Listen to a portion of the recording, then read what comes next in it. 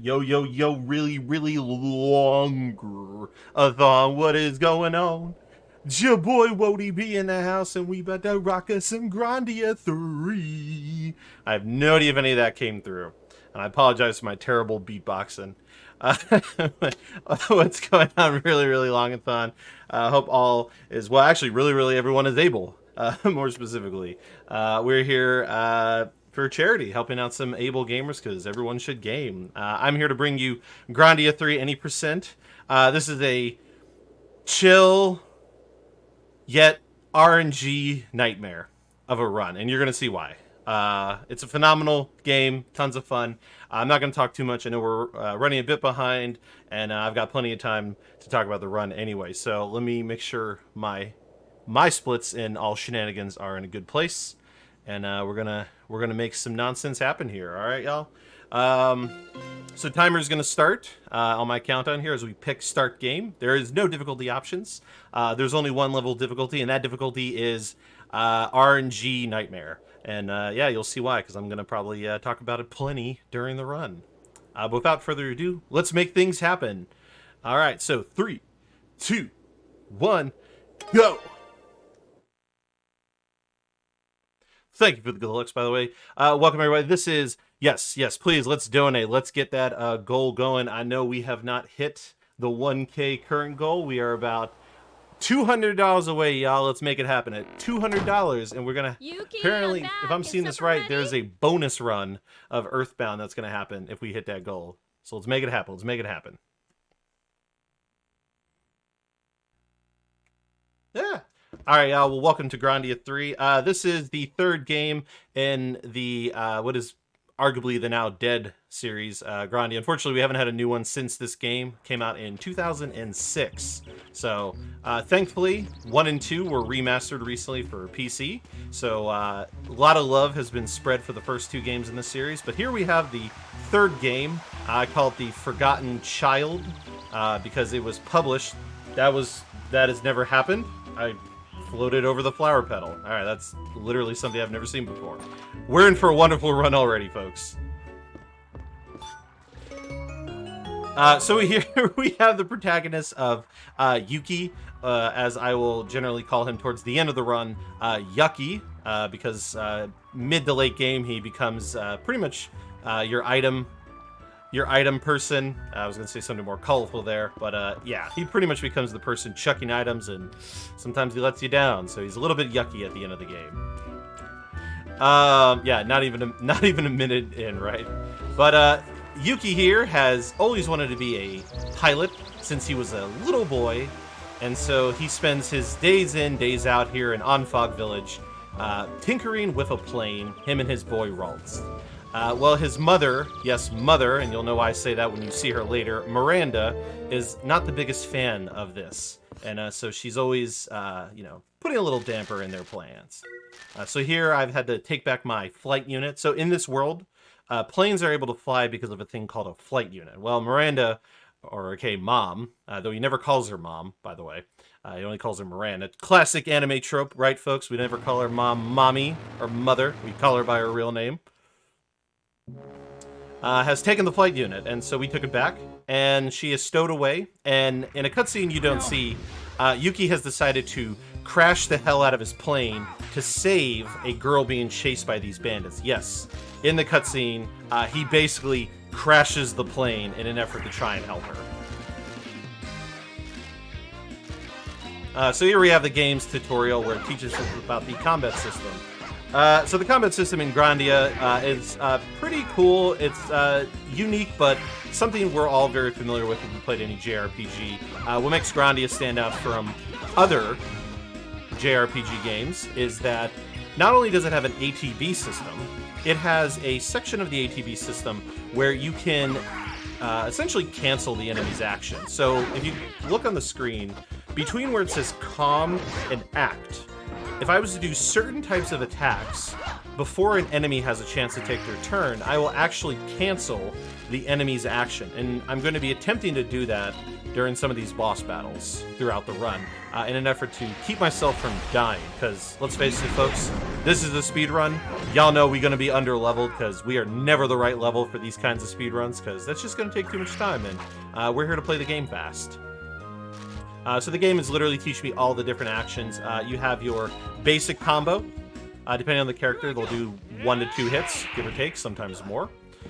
You have the critical move, which we'll learn more about critical in the second tutorial. And then you have the magic. Magic in this game is done from the use of eggs.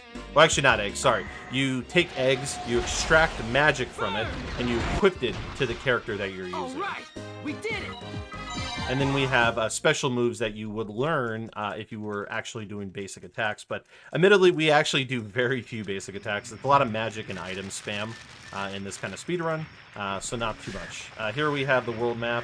Enemies appear on screen, so we're going to be doing our best to dodge every single enemy that we come across. And sometimes the RNG spawns can be a little iffy. So far, so good. But yeah, we're going to attempt to dodge all the enemies. I think in my PB I have a 15 or 17 encounter run. Honestly, it was probably my best yet in terms of encounter numbers. But you never know. Sometimes the angle of the map just gets you, because unfortunately you can only control the camera left to right in a 360-degree angle. You can't go up and down. So some of the maps, it is definitely a really, really terrible angle.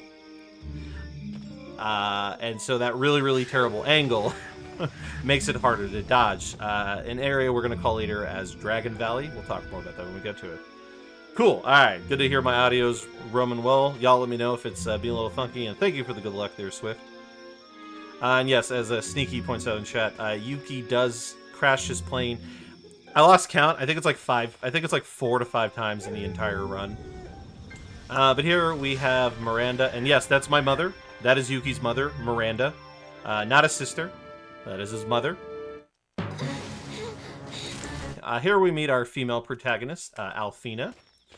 She is what is known as a communicator, and these people are trying to kidnap her because they need her assistance. Reason being is that communicators are rare. The RNG. We got a battle. So unfortunately, this is of course a time loss we want to avoid, so we just flee from it. Luckily, we got a first chance flee. Thankfully, fleeing does not have like a high risk of failure. Thankfully, it's actually a pretty low risk of failing to run. So usually you can get away the first time you try. No worries. He actually crashes all those planes throughout the game, not before the game started. So he doesn't have that track record quite yet. Yes, but his survival rate is through the roof. So we have helped Alfina out, and so she's hanging out with us. Basically, you know, we're just kind of, it's the next morning. She's resting after being chased through the woods by a bunch of people from an organization who needs her assistance. But as I was starting to say, communicators are the only people who can talk to these guardians, because in this world of Grandia 3, there are 2 worlds. You have the human world, and then you have, and dear God, I can't believe it, I have forgotten what it's called. It's called the Shadowverse. Oh my God, I'm terrible. I'm a terrible runner for this game. I have literally forgotten the name of the other world. That's what happens when you skip too many cutscenes. But essentially, there's 2 worlds. The Guardians are the ones who control this is the Shadow Realm. Welcome to Yu-Gi-Oh! But basically, they need the communicators' help because this evil organization, I'm getting a little ahead of the plot, of course, because we learn all this a bit later. They're trying to resurrect some god, demon deity of sorts named Zord. But for now, we're just here in our peaceful village of Onfog. Verse Realm, thank you, Deed. Like I said, I literally forgot in the moment as I'm explaining it. The Verse Realm. So here we're checking up on Alfina. And while we check up on Alfina, some craziness is going on outside. The leader of these bandits, Cornell, has shown up in the village, and he wants Alfina. And we're like, no, No, you can't. So this is the second and last tutorial, thank God, because they're very slow. We have here where we learn about canceling combos. So this is where the game kind of tells you about how to cancel the enemy's actions. So here you see the example of what I referred to. Because I used the critical attack while the enemy was between command and action, it actually cancels his move and sends the enemy back to a point in the IP bar, or the IP gauge, as it's called. So the game is basically telling you that if you see an enemy sparkling like this, then you need to take mind of what they're doing. Now, for some enemies, sometimes obviously we're not going to be able to cancel everything because sometimes the luck of the IP bar just doesn't play to our favor when that happens. So we just do our best to anticipate and plan. As I said earlier, this game is so much RNG at this point in time with every battle that I fought the same battle for 2 hours. 2 hours I fought the same. So the first boss battle in the first split normally in the speedrun is when we fight Cornell as an actual boss battle where we have to defeat him. And in that battle, I fought that battle for 2 hours straight, and it was literally never the same battle, except for the first things he does. So he will do the same thing every time, but beyond that, nothing else was the same. And so it really cemented for me that no matter how much I practice a battle, I'm literally going to need to be prepared for just about anything that could happen. Here we're going to have our first shopping experience. We do a lot of shops throughout because, like I said before, we do a lot of item spam in places because that's where a lot of our damage comes from, and then we do a lot of magic and item spam. So here we're buying some cherry bombs because those items are going to be helpful for a few of the battles we have coming up, and we're going to head to the magic shop here, and we're going to get us some magic. Because you don't learn it naturally, you basically have to either buy it or equip it, or find it from eggs, which we'll get later. So I equip Crackle to Alfina and Yuki. Miranda comes with the spell Tremor, and these spells are going to be key in executing some combat. And now we begin our adventure. So we've decided to take Alfina. Basically, we're going to help Alfina continue on her pilgrimage. She's trying to get back to her home nation of Arcriff. I always say it wrong. Temple. She lives in that area. She's trying to get back for a ceremony, but because her carriage was attacked, she's not able to as a result. And so we've agreed to try and help her get to that city. So here we're going to see more of my attempts to dodge enemies. Ideally, you can get 0 encounters up to a certain area called Dragon Valley. And so right now we're sitting on 1 encounter. So we're going to try and keep it at 1 encounter for the huge chunk of the run. Here I'm going to pray to RNGesus and hope we get a Storm Stone. And RNGesus has failed us. Which is fine. The Storm Stone is not a requirement. It is just a item that will make the 3rd boss battle a little bit easier. And I hesitate to say a little bit easier because, yeah, the 3rd boss battle is the biggest run killer when you first learn the game. And honestly, it's a huge run killer even when you know the game like the back of your hand. It's just a terrible battle all around. Yeah, well, that and the problem is in this world, planes aren't massive. So the problem with planes in this world is that they're not really designed to house too many passengers. So the issue is, and that was actually part of the reason why it crashed was that it wasn't able to hold the weight of too many people. Especially with like Miranda rocking it and stuff like that. So that's the other issue is that there's 3 of us. There's no plane that is really going to be able to hold us collectively. So traveling on foot is really the only option we have. But coming up here in a little bit, and actually we're going to do our menu now. So there's tutorials for each menu when you first go into it. But we're actually coming to our first boss battle. This is a marathon run, and no matter how much I practice, every boss can kill you, I've learned, no matter how easy it may seem or how low the risk is. RNG can just be that nasty. So I will be safety saving literally before every boss battle to help ensure we don't fall behind on time. So in this game, there are 3 types of way the story is told in terms of how we progress. So there's cutscenes that we can skip. Though, fun fact, you have to turn it on in the menu. So if you forget to turn it on in the menu, you pretty much killed your run at the very start, and you have to like reset right away because the opening cutscene is very long. It's like 15 minutes long. So we have skippable cutscenes. We have mashable dialogue, and then we have non-mashable dialogue, which is what's happening here. So if you see me sometimes mash through dialogue and then suddenly not mash through dialogue, it's because I can't mash through the dialogue. And it allows for nice little mini breaks here and there throughout the run, due to the amount of mashing that can happen at times. And plus, I have to like actively, there's no auto run, I have to like actively dodge enemies.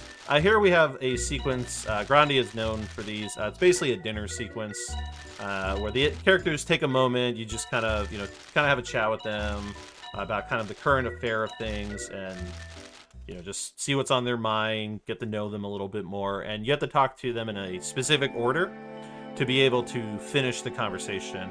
And thankfully, to the people who routed this before I played this, all that is in the notes. So I thankfully never needed to actually learn it. I just copied the notes. Grandia resolution. Hey, it's that PS2 era. PS2 era right there. 2006 at its finest. I mean, arguably for a game from 2006, these graphics are pretty good, I'd have to say. So we do our first safety save, because we have Cornell, our first boss battle here. So arguably Cornell, he can be a little tricky at times if you don't mitigate some of his attacks. He has a move called Megaton Punch, which does a lot of damage. Let's see, he's attacking Miranda and Yuki. Alright, so basically whoever he is going to attack, they need to defend on their turn, because, yeah, he is going to hurt them. Actually, you know what? I think I'm going to take a chance and have Yuki do his crackle.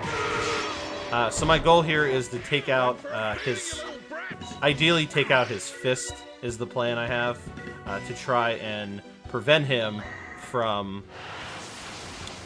so essentially the goal is I need to take out his fist first, because I found that destroying the fist makes the battle safer. Not like guaranteed win, but it's safer. Because if his fist has been destroyed, he can't do Megaton Punch, and so things flow a lot better because of it. And so we're going to go ahead and crackle, and we're going to risk by tremoring. This will be more than a little frostbite. Because our buddy over here is trying to do an attack, so we want to stop him. We're going to let Tremor here, which should kill the fist.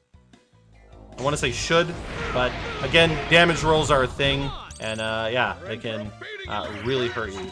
So we've had, this is pretty good, pretty good. We're going to crackle. I am going to need to, oops, oh, this is not great. So I moved her because that is an area of effect attack, and it was going to hit the rest of my team. So I moved her to make it so he doesn't hit anybody else. I'm playing a little dangerous here with the HP because you know, Yuki is a little bit on the low side, so it is a bit on the riskier side with what's going on here.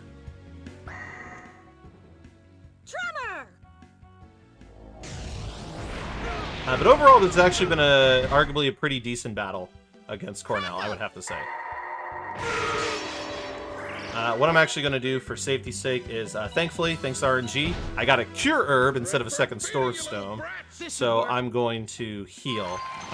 One thing with this game also is characters love to say what they're doing, so get prepared to hear a lot of the same lines of dialogue. You're in for a beating, you little brats! And don't worry, there's plenty more of that throughout this entire run. Alright, We're going to Tremor again. We're going to Crackle. And actually, you know what? If this goes the way I think, this actually might be the end of the battle. So one thing I didn't talk about is comboing. If you can hurt the enemy in a way that you stun them, if you notice in the top right corner, there is this like combo system. And actually, the more you combo, the more it builds up. And so, did we get it? Did we get it? Oh my god, the damage roll. The damage roll. You see that? You see that tiny amount of HP that is left behind? Ah, man. The pain and suffering. Thankfully, it's Miranda who's getting the hit, but the battle's pretty much over at this point. I know. So, this is what I live in this game. Damage rolls, not my friend, clearly. Leaving Cornell here with a tiny amount of HP. No worries. We had a relatively safe battle here. You played the Tails game. Of course. Hey, if you play Tails, then it is definitely ingrained in you. We won. All right. And that, my friends, is a sub 20 Cornell, which is good pace. Honestly, sub 19 is better, but it can be a little iffy, and some of it's just really how lucky you are with the attacks. All right, that's our first boss battle. So now we continue the romp on our journey here. But hopefully everybody in chat is doing well. Hope we're having fun. Seeing a lot of great speed runs. Big shout out to the organizers of the event, putting in all the work to make this happen.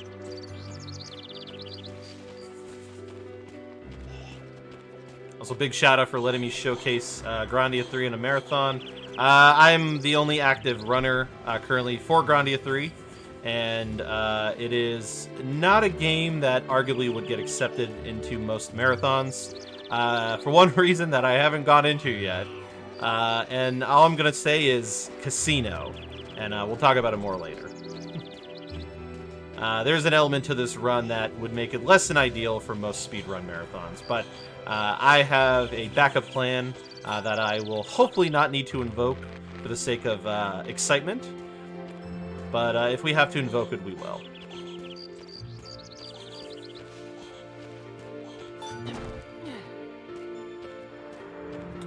Yeah, continue on here. So Grandia 3 is arguably it's a pretty linear game, so people who complained about Final Fantasy 13, well, here's Grandia 3 for you.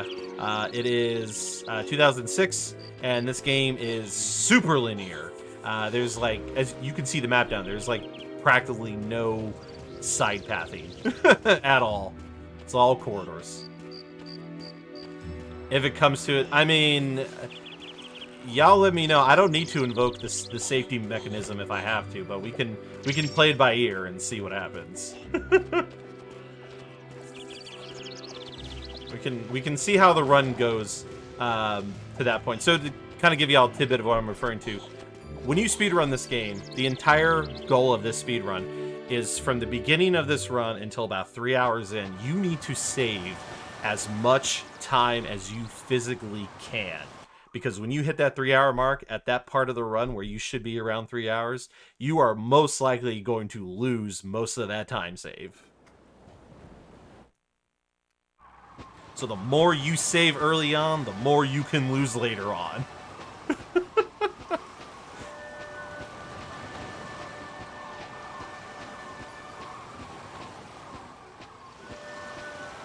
Imagine next. Ah, Rod, I feel so. I feel the love.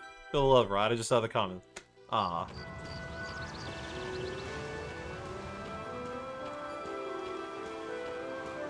So far, luckily, this area. Some of the areas in the speedrun, the enemies dodging them are a lot harder, more complicated. These early areas, thankfully, are a bit easier. Those weird snake turtle looking things do kind of a brief dash move at you after a few seconds, so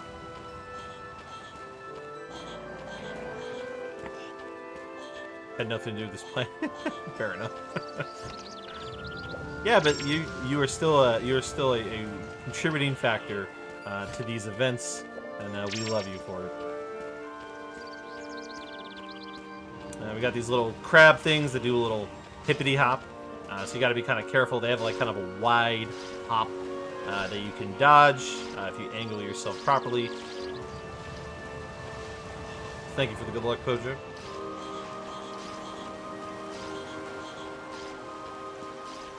Throughout, thanks to the wonderful people who routed this game before I ever got to it, the chests that we open, thankfully this is not a game where chests you open are randomized. Final Fantasy XII, I'm looking at you. Thankfully each chest has been painstakingly opened and looked at in terms of, is it a time loss to get? How does it benefit you? What is the benefit of getting that chest, and how is it going to help you in the long run? And so all these chests that I do open are being opened for various reasons. Those reasons can boil down from things like eggs, which we have a wonderful section where I'm going to sit there combining eggs for a while, to books that we get skills from, to items we sell money. Because another reason that we pick up certain items is we need a certain amount of money by the 3-hour mark, and that's for what you're seeing here. So this is kind of a taste of where you're going to see 3 hours into the run. This is Casino. Yes, folks, this is a speedrun with a gambling section that is required for the end game. And not only is it required, it is 100% RNG with zero manipulation in sight.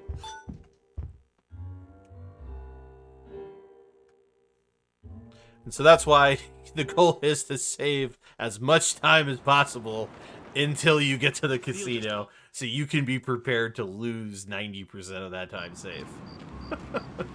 And still be considered a good run. That's the crazy part, mind you. It's not like you get the time loss and then,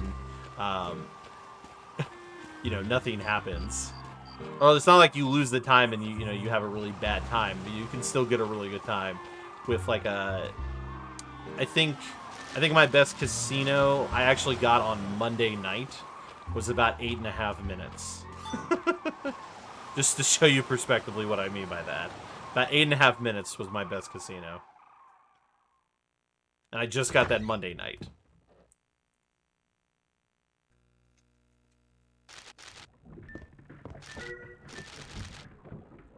One tricky thing with sometimes the button mashing is the game, unfortunately, makes it so X and O. So if you mash X and O alternatively, you can get a much quicker dialogue skip. The problem is X is also the select button. So what can happen is if you overmash, you will actually tell the character you're talking to something like no, or like you'll be like, no, I don't want to do that, because the game defaults no. Essentially, the game defaults no when it asks you a question. Like if a character wants you to pick between two choices, no is always the default. So if you overmash, you're going to just tell them no as a result.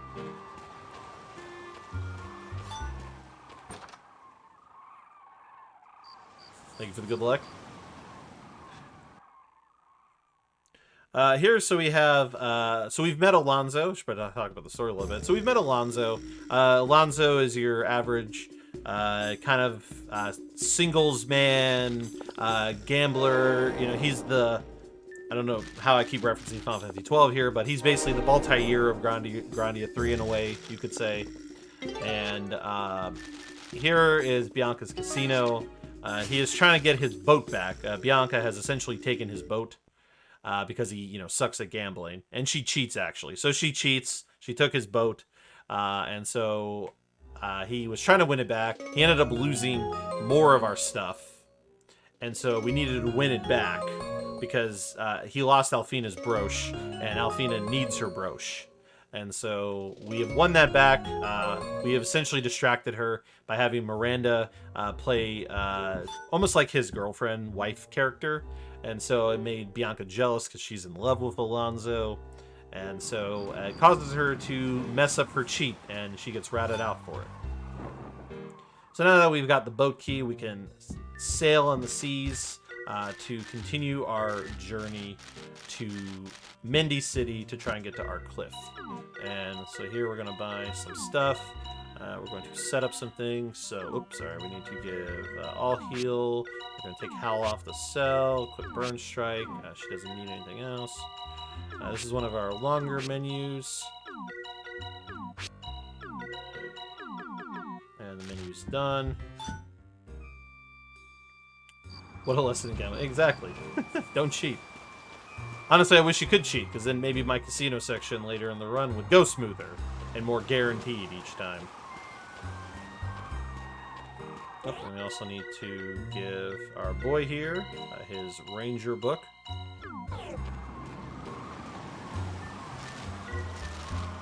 All right. Let's get out of this place.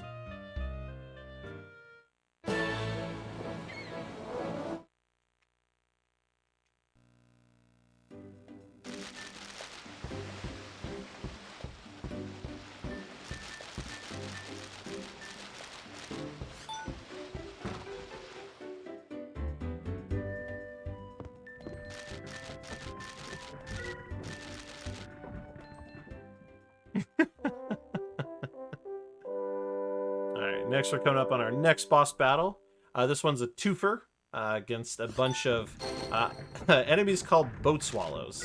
Arguably, I'm still going to safety save. Honestly, the risk of dying here is so low that, honestly, if I ever did die against this boss battle, I'd probably kill the run and go do something else, because it's just that easy of a battle. But, you know what? Never say never. Marathon luck is a thing, folks.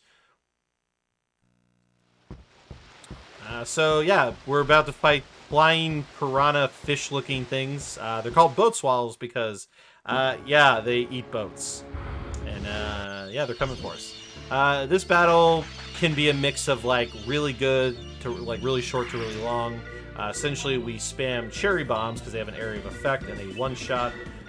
We want to double-check some rolling bites. We got Alonzo getting a rolling bite, Alonzo getting a rolling bite. So this is good RNG. Alonzo is about to get hit with 3 rolling bites, which means that the other characters can go cherry bomb crazy.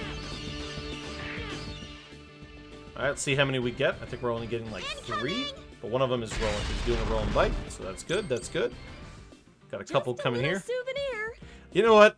It's because they swarm. They're like piranhas. They just swarm on you, like Wu-Tang Killer bees. We're gonna defend with Alonzo so he can't take as much damage. Yeah, they're flying jaws. All right, I think we got the last 3. Awesome. 3 cherry bombs. That's good. We did it. All right, so we got one more battle against them. I think one time I got really lucky. I actually killed every one of them in the second battle with 1 cherry bomb. Crazy luck RNG when that happens, but pretty awesome if it does. So we've got one more set of them. So we're going to use the first turn again to check for rolling bites. Normal attack, normal attack, normal attack, something, something, and something. So it's a little dicey. I think we can get by. I'm actually going to have her defend to be safe. Have him cherry bomb. Honestly, you could just cherry bomb whatever because they move so much that it doesn't really matter who you target. All right, I think we're getting a 3 for. Ah, man, it looks like we got all basic attacks, so that's actually pretty decent RNG. I want to say we should You're going out with a bang. get them all here. And one more, and that's the end of the battle. Just a little souvenir. All right, Why not make things easier for everyone and stay out of our... cool. It's like... But yeah, as you can see in this brief cutscene as I skip it, they swarm you. So, I mean, that's most likely how they eat the boats. It's not just one of them eating the boat. It's a group from... here we meet Ulf. Honestly, he's from a race of people that I don't know exactly. I can't remember what the name of his people are, but he has, like, bunny... Yeah, like regular seagulls. Not like bunny ears. He doesn't have, like... He has the tail clear, so clearly he's not human, but I don't remember what he is in the grand scheme of Grandia. But we meet Ulf and his pet dragon, Shiba. He kind of saves us, shows up, scares all the birds away. Ulf here, you know, hangs out, kind of tells us some stuff. Admittedly, I don't remember much of this cutscene to say kind of the story point of Ulf here. Oh, I remember. He's the one who tells us of an island nearby. And that island is a stop that we're going to make because we need to get an item called a lem fruit. We need a lem fruit because we are going to Mendy City, where a famous pilot by the name of Schmidt exists. Not exists, lives. Who exists in a place? I exist in the city of Chicago. Actually, I don't. I'm not in Chicago, but that was the example I have for you. But basically, we decided to have dinner, and Of course, in most anime, there's a character who can't cook but keeps wanting to cook. That is Alfina. As you can see here, she offered the cook, and Miranda and Yuki are both like, no, it's cool. We good. You don't need to cook us any food. I'm okay. But yeah, so we need to stop off at Rodonto Island because that is the place where a lem fruit can be found, and Schmidt, we need him to make us a plane so we can take Alfina to her ceremony. Unfortunately, he won't do it unless we get him a lem fruit. Careful. Ah. Alright, got that.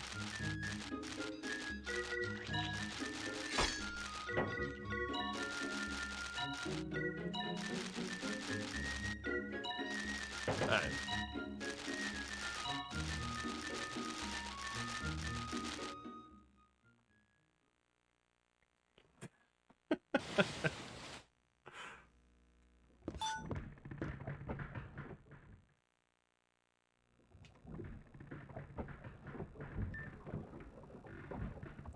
So it's now morning. Ulf is headed out back on his wherever he's going.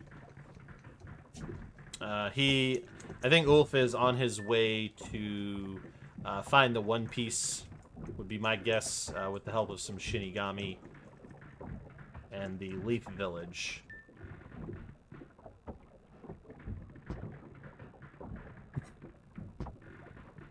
Yeah, the dinner sequences are actually pretty well done. One thing that kind of annoys me with the production values of this game is that, and you've seen it maybe you'll see it a few times and caught it, but there are these moments where the game decides to like clearly have something happening, but they don't animate anything, so it's literally a black screen with some dialogue that shows up on screen, and so you don't actually see what's happening. So it's unfortunate when they do that, but. It is what it is. This game was actually published by Square Enix, which did not do anything with the first 3 games that came out, believe it or not, actually. And you're wondering, oh, 3 games, but this is Grandia 3. Well, this is technically the 4th game. There was Grandia, Grandia 2, and then Grandia Extreme, which, from what I'm told, most people don't talk about. And then Grandia 3, which also people don't talk about for some reason. Though I don't think Grandia 3 deserves a lot of the hate it gets. I've come to love and adore this game. And I honestly learned the speedrun on a 100% whim. I was literally just trying to test out the PS2 I bought from eBay. And I was like, I wonder what the speedrun could be like. And here we are now, almost a year later, running this game. See, that's what I'm told. First rule is we don't talk about Grandia Extreme. I've never played Grandia Extreme, actually, so I have no opinion on it. I know it's like a vastly different game in terms of like what it does. So here I have to bait the fishmen out to get around them because the platform is too tiny. And here we are in Rodonto Cave. We are on our way to the the number one the number one run killer in the early game of Grandia. Oh man, this boss battle is something else that's coming up. This is another example of like where RNG is just going to be RNG at the end of the day. And that was really dumb how I did that. So yes, I'm running in circles because this game has unfortunately a really weird way of opening chests. So I'm sure most of you in chat have played RPG games, right? Yeah, let's just pretend we've all played RPG games. Normally when you open a chest in an RPG game, you know, you generally open the chest and you get the item. Well, Grandia 3 for some reason, it's like, hey, I'm going to open the chest, let it dangle in the air in the opening of the chest, and then lets you pick it up. So because we're trying to dodge enemies, what happens is what you saw a moment ago, where I literally will open a chest and run in a circle like I'm a football player trying to avoid a linebacker until I can pick up the item. It's just like, why? Why? Of all the gameplay decisions you made, why did you make it so you open a chest, you get to look at the item for like 3 seconds, and then pick it up. Don't. What's a linebacker? Okay, it would be like. Hold on. How do I nerd this reference up? Chad, help me out here. How do you nerd a football reference up?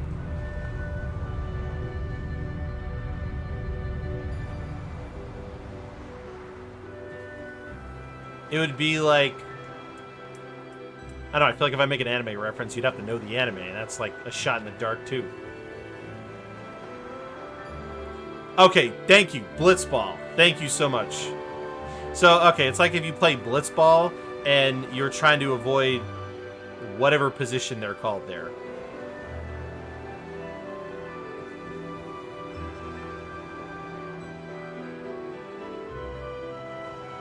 There you go, that too.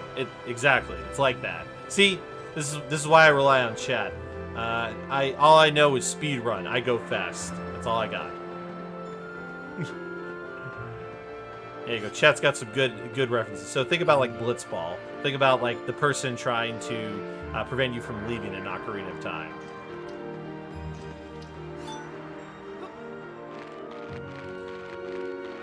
Yeah, I almost wish there was a chest opening animation, but then I also think that would be a determinant, because I feel like if I had to open a chest, I would also have a higher risk of getting random combat. So here we have random boat swallows that I'm dodging because, yeah, no. Yeah, gotta go fast, man. Speaking of going fast, have y'all heard the news about how Knuckles is going to be in the next Sonic movie? I feel like saying that has either opened up a massive can of worms, or nobody will care and we'll move on with our life.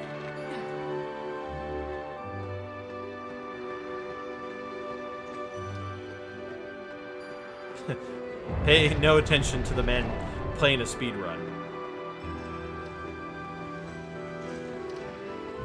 Yes. Actually, I mean, I'm all for it at the end of the day. Like, yeah, Idris Elba is supposed to be playing Knuckles. It's pretty amazing, I gotta say.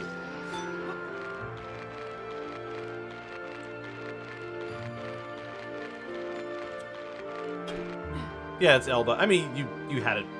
I mean, you had it right. You just switched the letters.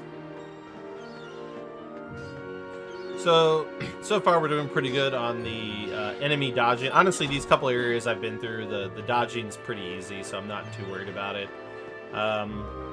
We'll eventually come up to a couple areas where it becomes a lot harder, and then we get to the elusive Dragon Valley.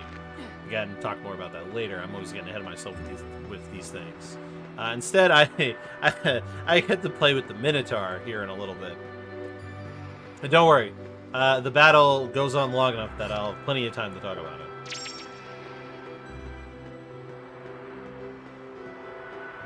I mean, that's assuming he's going to use an English voice, of course. We don't know. I mean, I'd be interested to see if he does an English voice. So, first we got ourselves a menu here. We're going to equip the Priest Book.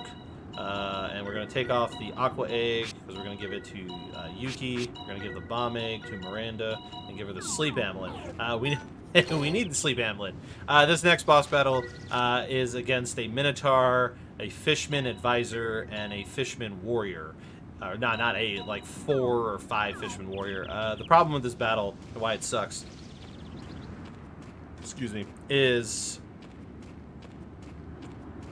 because the Fishman Warrior can put you to sleep.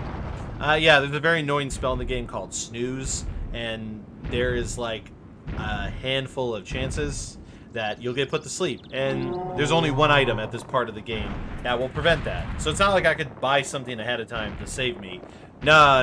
It's 100% like a thing where it's going to happen. So let's see how the RNG of this battle goes. So this battle's rough because the Minotaur will hurt you. The Minotaur hurts at the end of the day, like just hurts. So how many snoozes we got? We got 1 snooze. We've got potentially 2 coming. So we've got at least 1. So not too bad, not too bad. It's salvageable, I'd say. So we're going to actually have our girl here do a Storm Stone, and we're going to pray that we actually hit most of these enemies. We're going to Tremor first turn. Alright, so we're going to hope this doesn't hit Alfina. If this doesn't have Alfina, but RNG's gonna play with my emotions today. I can feel it. Okay, it didn't hit Alfina. This should turn Perfect. things around. So this is gonna do a good amount of damage to most of those fishes, and then Tremor should hopefully take out a few of them. This actually might be pretty good. That was actually pretty good. We have taken out 2 of the advisors, and I need to defend because he's about to get punched. So the Minotaur's attacks will cancel. So I literally had I literally had no option other than to defend with Yuki. Alright, I think if we can make it through. Alright, RNG was on our side. Alright, what's the Minotaur doing? We have to keep in mind what the Minotaur is doing, because if we don't stop the ground crushes, we will fail this battle. We will fail it 100%. So we're going to make sure we stop any snoozes from happening. We're going to make sure we kill the warriors, and that will take care of that. And actually, I'm going to have her throw a cherry bomb, because that's going to hit all 3 of them. This is marathon luck at its finest, y'all, because I have never been this lucky when it comes to the snoozes. So this is kind of insane. So now we just need to. So arguably the battle is pretty much in the bag as long as we keep the Minotaur from ground crushing. If we keep the Minotaur from ground crushing, we should be fine. So I think he's going to ground crush. So we're going to need to cancel. Yep, he's going for the ground crush, and we're going to cancel the other one. So no attacks. We're going to have our girl here throw some more cherry bombs to try and kill the advisor. We're going to have him do his Lancer Smash. I hope he's going to do a basic attack. I don't know. I'm worried he's not going to do a basic attack, so we're going to go for the cancel.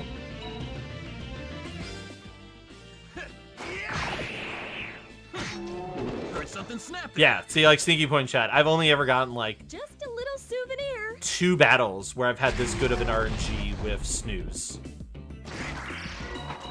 Alright, so you know what? We're gonna take a turn to heal. Everyone's a little bit weak on health, so we need to be safe.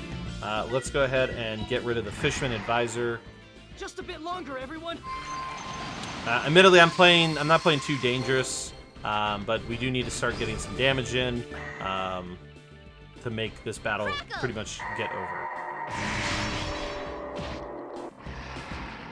It's going to be close because I feel like a ground crush is coming, but I think we can. Let's see. Yeah, we should be able to cancel. Yeah. No, you don't. Right, we are going to defend because I think he's about to get crackled.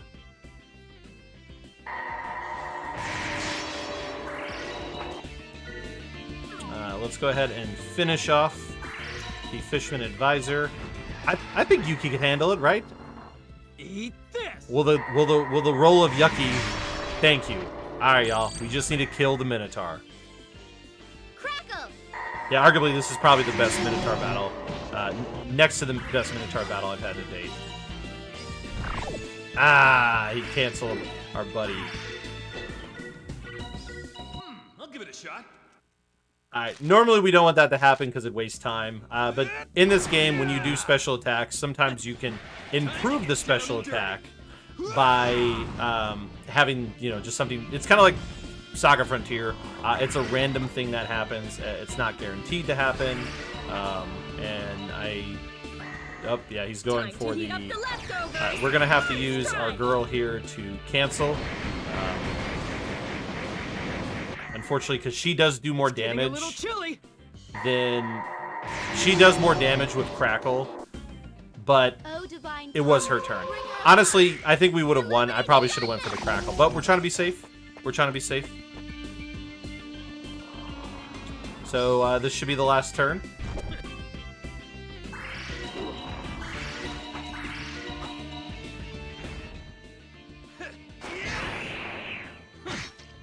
Something snap there.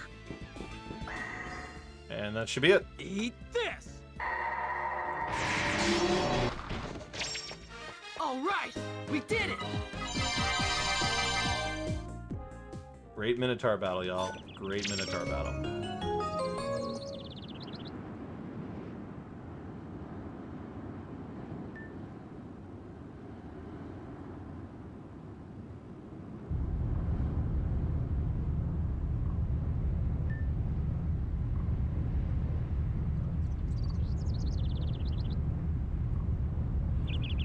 Yeah, and funny enough, the level ups don't matter too much. I do hate to say, people could actually die, and it won't like it's not a case where if a character is dead at the end of battle because they don't gain experience if they're dead, where things are bad as a result.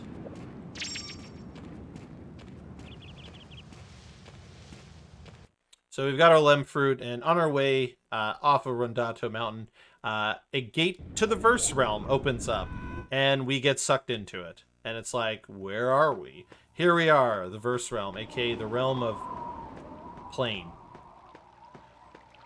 So me and Alfina have lost track of Alonso and Miranda, and so we're just really trying to find them and really understand where we are. I am going to safety save here because in a recent run, I died to this upcoming boss battle, and I used to think I could never die to it, but apparently the game proved me wrong. So we're going to safety save because we don't want to refight the Minotaur, because I can't promise I'd get that good of luck the second time through. While we're walking, we come across a girl by the name of Hecht. She is a resident of the Verse Realm here, and kind of a guardian on this side of things, you could say. Well, not guardian, like a communicator. She's a communicator, sorry. She's a communicator like Alfina. So we meet her, have a conversation about stuff I don't remember. You know, generic anime plot, point A, B, and C. And we have found Miranda and Alonso. And so now we must fight Sigma, or Exercise Sigma, or Exis Sigma. I actually have no idea how to say this word, but I try anyway. Let's see, who is he fisting? He is fisting Alfina. So she is, yeah, she might be in trouble, but I think we might be able to cancel. Get ready for a little slice and dice. Yeah. Kono Diodai. Stings a little, doesn't it? I'm going to actually have Alonso defend because I need him to potentially deal with our buddy here. So I only need to take out the Sigma. I have absolutely no need to take out his little cronies.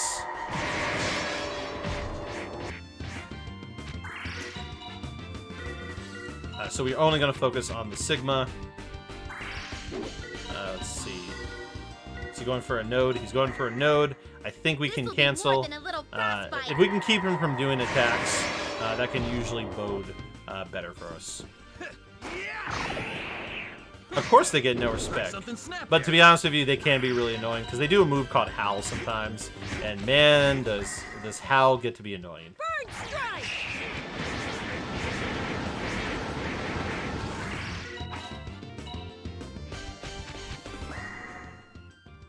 Eat this!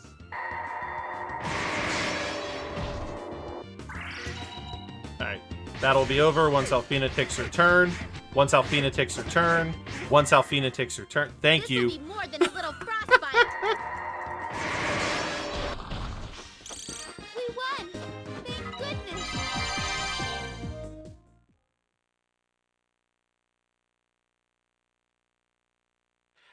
That's true. That's true. I do feel like if you can't remember what a communicator said, then they might be in the wrong line of work. Unfortunately, these kinds of communicators only communicate with these gods or guardians that we'll be meeting maybe in like 20 minutes. So yeah. So beyond that, they don't really communicate nothing, you could say.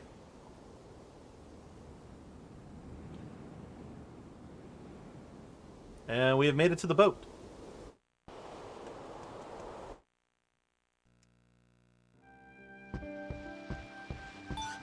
Thank you for the good luck, mage.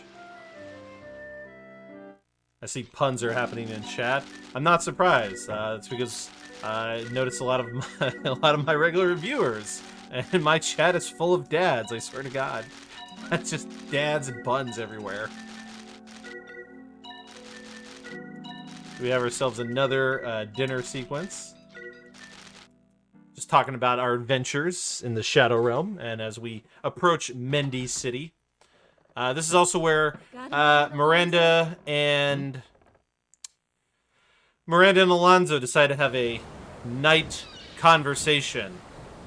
A conversation at night in his personal room.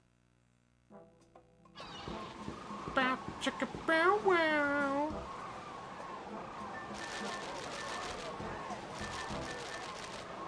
I mean, look, no judgment on my end, but I just want to point out she decides to, after what happens here, she decides to travel with Alonzo on his quest around the world. So I don't know, man. Yeah, I think Yuki's getting a new dad. I don't know about y'all, chat. Yuki might be getting a new dad.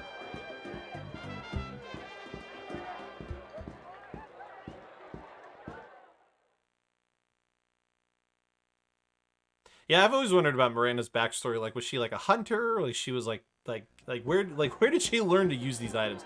Also, this is like still, in my opinion, one of the weirdest like transition points for a cutscene. So, like, for some reason in that cutscene, the game decides to turn you around. So I can't just hold forward. I have to hold backwards because rotating the camera and moving has this like weird visual effect that like kind of slows you down. So the less you rotate the camera, the better. So I end up just running backwards towards the camera. Here we're going to see our first example. So we got a bunch of like shops we do in the city to kind of prepare for the next segments. Here we're going to learn about extracting books. So here we extract items. So in this game, you can take a book and you can extract skills out of them, which is a balance, because if you extract skills from a book, you lose the book, so you can't have the book equipped to help you. And so it's like, well crap, what do I do? Thankfully, we have particular things set up in a way to go for it. Sorry, this is what happens when I try to do the menu and talk to chat, because I am not great at doing two things at once. But yeah, so I didn't really talk about it too much. We can kind of talk about it here because there's not a whole... This is the part of the run where there's a lot of just traveling, not as much boss battling happening right now. So let's talk about some of the more equipment items. So in this game, you have books and you have eggs. And what happens there is the eggs make it so your spells do more damage based on the kind of egg they are. And so, depending on the egg, it can increase things like your water spells. So in this game, there are water spells, earth spells, wind spells, and fire spells. And so you equip the eggs because it improves the damage and the skill use. Because also, if you equip an egg, it will make it so you cast the spells quicker and things like that. Books will make it so your skills do more things, and that's a big thing, because a character we're going to get a bit later is actually going to be geared in a way that when they use items, they will instantly use those items versus waiting for a bar to fill. So an enemy could be literally getting ready to go, and you could trigger the item usage if that person goes, and it could potentially save you in a boss battle if you have a cancel effect. What you can also do is the books can be extracted for skills, and eggs can be extracted for magic.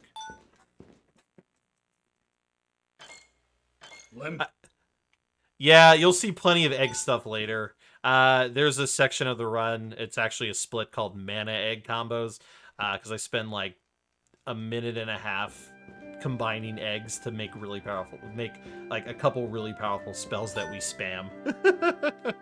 So yeah, we'll be kind of putting all the eggs in a basket, because I go from having like 12 eggs to having like 3 eggs by the end of it. But yeah, so it's a balance, as I was saying. So if you have a book and you extract the skill, you don't have the book now, so then you lose because books will improve your skills. So skills are, I think they boil down to, the icons are like a heart, somebody flexing, and like a sword. So this is the only side quest we do in the entire run. This is like some like mystery thing. We're trying to like solve a mystery. And so we get a gold feather, because the gold feather we use for one of the battles coming up. It makes it like really helpful. Feathers are going to be a big part of the end game, so we'll talk more about feathers towards the end of the run. All right, here we have one of our shops to sell stuff, get some money, and yes, feathers are definitely worth. Unless you mean the eggs into souffle, then those are worth as well. All right, so we're going to sell a miracle elixir. Then we're going to sell the burn strike, the tremor, the 2 crackles, and then we're going to sell lizard hunter. And then we're going to buy 2 iron leggings, 3 revival potions, and grenades. Who here is a fan of Final Fantasy VII speedruns? Yep, that's right. We throw grenades in this speedrun too, people. See, Final Fantasy VII doesn't just get all the fun in throwing grenades. I get to throw grenades too. There's a lot of bomb throwing in this run, by the way.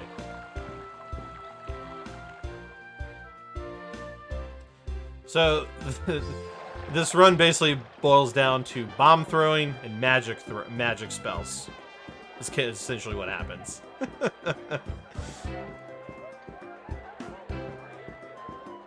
And feathers. That's the end of the speedrun in a nutshell. Feathers, bombs, magic. And Violetta. We'll talk about more. We'll talk about the Sweet Reaper later. So, let's talk about the plot, I guess. Because, you know, it's like, well, what's going on now? He just he ran around to a bunch of places. So essentially we have gone to talk to Schmidt, and we finally convinced, after much belligerent, to make us a plane, to build us a plane. We have given him the lem fruit as payment, because he wants the lem fruit as payment, and he is making us a boat. So we have gone back, making us a plane, not a boat. So we have gone back to the ship to pretty much say our goodbyes, and thank you so much for all the food. We're having ourselves a bit of a feast as a kind of a farewell. Obviously, Miranda's a bit sad. You know, her son is about to, leave the nest finally. She's, single mom. We have no idea who his dad is. We know who his new father is going to be here soon, in the form of Alonzo. But everyone's kind of saying their goodbyes. Yes, we are going to actually be losing Miranda and Alonzo. So if you've ever played a Grandia game, apparently I messed up somewhere. Right, let me get us back on track. Apparently I didn't talk to the right person. It's a little bit of a time loss there because I overshot.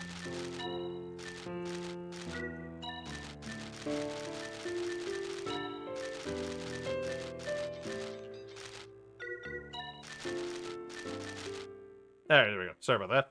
I apparently forgot to talk to Alonzo, and I just kept the order going.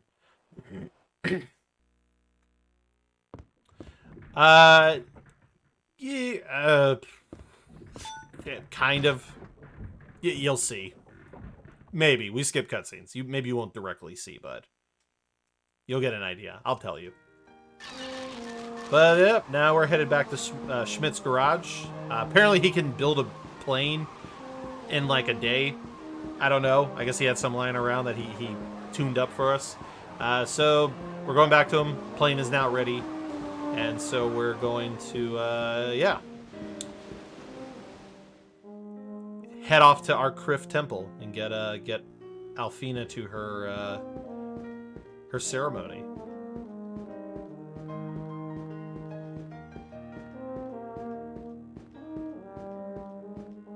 Schmidt has hella planes, considering how many planes Yuki keeps crashing. And also, we were in his garage. You could see how many planes he had.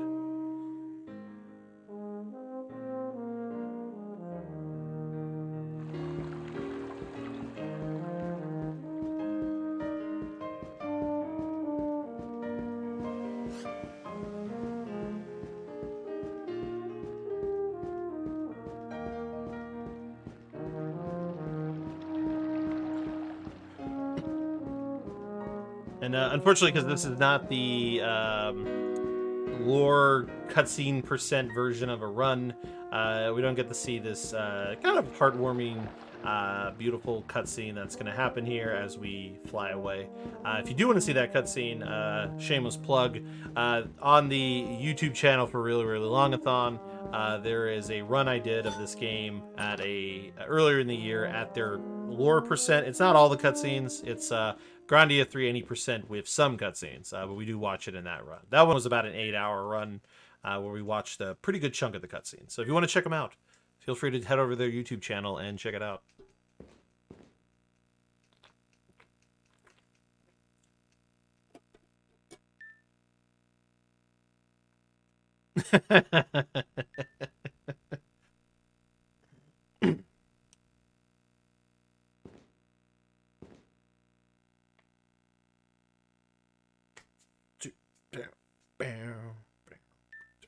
So this is one of those moments where I get to take a break from mashing, thankfully. For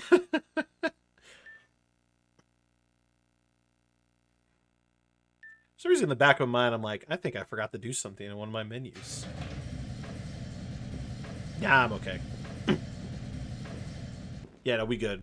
We sold the right items. Where we're going, we don't need roads.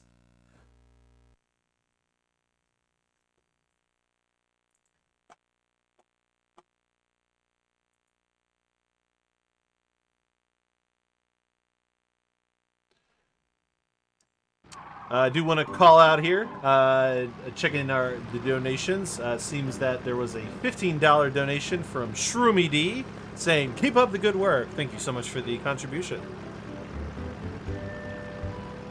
So yes, there's flying. Arguably, I haven't played this game casually in so long that I don't remember. There's really no benefit to flying other than just flying.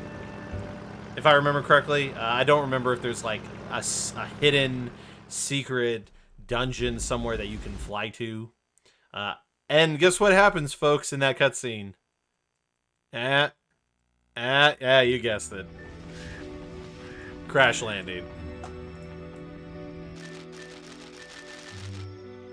But thankfully this is like a crash landing that's like salvageable. Like, you know, he could still fly the plane, so it's not like completely destroyed. But one thing, so as I was saying before, in that cutscene, it's a heartwarming cutscene between Yuki and his mother. There's a wonderful moment in there. I don't want to spoil it because I want more people to watch the cutscenes. So if you want to know what happens, you'll have to watch a cutscene somewhere or play it yourself.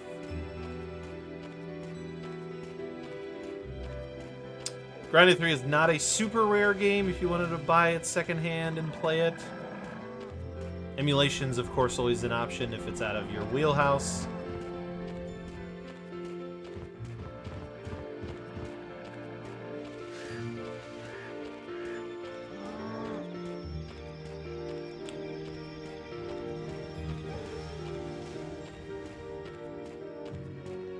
That's good to know.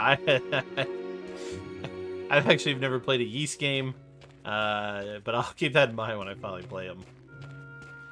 But we have made it to the area outside of Arcriff Temple, so our journey is almost over, folks. Yep, that's right. It's almost over. We've gotten Alfina to where she needs to be. We don't need to go. We don't need to do anymore. You know.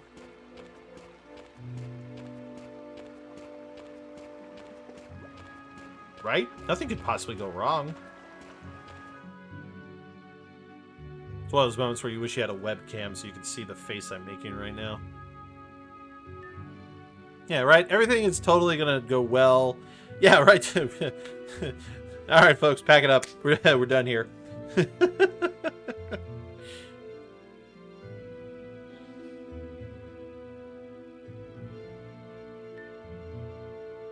Yeah.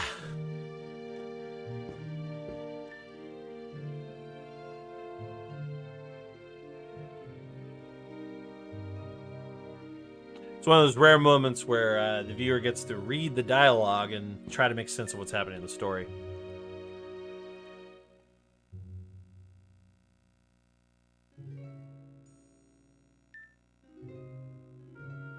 Shh, Deed! Don't spoil it! Actually, fun fact, Ignax, I am the world record holder for this game. So, no, I can only beat myself at this point. But that's what happens when you're the only active runner of the game.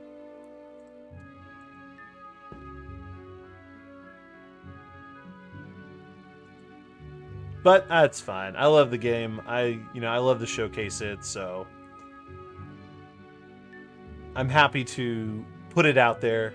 And honestly, it was funny too. Like, I never planned to get world record. I just wanted to get a sub 5 hour Like the goal is sub 5 hour. It just happened world record was a 5:03.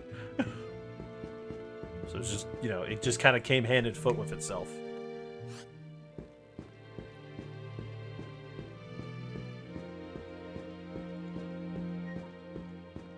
Alright, so our little break is over. Now we get to run around a little bit, kind of go talk to some people, you know, kind of get the ceremony started.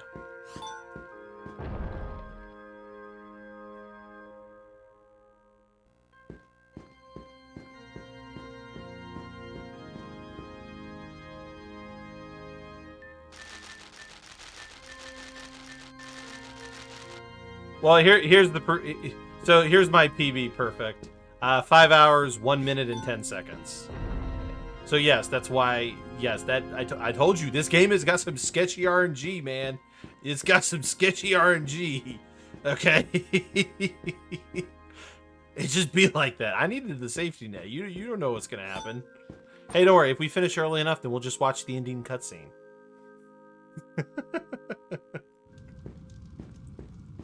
All right, so this is funny enough. This is the only bathroom break in the entire run. This is the single handle. This is the longest cutscene that gives you enough time to go to the bathroom in terms of all the non-skippable dialogue. So I'm gonna do that since it's literally my only break for the next 4 hours.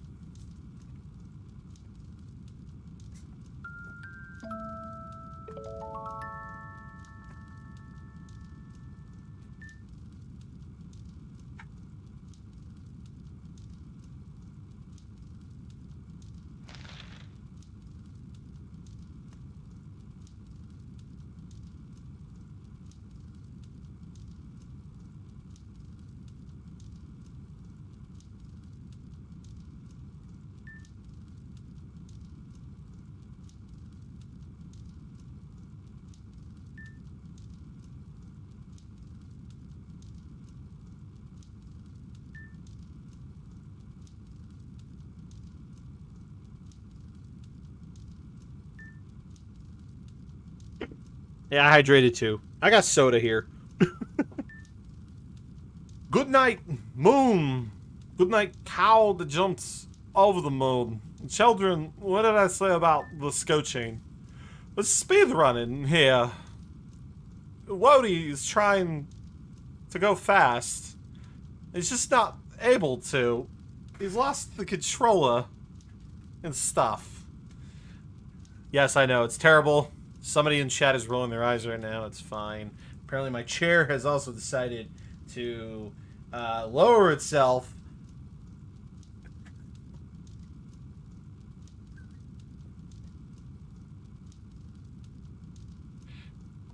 Hello? I can also do bad impersonation of Patrick Warburton. Peter, Cusco, Bison, Cusco, woadyB. Let's do the run. Yeah, alright. Squeak, squeak 'em. Squeak, squeakers, squeak.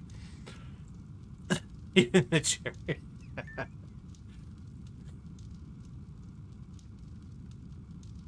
This is the part where the mods are like, why did we let him run? What is happening?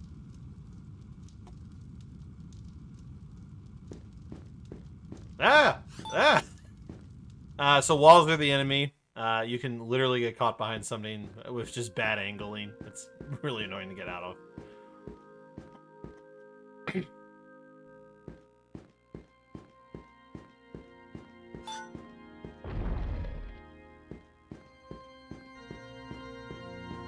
But yes, RNG can absolutely drive the time up really high, because some of the boss battles towards the end, they're pretty lengthy battles, and if you die because something wasn't managed properly, you lose like 10 minutes because of it.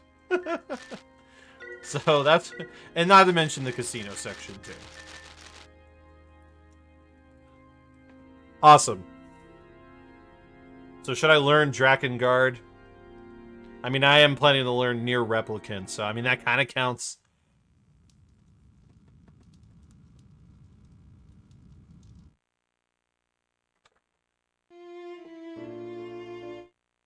There you go. I'll have Near Replicant learned, hopefully in the next couple months. If I stop being so lazy and learn it.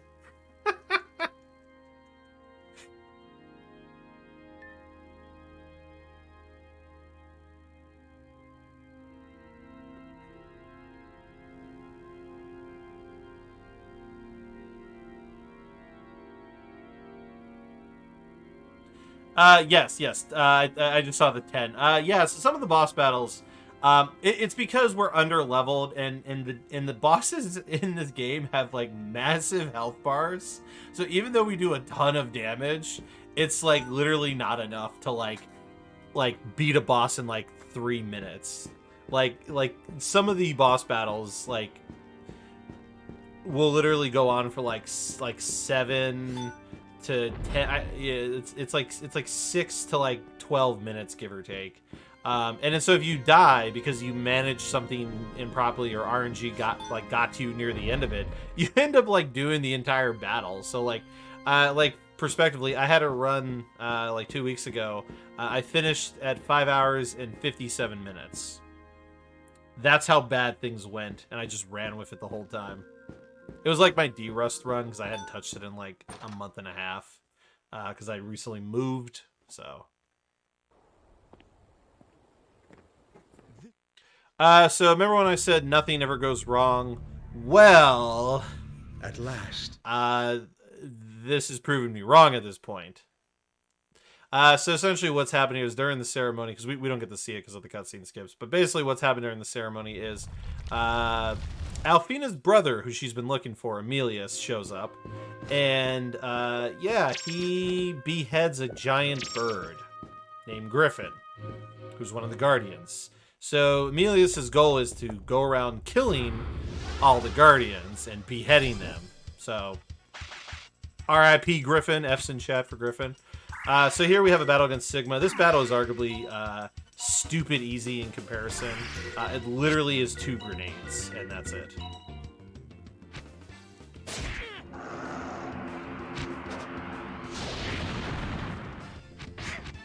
Really? Paper straws? Alright, just gotta make sure we don't target the wrong one. So this battle's pretty much over. Cover your ears, everyone! And boom.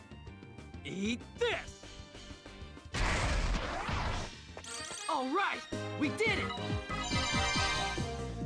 Yeah, so I actually did not safety save before that one because, like I said, the likelihood of failing that battle was so low that I probably would have just, like, quit on the spot if I died.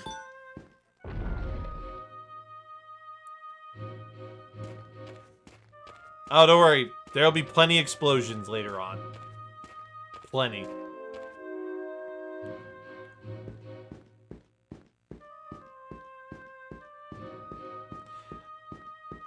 Yeah, bosses have thousands of HP towards the end of the run. Thousands of HP.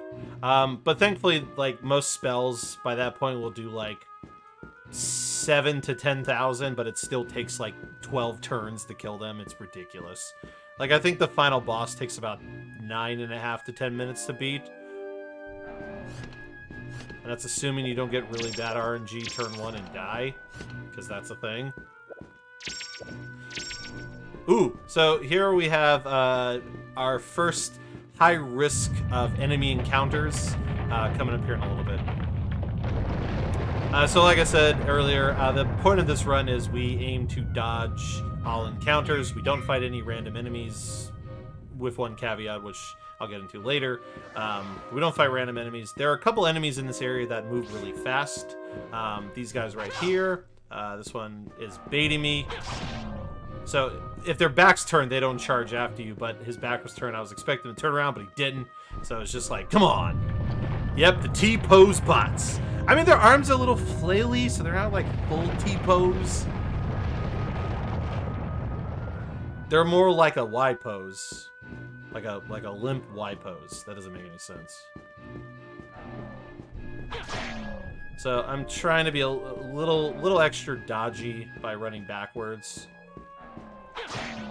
That got close. That was like super close. Yep, there it is. So, because there's a wind-up animation for the melee attack, you have to, like, preemptively Did we anticipate when they're going... See, like, how, like, I follow through the motion I attack. So, like, you have to almost, like, predict how close, or how, like, close they're going to get to you by the time you swing down. And sometimes I can time it pretty early enough, but then sometimes I don't time it properly enough. So we've got 2 more of the dodge. So let's see if we can get out of here without 2 more encounters. Not when that crap happens. Get away from me.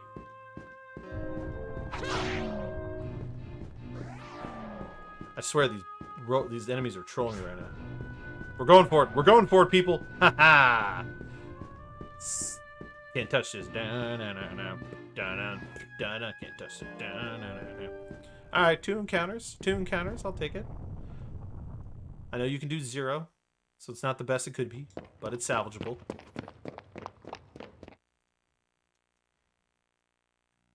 Also, in case you're wondering, when it seems like I'm skipping a cutscene later than you would think I'd skip the cutscene, it's not because I'm not hitting the skip button. It's because of the way the game's like coded, or how it loads those cutscenes and how the skips load.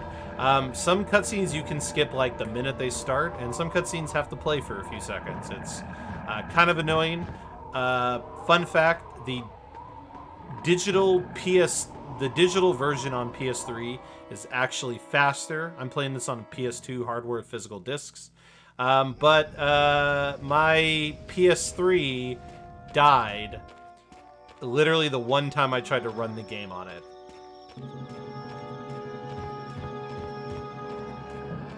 Just couldn't handle it.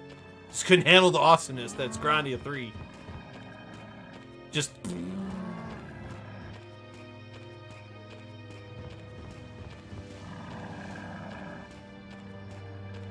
Oh, you know what?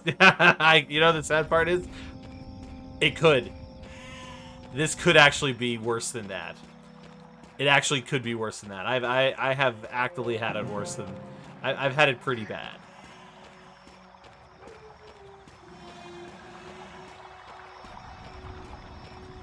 Like, I mean, I didn't see the bad luck. I was in and out watching that run, but like. The problem is, so with this run, there's a section where we have to play a casino, and so I'm literally at the mercy of the game's willingness to let me win money. And I have, like, in practice spent 45 minutes trying to earn the amount of money I need. Like, literally there is a section where I have to gamble with no manipulation whatsoever, and I have to pray I actually win. I have one time spent 45 minutes... and I was nowhere near the money I needed.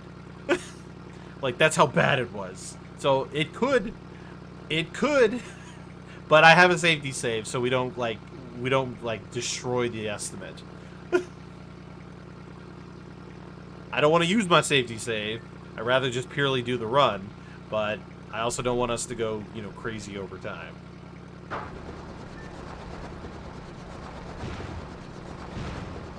Also, the boss battles are pure RNG, too.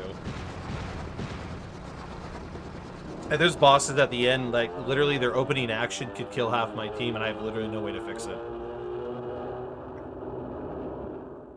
I have never ran this on GDQ, actually. I've only been a speedrunner since September, so... my 1-year anniversary as a speedrunner is coming up, actually. And I have actually never done anything for the GDQ channel. Most of my marathon runs have actually been featured right here on Really, Really Longathon.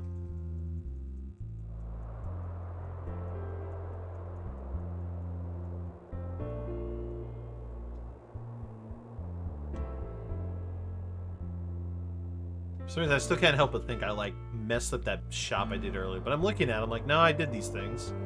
I sold the burn strike, the trimmer. Yeah, no, we good. I gotta put it out of my mind. I keep thinking, like, no, I messed up the menu. I messed up the shop. It's all over. It's the end.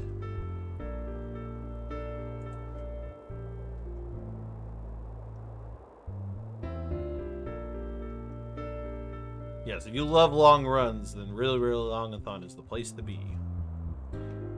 Because later in the year, really, really Longathon 5 will be happening, and I do believe for that marathon, there's actually a minimum run length requirement.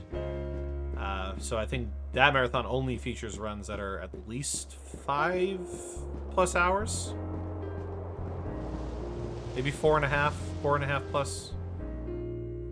I can't remember. Most of my runs are usually over 5 hours. No, that's a lie. 2 of my runs are sub 4.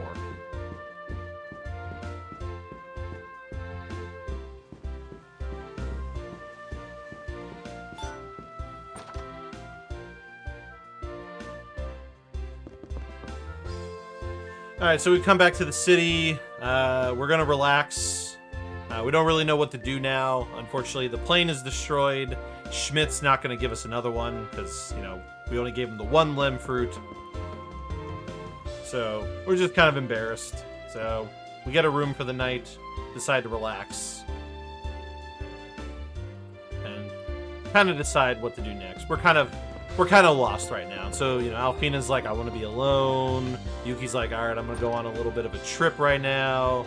I'm just going to go walk around the city.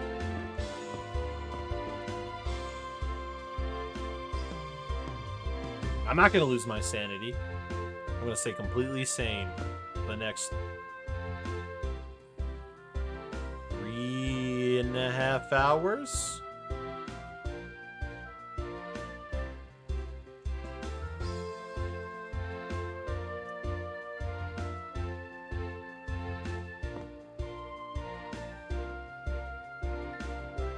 I'm not going crazy. You're going crazy, man.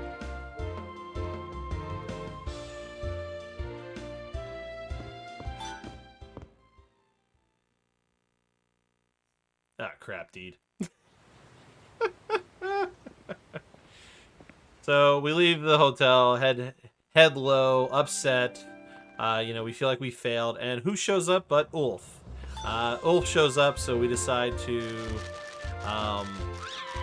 basically convince him to take us back to Redanto. Yes, folks, we are going back to Redanto.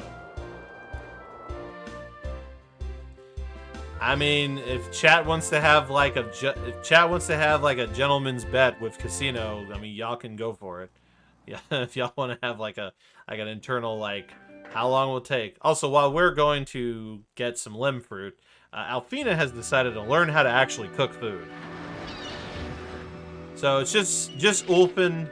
So here we get to use Ulf for the first time.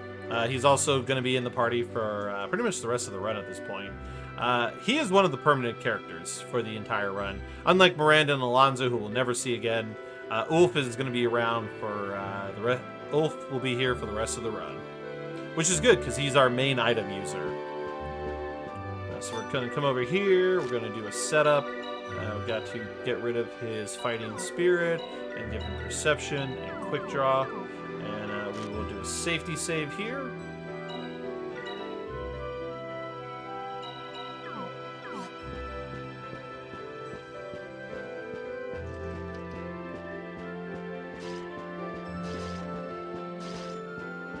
Yeah, Casino should be, as long as we're not losing too much time by that point, Casino should be close to the 3 hour mark. 3 hour, 5 minute, 10 minute mark. Yeah, save points are pretty dope.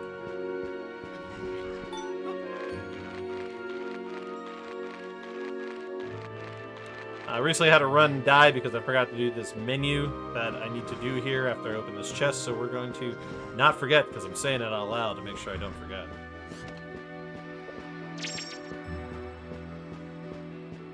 Alright, so we're going to give Yuki plate mail because he's going to need some defense, give him some iron leggings, give our boy here some iron leggings, and we're going to give him the scout book.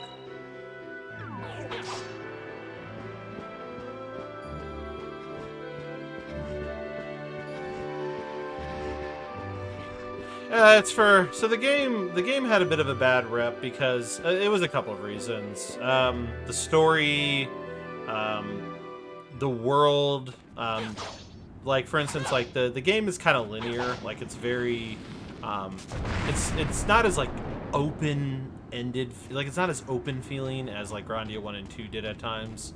It's a very like on rails game, by most accounts. Yeah, there are parts that do drag on. Thankfully, the speedrun, like, you know, we don't do a lot, so it doesn't really drag on. But I do think it's a better game than people gave it, you know, gave it trouble for. And it did come out in 2006, which was kind of like the end of the PS2's life cycle, because the PS3 had come out later that year. Yep, so we're going to fight 2 Minotaurs. This battle is arguably a lot easier, so we're not as worried. So we're going to spend the first turn canceling the Knuckleheads' attacks to make sure they don't get off these first ones. No worries. These ones, thanks to the power of grenades, will die a lot quicker, thankfully. And the best part is, I think we're actually going to get the double. Oh, we're getting the double hit. Secret weapon! Yeah! Yeah, I would say it definitely have like a Xenogears half-life. So this is good RNG. The fact that the 2 Minotaurs are grouped up together is amazing. Because now, both Minotaurs... Actually, I don't think I hit one of them. Whatever. Alright, so thankfully, we're a lot more defensive now. So we won't be dead. I think this is going to work. So we're going to kill this Minotaur. And then... Alright, so this is good. So this is actually going to go really well. We just need to get...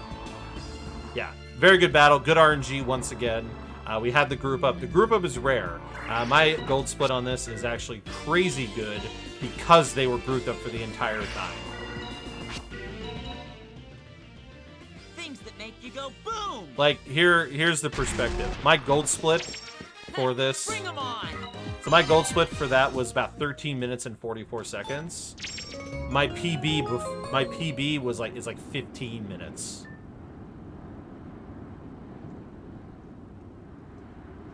So like that battle can be a slower if the 2 Minotaurs don't group up like they did for like 2 of the grenades. But yeah, so battle's done. So we've got our Lem fruit, so we're gonna have Schmidt make us another plane. And you know, why would he? All we've done is crash it, and we'll probably keep crashing it, but they're gonna keep giving me planes, because apparently nobody can learn that Yuki can't fly very well.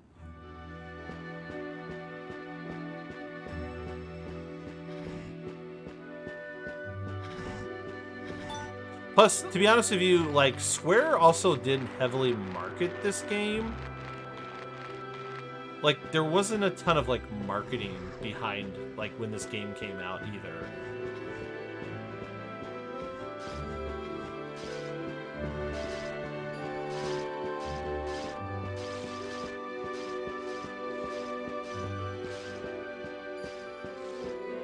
Alright, so let's get out of here.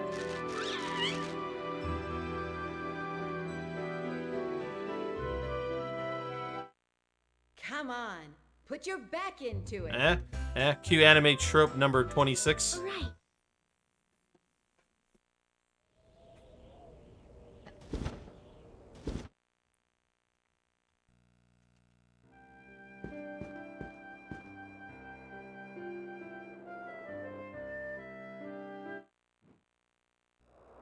Alright, there's our new plane. Don't worry, this one we hold on to longer. We do hold on to that one for a lot longer.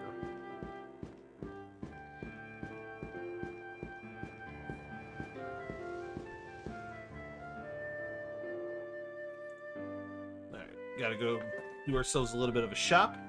We're low on grenades, so we gotta replenish those. Oh, and that was another thing, and I found this out more recently. This game was never released in Europe either, by the way. It was released in Japan, and it was released in America, but it was never released in Europe. So that's another thing, like, where it didn't have a lot of, like, you know, maybe, you know, if you lived in Europe, you did not have this game. Let's see, let me focus on this menu. Twin Ring, Poison Amulet, Sleep Amulet, and then it should be Fighting Spirit, and then max out grenades, max out, those are already maxed out, and get 3 of these. Cool. Yep, No PAL. I actually forgot, but yeah, I think the last time I ran this a really long-a-thon, that came up in conversation in chat, and I just remember. But yeah, there is no PAL release of this game, so there was also nobody from Europe who had like a chance to play it unless you imported it. That was another thing.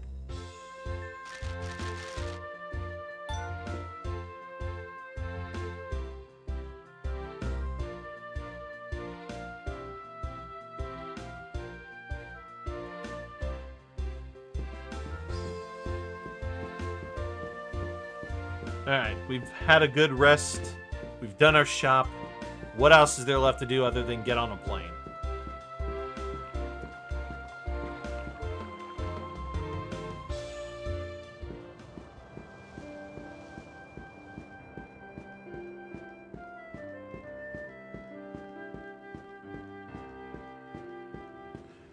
And on this plane, we are going... Yeah, then crash it. Nah, not this one. This one's going to stick around for a while. This one, we're good. So now you're wondering, well, what are we doing now? What have we decided to do? Well, we've decided that we need to go see the other Guardians. We need to basically go find the other Guardians. And I think there's something wrong with my controller because it's doing a weird... That's not good. There's something wrong with my joystick. I promise you I was not doing that. I don't know what that was.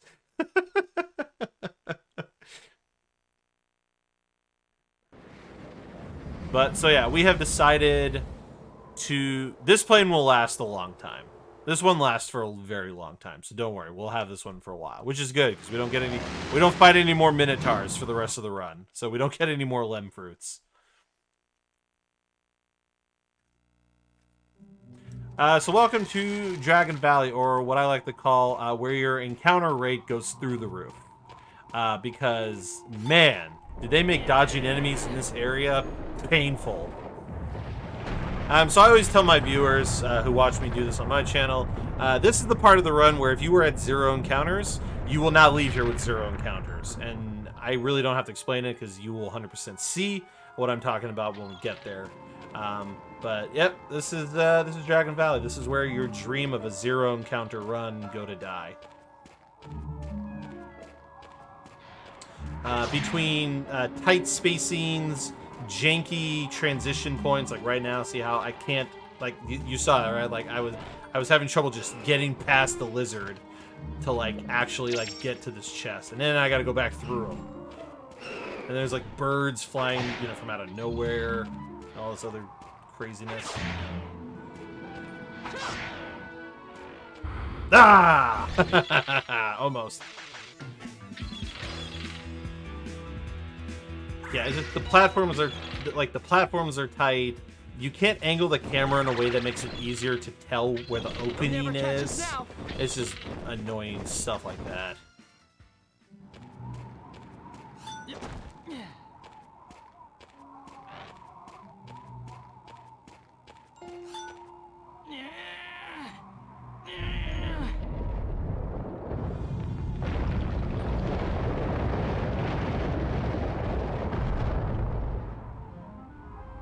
And actually I've never had that, clip teleport on top of the flower thing. Like, literally I've never seen that, like, ever. So I'm like, what? I've actually never ran into, like, an inanimate object in that area. But yeah, see, like, how, like, that happens and the camera is, like, pointed behind me, and, like, I awkwardly, like, move it in front of me. And what was in front of me? Nothing but these, like, fast-charging lizard dino things that, like, do this, like, dash move. Like, you see that? You see how it just, dang, like, come out of nowhere on me? I didn't punch a boulder. What did the physics of this area? Yeah, probably. Ah, the windy path, my least favorite part of this area. So this is the part where I'm probably going to get like 3 to 4 encounters, most likely. Reason being is there's a couple enemies coming up here that move so fast that even if you get the encounter, they're still on top of you. Most likely for another encounter. It's the like stupidest thing I've ever seen. So you'll see them coming up here. It's those lizard dudes riding the dragons or whatever. Ha! Actually timed that properly for once. Ah, but he's behind me anyway. You see what I mean? Like, there's like no chance of dodging. It's so stupid. Ha! Kiss my tail. It's just, it's so dumb.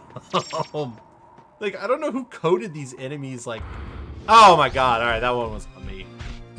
All right, that one was 100% avoidable, but apparently, Ha! Kiss my tail. I apparently just got way too close, and then I hit him anyway.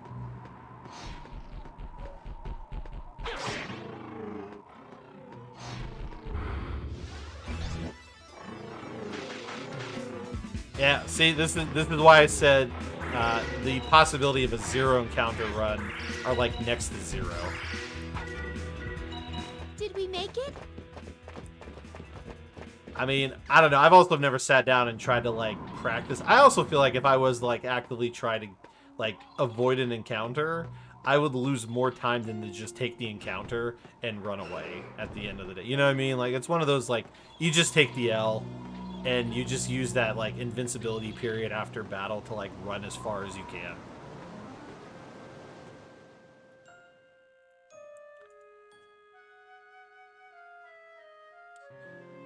It's not bad though. 6 in for anyone who's wondering, since I know it's not on the screen, I am at 6 encounters so far, which is not bad. I believe my PB has, I'd have to go back and look, but I think it's like 15 or like 15 to 17 encounters.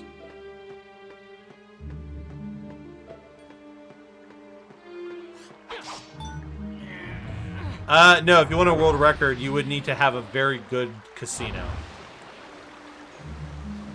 Literally, the entire world record relies on not only a good casino, but a good end game. Because you could have a god casino, and your end game can just have the worst RNG possible.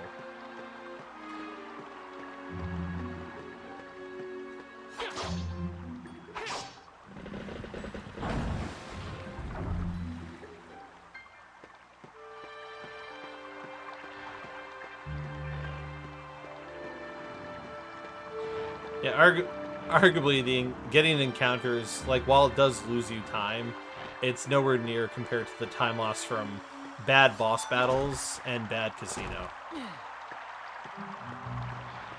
Yeah, it can 100% decide it wanted violence today. I wish I was lying when I say that. Where's the fun in that, though? You know, the funny part though is the casino section arguably is the most popular part of my streams. So when I do this run, everybody's there for the casino. Like I swear, like nobody's there for the beginning of the run or the end of the run. It's just like, yo, let's get to the casino. Like one of my regulars said he went back and watched my VOD, but he only watched the casino section. So you can't take the casino part out. It's the part everybody loves for some reason. I think everyone's just secretly addicted to gambling and don't want to admit it.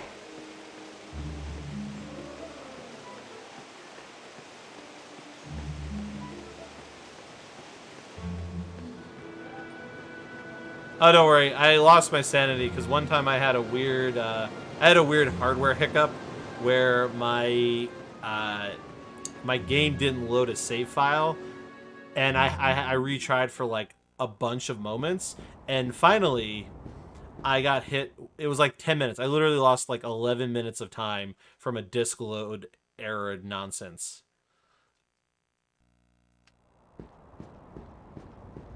So when I did the next run, I had a massive 10-minute time save because it loaded properly this time.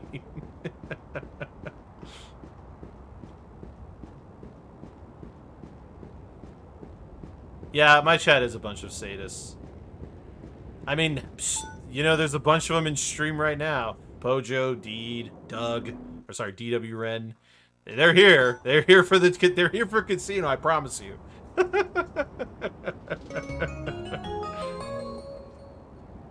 Here we have Drac. Drac is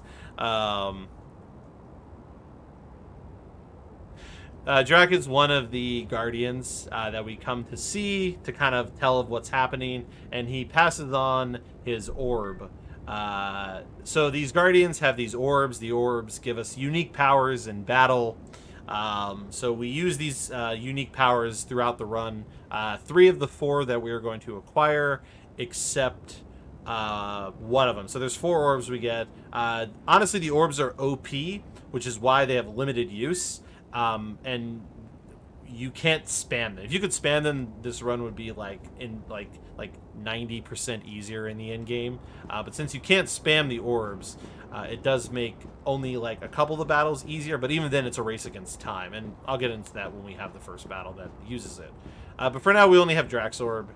We won't actually use Draxorb until the next boss battle. We do use Draxorb on the next boss battle, which is still a bit out.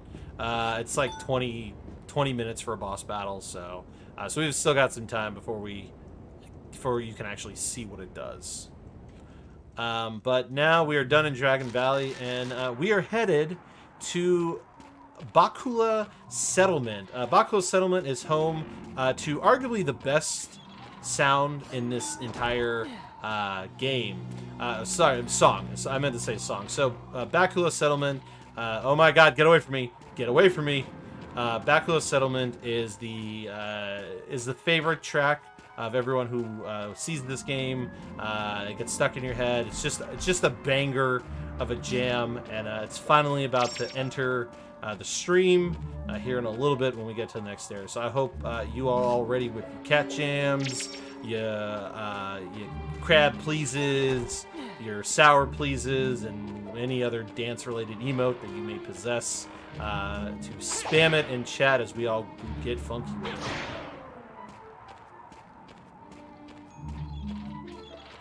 WoJam, but WoJam's not active here, but that's fine.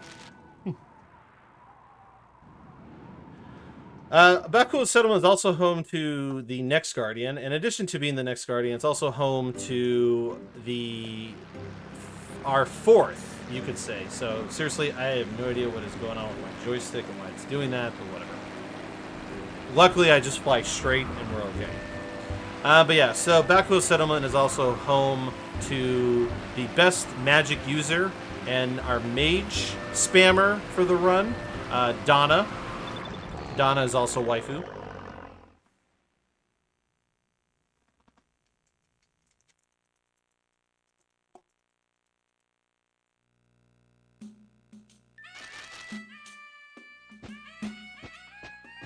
All right, y'all. Yeah, it's jam.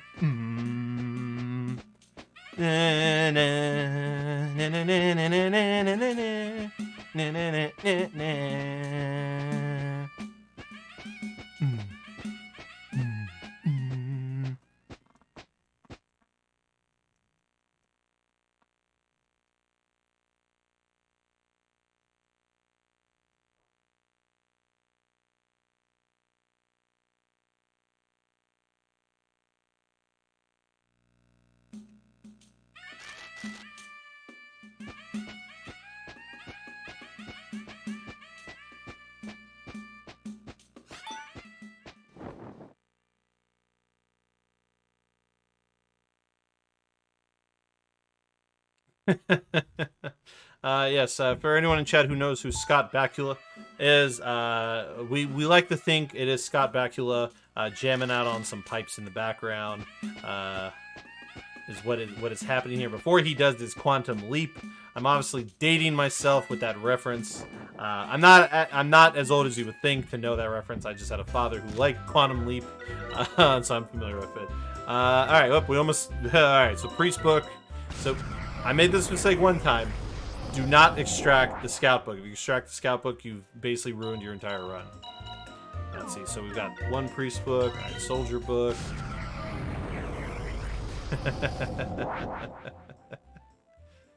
One day he'll make the leap home.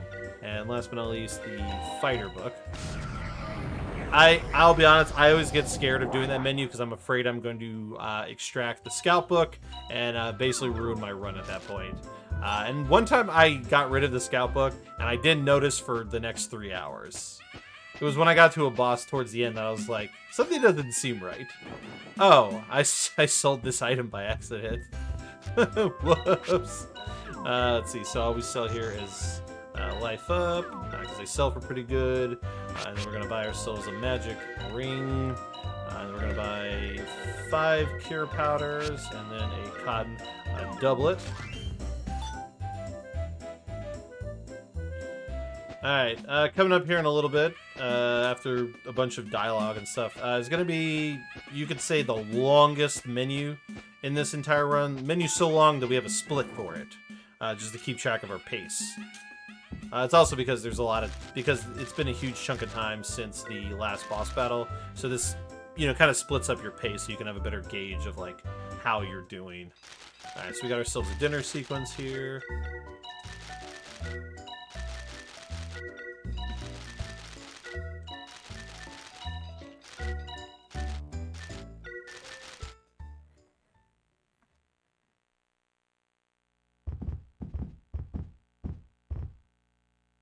And they're going to hear this singing all of a sudden.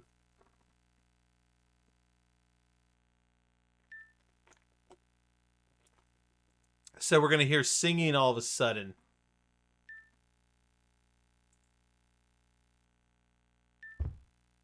Fine, game, be that way.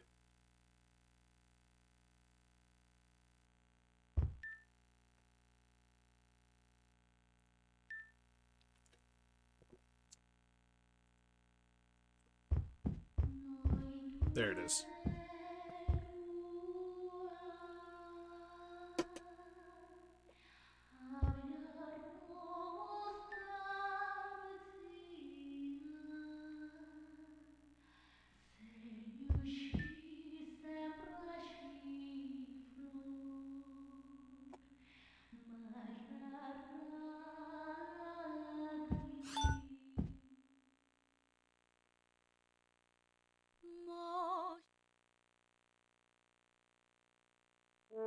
So originally what happened there was when we went and saw so Donna is the chief of the Bakulians, and so we went to talk to her about everything and how we need to talk to Yote, or we need to go see Yote, and she was just kind of like, no, I don't want any part of what's happening here, just no. We go talk to her, she's singing, we go see her. Her lover, or the man she's in love with, who is the original chief of this village, shows up. Who is a man by the name of Raven, who is also Alfina's bodyguard. He shows up, they have a conversation, Donna has a change of heart, and so she's like, you know what, I'm going to take y'all to Yote. I'm going to take y'all to Yote. Let's go to Yote. And so she's going to take us to see Yote now. But before we go see Yote, I need to do a bunch of menuing and make us some powerful spells. I am going to safety save, just on the chance that I accidentally do the wrong egg, because I am going to try and go fast. So egg fusion is a concept in this game that basically allows you to take eggs, and eventually when you fuse them, you can make powerful eggs that then you can extract powerful spells out. Well, we're going to make 2 specific or a couple specific eggs, because we need to get some really powerful spells. So bear with me, y'all, as we do this. So flare and bomb. So enjoy this animation for the next, 2 minutes.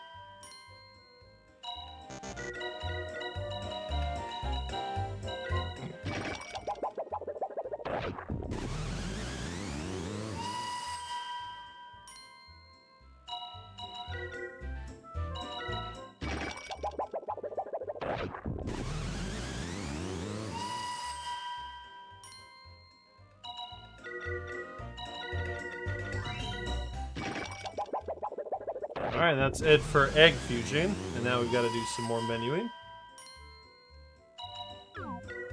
So we're going to extract the ether egg. And then the forest egg. Then we're going to set up magic for Alpina. Give her meteor strike. And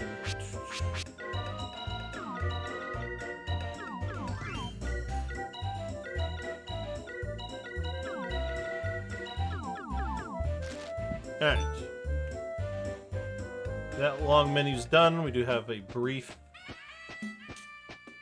menu here in just a moment.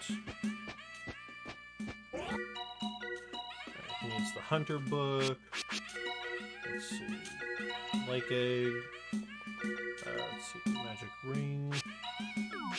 Magic pendant. Bomb egg. Magic pumps. He needs the.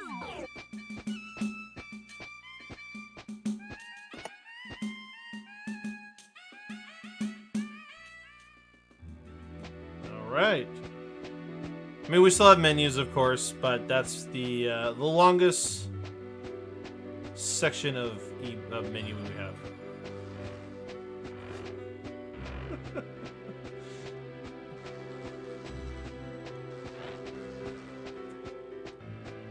I mean, I do agree. It's pretty suitable for that song.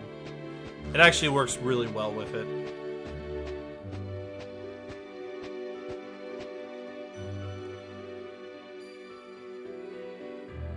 I think they sell those at GNC.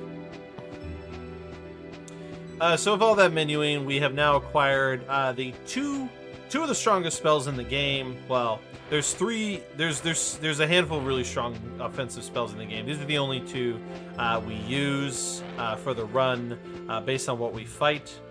So we use Absolute Zero and we use Galactic Bang. You'll see me do menus where I swap back and forth between those spells because depending on the boss battle, certain spells are going to be more effective than others, depending on what we're fighting. If we're fighting a group of enemies versus like a single target. Galactic Bang is a single target, multi-hit spell, whereas Absolute Zero is a wide, straight line, hits everything in its way, ice spell.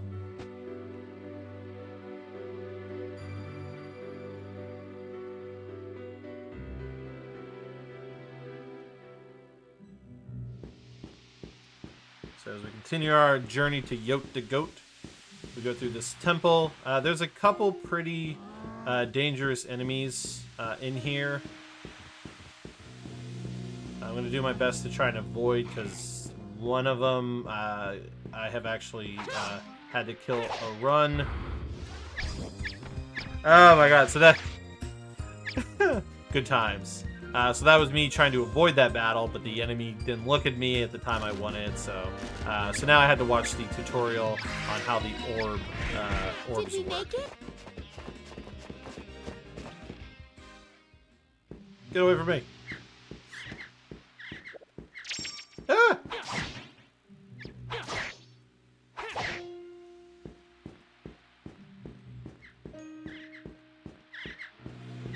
Ah!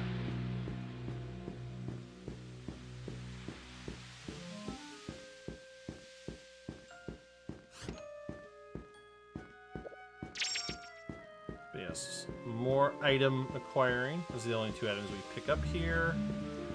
I hope our little buddy is not in the way. So these enemies right here are super dangerous, if not if they are super dangerous if you get hit by one, so you have to be very careful. So I'd rather take the encounter from the little dudes Kiss my tail. because they're not as dangerous. But those big guys, man, if they open with the right attack, they will annihilate you. I actually, like I said, I had to kill Run one time because I had never had it happen, and so when it did, I had my safety save, or like the last time I had saved was like 30 minutes ago, and I was like, let's go play something else.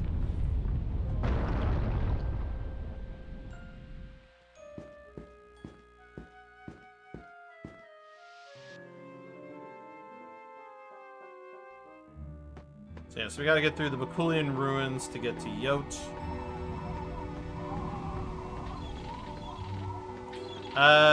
The run does not have an XP grind, no. The levels are completely irrelevant due to, like you said, items, magic, special streamer luck sauce. That is correct. There is a small segment you'll see me do later where I do have to what appears to be a XP grind, but it's an orb grind. So we do have something called an orb grind because we need to... The orb, like I said, has limited use. And so we use the orb, and we need to recharge the orb for the final boss battle because we need it for the final boss battle. And so there's a section where I am going to run around fighting really weak, low-level enemies to replenish the orb, because it only replenishes based on like combat, essentially.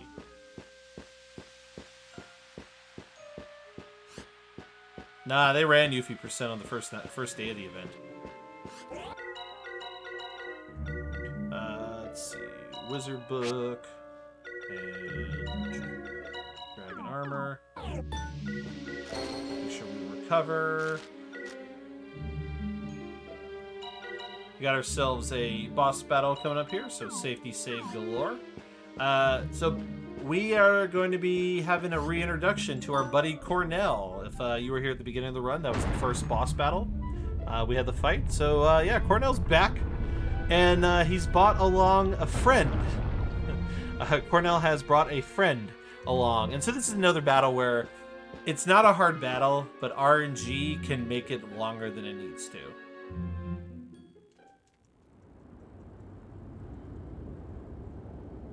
I actually recently had a moment where I did this battle, and it went on for like what was arguably, I think, like an additional 2 minutes, because Cornell can revive his partner, and he just kept reviving his partner. It was the most annoying thing I'd ever seen. Well, Goalie Dan, I'm gonna hope that we'll see that and have us like the God Casino of all God casinos. They'll all feel bad because then it may make the run like super faster than it's quoted for.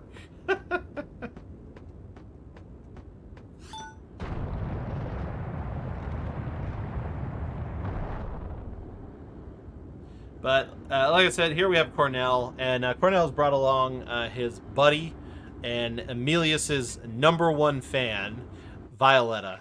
Violetta's a special creature, What are they person, doing?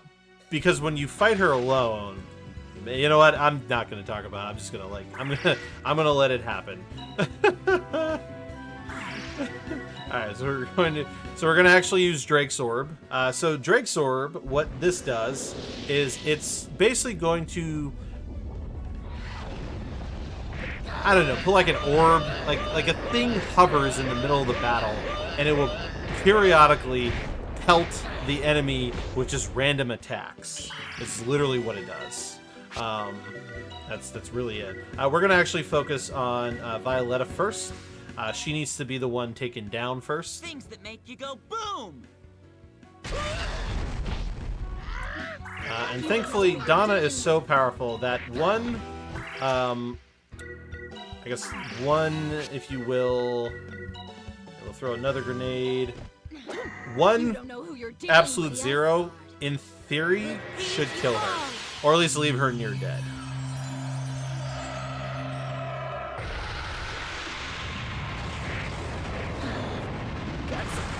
Yep. She's dead. And I think we killed... I don't know if we killed his fist, but we did a good amount of damage to Cornell here. Well, up from beneath, Cornell eruption! So now this is where things get to be a little dangerous, because Cornell could use an elixir to bring her back to life, and that's a problem. So I'm actually going to use the gold feather to try and prevent that. Because I'm going to try and get everyone to take their turn before he has the chance to do that. So the feathers basically move your character to have their turn go faster, is essentially what it boils down to. And then we'll throw another grenade. Yeah, I think he's gonna use the elixir. So this might be a double kill. Up, nope. Wow, we win. He didn't use it. We'll freeze you all. Yeah, golden feather is kind of like a haste, but it's like a single-use haste in actuality. So it's not like it lasts for a set amount of turns. It's more like you use the feather and then you use the feather and then your bar gets instantly moved a certain amount depending on which feather you use. So we're going to use, so that's why we do the casino. The casino is done because we need to buy feathers and we need to buy really powerful bombs. And so those feathers, because it's like the only way to like really get like an infinite amount of feathers theoretically is through the casino.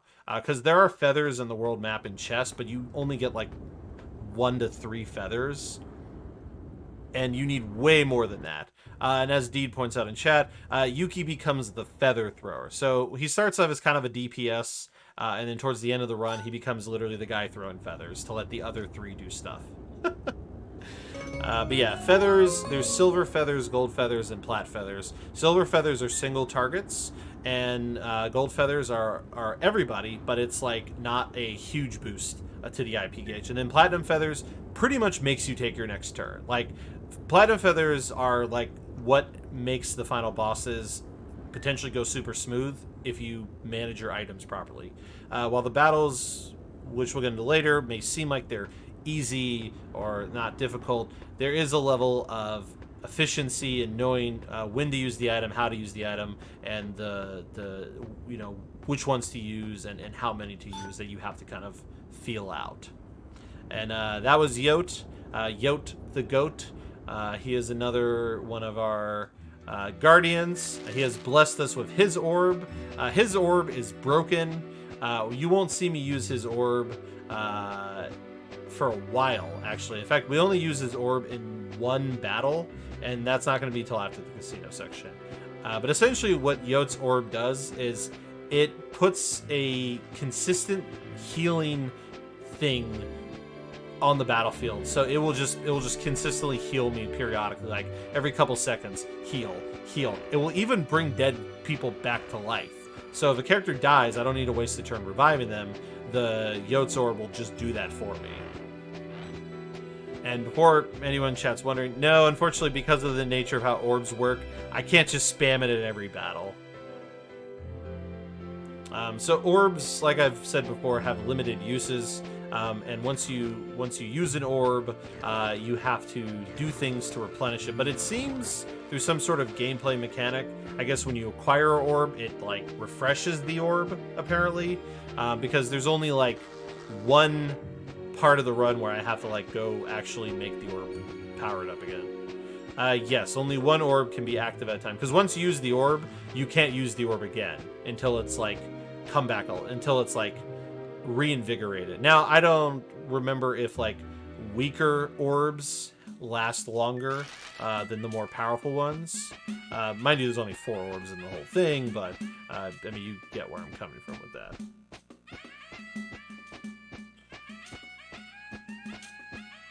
And here we are back in Baklo Settlement. As we make plans to, we've decided that we need to head to the Verse Realm, and so there is kind of like a way to get to the Verse Realm, but we need an item out of the Chief's tent that is going to allow us to. We need the Chief's emblem so we can go trigger this like thing that will allow us to actually get into the Verse Realm. All right. Thanks for stopping by, Pojo. You have a good evening. Yes. I would say the orbs are like this, are like the equivalency of summons in other RPG games. They are basically like summons. So now we're going to head to a place called Harrisell, which houses the connecting blob doohickey thing that is going to basically allow us to get into, and apparently I have forgotten how to run Where am I going? What is happening? But yeah, the Harrisell is where we need to head to make our way to the Verse Realm. It's also where we're going to be changing discs. Yes, folks, this is a 2-disc PS2 game. And so I'll be having the swap discs here in a moment. Though, fun fact, and this is a weird mechanic, I think, the game doesn't just, unlike other games where you swap discs and it just loads, it just loads the next segment. I actually have to reset the game to load the save file that has the disc 2 content. Did we make it? Like it's one of the more baffling disc swaps I think I've ever done, where I've had to actually restart the game to make the disc swap effective.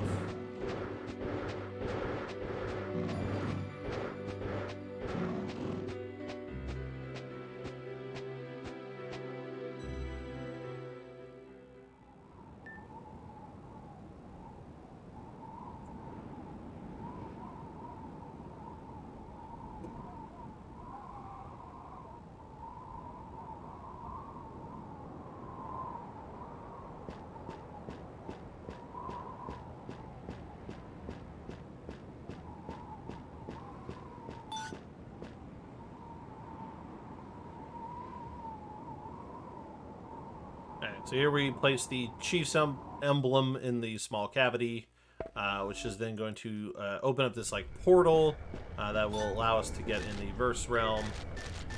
Because we need to go talk with the people of the Verse Realm about what's going on with Emilius and Zorn, and like what's really going on here, and what do we need to do to stop it.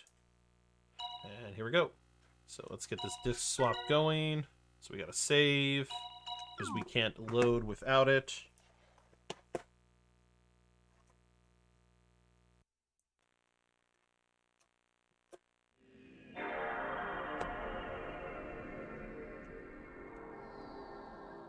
I'm hoping to eventually switch over to PS3 digital version, which will be a lot smoother of a disc swap, because then it's just kind of like open a menu and hit change discs. So I do look forward to that.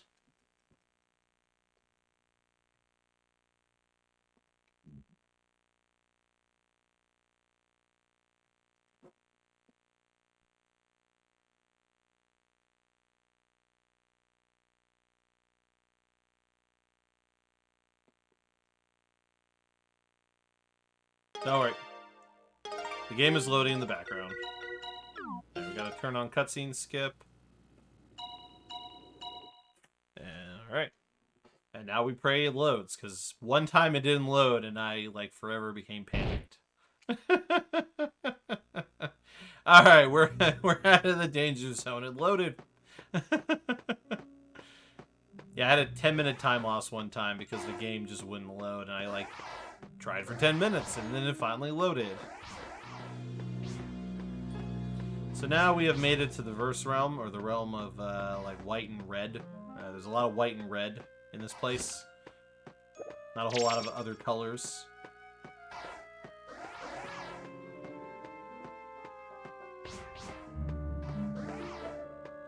Thankfully, most of these enemies are pretty easy to dodge.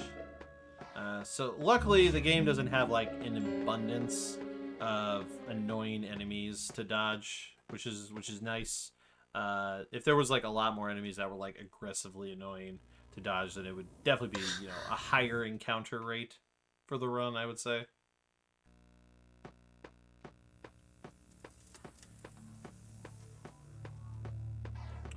So we are on our way to a town called Terrarium, which is the hometown of the residents. It's really the only town for the residents of the Verse Realm. And there we will find the girl that we saw earlier, the first time we briefly dove into the Verse Realm by accident, Hecht, the chief of the village. And she, you know, gives us a bunch of plot-related details about, you know, why Emilius is doing what he's doing, who Zorn is. You know, Zorn has essentially, like, corrupted the mind of Emilius and has basically convinced him that he needs to revive Emilius. Ah, man. He is basically convinced Emilius that he needs to revive him to help benefit some wish he has, of course.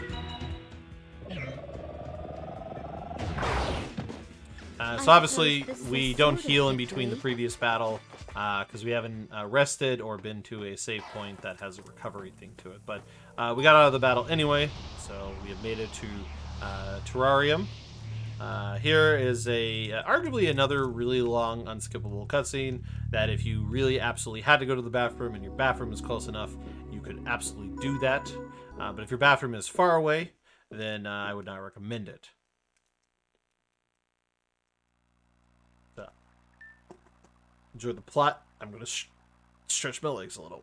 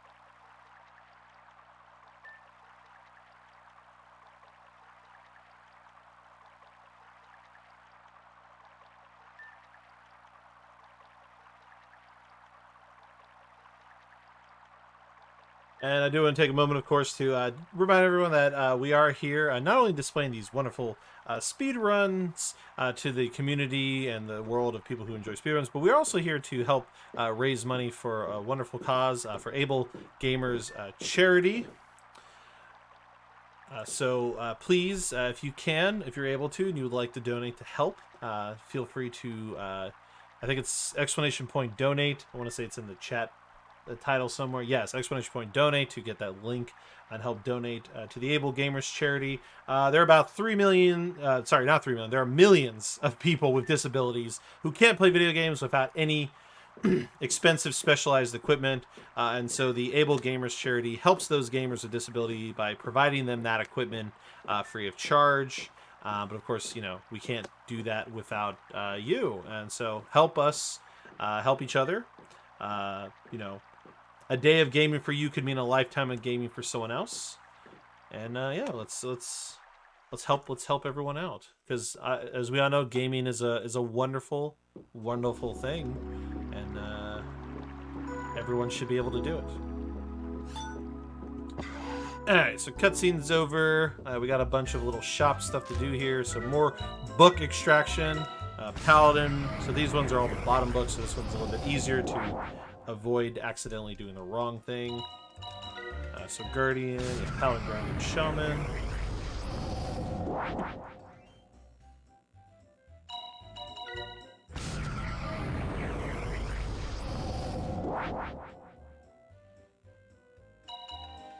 Okay, we're gonna set up some skills. Donna needs some sharp eyes. And our boy Ulf here is gonna take some stuff off. Basically, he's just quick draw and item mastery, because he is our main item beast. He does most of the damage with items thanks to the skills. Because one thing I didn't touch on is you would think, well, why can't I just make every character able to do that? Well, the reality is because you have skill levels that allow you to equip eggs and books of certain levels, and for whatever the reason might be, because I'm assuming the game expects you to be grinding, Ulf and Donna have much higher skill thresholds for those items, so you're able to give them those items to allow the ability to do that. Earth Mastery, meditation.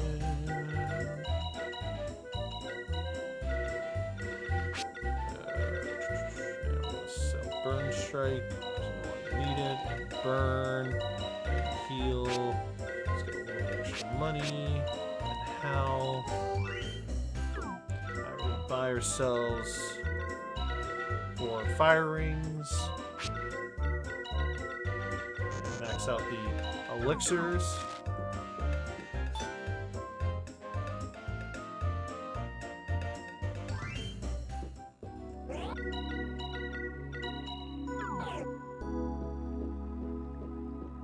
Alright. Let's go talk to Hecht.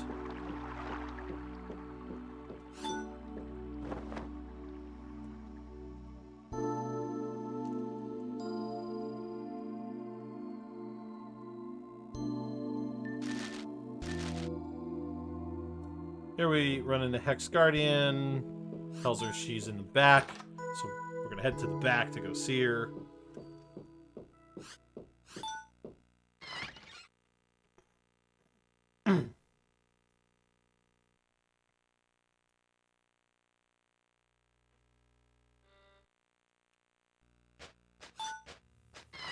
And now we got to go talk to her in the middle.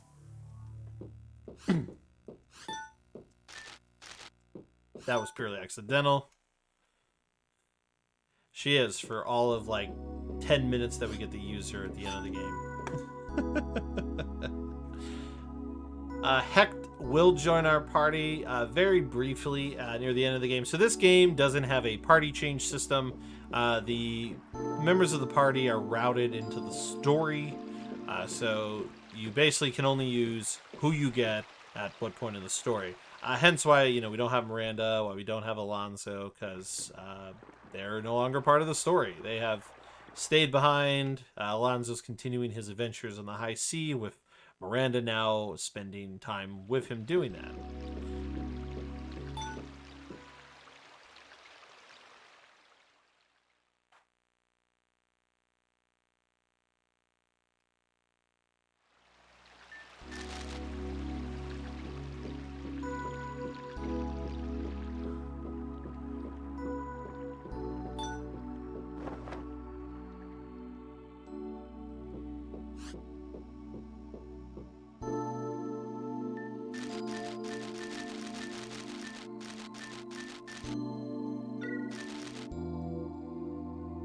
Ourselves a dinner sequence. Eventually we hit the end of these.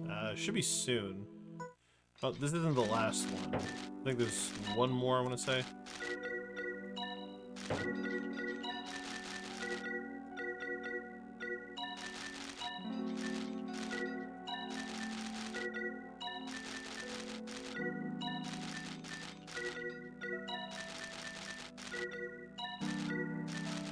There you go.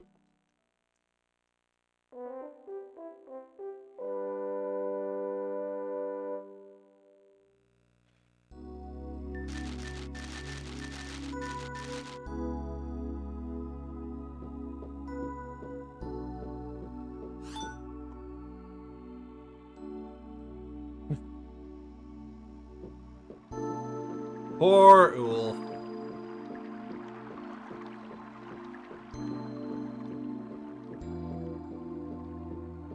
Yes, we continue our adventures in the Verse Realm. Hecht has left for an area whose name Sermania. She is basically she's headed to a place called Sermania Ground Zero. It's kind of where all of the troubles of Zorn first began. Essentially, what happened was that Raven and Emilius were on a quest, and Hecht was with them because Hecht is a communicator, so they needed the help of a communicator.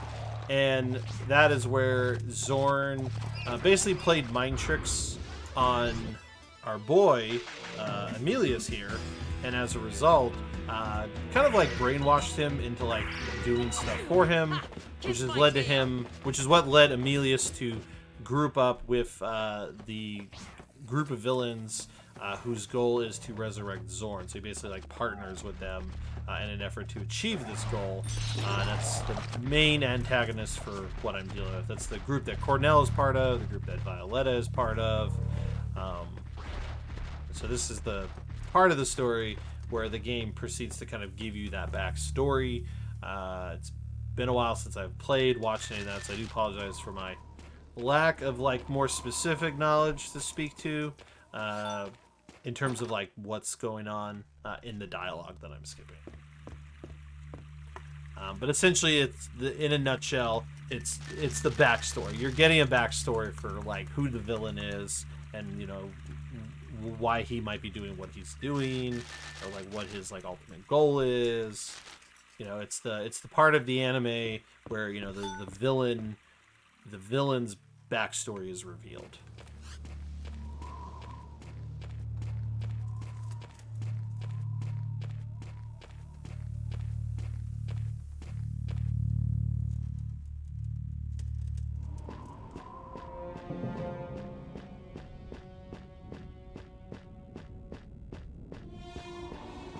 So here we have Ground Zero, where, as you can see, it's Sermania is in ruins because it was basically destroyed by Zorn. Big old crater, because what basically happened was that like Sermania basically lifted itself into the sky. There's like somewhere in the sky there's this like massive landmass that is just hanging out up there, apparently, that like was pulled into the sky from everything that's happened.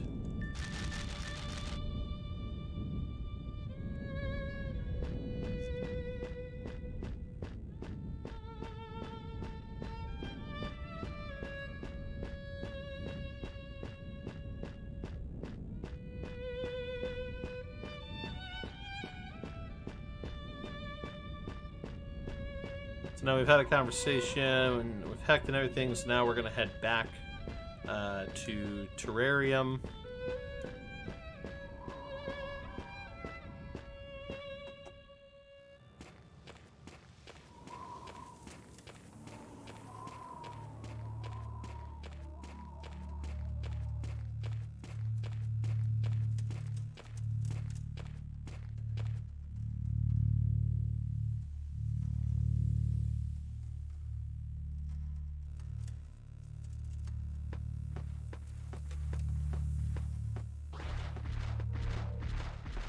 I had a brain lapse there for a moment of like which way I was supposed to be headed. Ew. So those big chunkers can really hurt if they take a turn, or if they do like certain abilities, they can really do a number on my health. So thankfully they're slow, and we didn't get surrounded because we were facing the enemy at the time of like. Definitely not getting the best of luck with enemy placements, it feels like. Ha! Kiss my tail! Bomb Trap is an interesting move. There's a boss. Our next boss battle will actually feature the enemy that did Bomb Trap, and it's kind of a nuisance move because what it does is it basically places a bomb that sits there on the battlefield, and after some time passes, it decides, oh, I'm just gonna blow up now, and it just if you don't move your characters, then you're gonna get your face wrecked in. Because I did this earlier and I didn't maybe touch on this point, but the defend ability allows you to actually move your character to a different spot on the map. So it's a good way to like try to get out of range of an enemy, because enemies can actually tire when they have gone. When they move too much. Like if an enemy moves too much on a battlefield, it may actually stop and essentially cancel out its actions.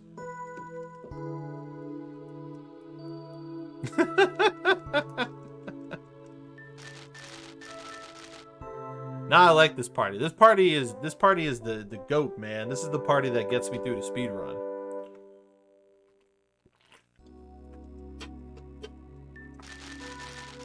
I just wish like Yuki and Alfina had a little bit more use here. Alfina does, by the final boss, does get a bit of a massive boost in ability, as for story reasons. But Yuki just stays Yuki for the whole run, unfortunately. Yuki the Feather Thrower.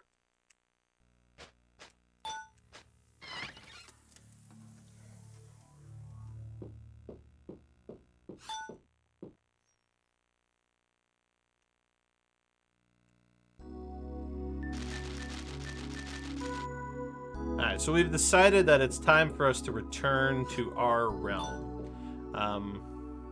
We've spent enough time here. We know more of what's going on, but you know, we've still got some guardians to go see. So we haven't seen all the guardians. There's still one more guardian to go see. And so we need to get back. And so we've learned how to get back to our world.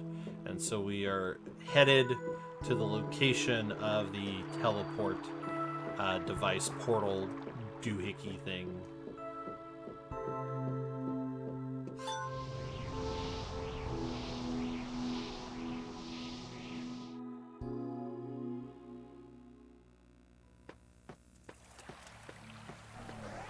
A little bit more dodging. Sometimes you can get lucky, and the way these enemies like come at you, if you angle it properly, you can usually just keep running straight, and they'll just hound you. And as long as you don't stop moving, you'll be okay. Yeah, this game actually does have a lot of great music. If you're familiar with like the other Grandias or Lunar, the music is composed by Yoriyuki Iwadera, or Iwadera. I swear I'm saying that wrong, and I know I am. But it is the same composer as those games, if you're familiar with them. Yeah, the music is very enjoyable. There are some boss battles that do have, like, there's a mix of tracks that are really good. This boss battle theme that's actually coming up is one of my favorite versions of the boss battle music. So I always get excited when I hear it. This is the fun battle to try and dodge. It's literally against a random version of Excess Sigma, so that's always fun. Yeah, Grandia 2 is pretty great. I too have it for Dreamcast. Nice. Dreamcast buddies. Ho!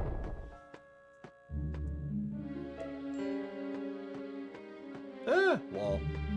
Alright, so here we're going to pick up an item that's going to be pretty important for one of the battles coming up. It's a bomb, and it's a bomb called the Big One.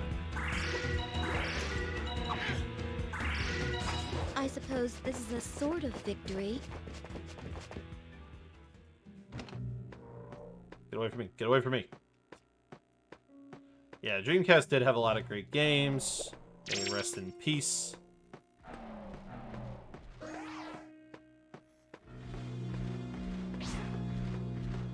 Yeah, poor Sega. Just didn't feel like they could hold up to the battle. Alright, so we got ourselves a little bit of a menu. Let's see, we need the volcano egg. We'll recover. And then we're going to set up Donna's magic. So this is what I was talking about before. It's basically a lot of mix of swapping between Galactic Bang and the Absolute Zero, depending on the battle. So for this boss battle, we won Galactic Bang. And Galactic Bang is a pretty fun spell, so I hope you like what you're going to see, because, yeah, we spam it, so you're going to see it on repeat a lot. But let's fight some Mother Breed.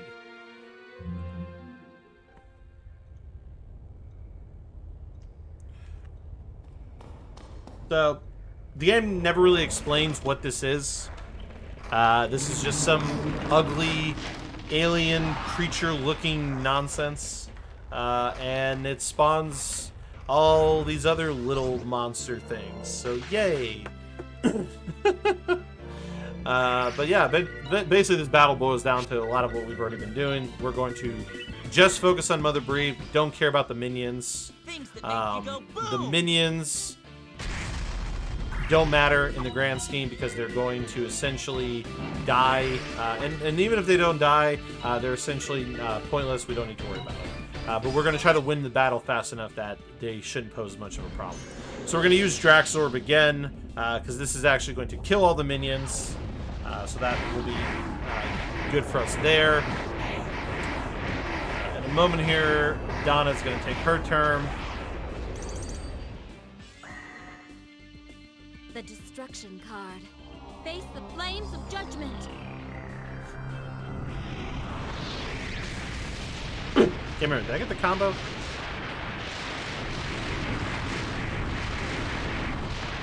Nah, no combo, but still good damage. So we'll pick a few of those to kill. So what enemy dropping? We're dropping the little guy, which means Bomb Trap is incoming. Yay. I love Bomb Trap. I hate Bomb Trap so much. It won't do you any good to wish on this falling star. Actually, summoning the tiny dude is actually better because they're weaker. Outside of Bomb Trap, they don't pose much of a threat, ultimately, in the grand scheme of things. So we're going to Grenade.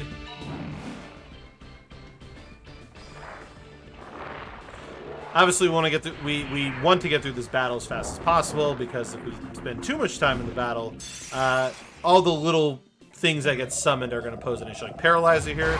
This can be bad. Donna got paralyzed, which is not good, because Donna is the main DPS.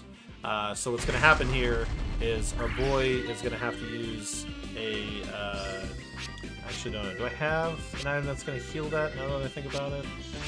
I can't remember if Cure Powder would heal that. I don't think it does. So this might have been a waste of a turn. Yeah, that's what I thought. So yeah, unfortunately, of all the RNG we got, Donna getting paralyzed is not good, because it poses a big issue with the damage that we need to output. So we're kind of forced to wait it out. So this could be an example where RNG might get the better of us and cause more problems than helpful. It won't do you any Who knows? good to wish Maybe on we'll have this our first falling retry. star.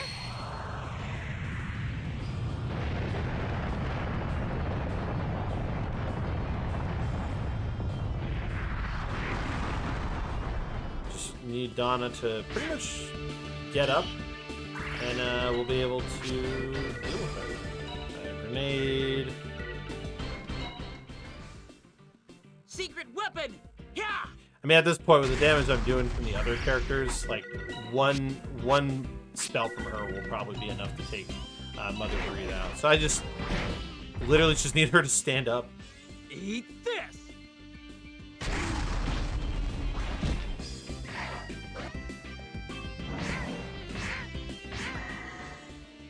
Fun fact: I've actually never done this version of the battle. Yeah, and this is why. So yeah, it looks like we're gonna be getting our first retry. So welcome to RNG, folks, at its finest. How could this happen? So yeah, fun fact: I've never died to this battle, Is this my destiny? and this is why we safety save. It can't end like this.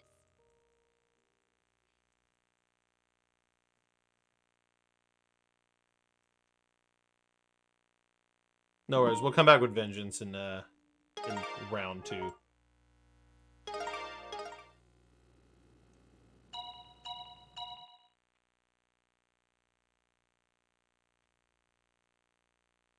Yeah, every time you die, either the characters are like saying something tragic, or one of the villains is taunting you for having killed you, essentially. But yeah, unfortunately, that was just bad RNG. The little dude did Paralyzer, which paralyzed Donna. We don't have any way of healing status elements, and so we were pretty much screwed, you could say.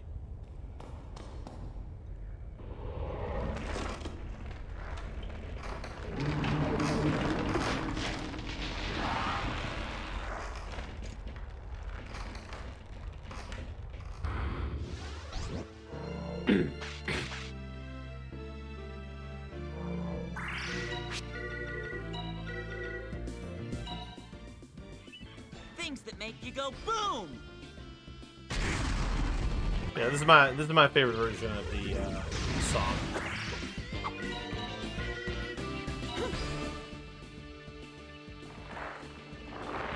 So here's another case where like the RNG is also on the iffy side with everything. Because like Uki is the one, of course. bomb trap. So bomb trap is going to explode, and so I need to basically move everybody if I don't want it to take the hit from it. So I'm unfortunately going to have to like waste my next turn moving everybody to avoid the damage.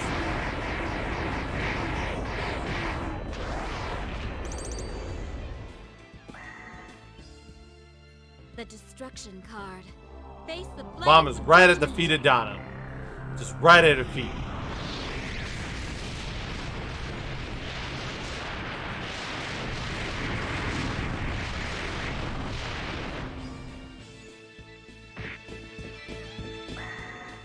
I wish I knew why Yuki runs up. He's like the only one that runs forward on his own.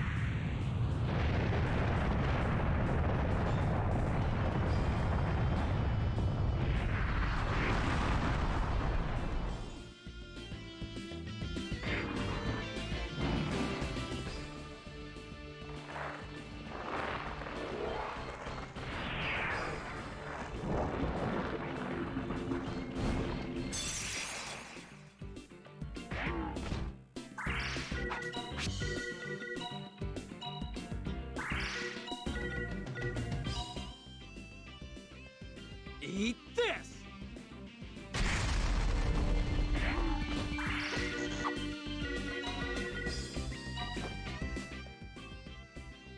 Oh no! How could this happen? What?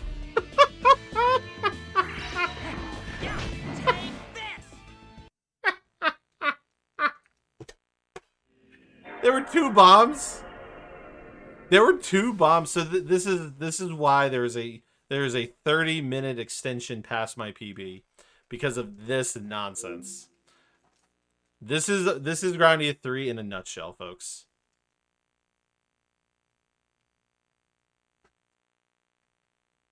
Honestly, I don't lose my sanity with this because like I just find it funny. Like I legitimately don't ever get angry at this. I just laugh about it at the end of the day.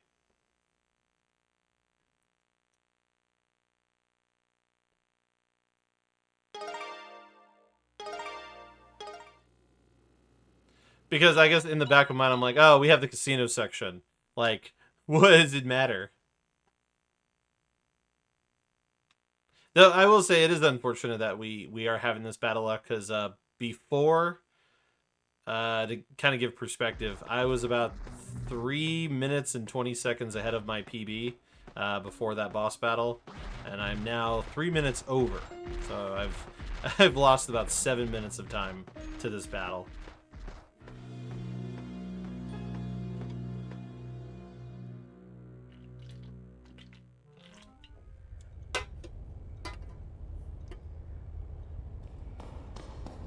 Yeah, I've never had double bomb trap. Like, that was weird.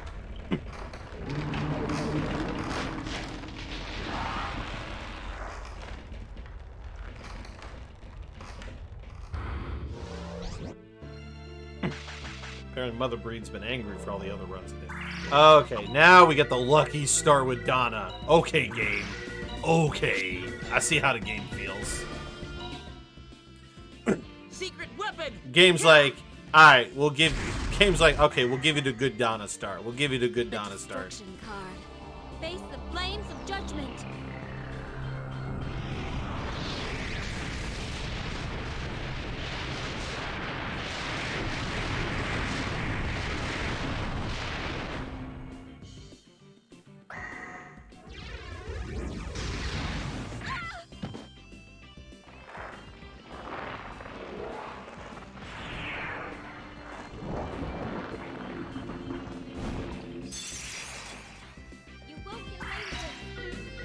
Paralyzer, great. Paralyzer. Oh, okay, we've got a double paralyzer. You know what? Screw it. We're going for. We're having Drake Sword happen now. Yeah. See, this is where instead of having her use Meteor Strike, we're gonna have her use Drake Sword because it will kill all the little dudes and at least save me.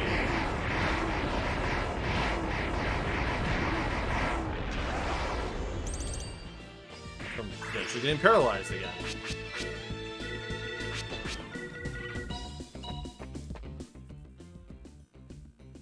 Eat this!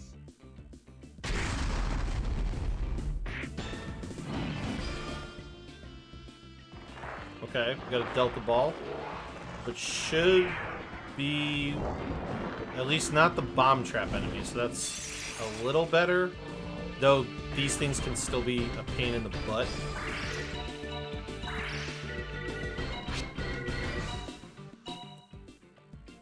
Things that make you go boom!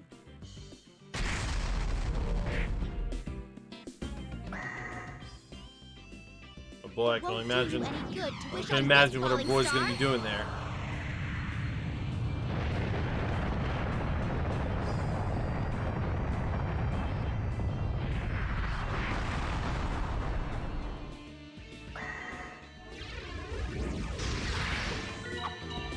Can we stop Dark Blitzing?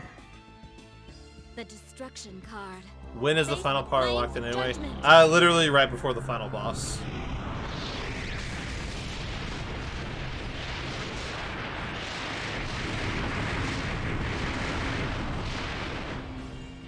Alright, looks like we're gonna live this battle. We're gonna live. Unless, of course, Yuki's past lives up to his namesake and botches this grenade and does. He only needs to do 256 damage. Eat this! Thank you. So the reason I say that is because the grenade can do 720 damage, but it won't always do 720 damage. It will, because that one only did 606. All right, well, we got the boss. After 2 retries, we finally got the boss. But I'm glad I could finally show the viewers what a Grandia 3 speedrun can really be like some days, where RNG just says no. The boss RNG is just like, nah.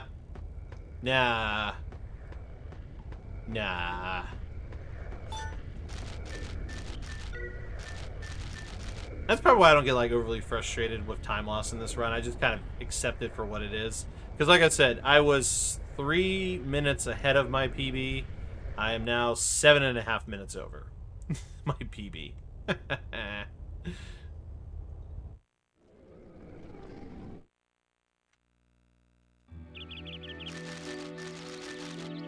Yeah, I mean there's the boss later on in the run where like literally if you don't have if you don't have the right character taking their turn first, you will probably have half your party dead in the first 5 seconds. That's how jank some of those battles can get.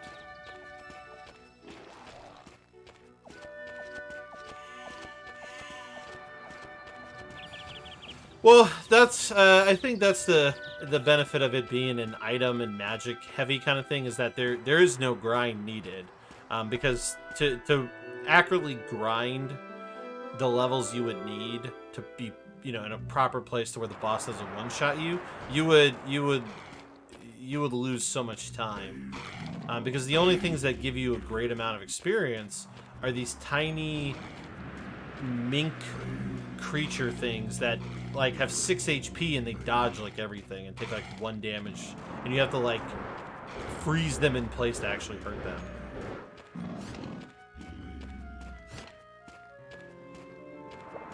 Yeah, like the experience you get in the random battles, isn't even that great. All right, we didn't get jumped by one of these. At least I don't have to worry about eggs this time. Yeah, I mean that's true. I mean, the egg stuff is for the most part done at this point. So as long as I got all the eggs on the way, then we were in a good place. All right, let's see. We're going to equip fire rings on everyone. So this boss coming up has fire attacks that will pretty much one-shot me if I'm not careful. This battle can be both super fast but also super slow, depending on what happens. So this boss has a chance to run away. So this is a battle against against some crazy sorcerer-looking dude and his undead dragon. And so essentially, we need to kill the dude, the tiny dude, to end the battle, and not the dragon. So we're gonna actually use the big one because it does a lot of damage. Things that make you go boom! The destruction card. Face the flames of judgment.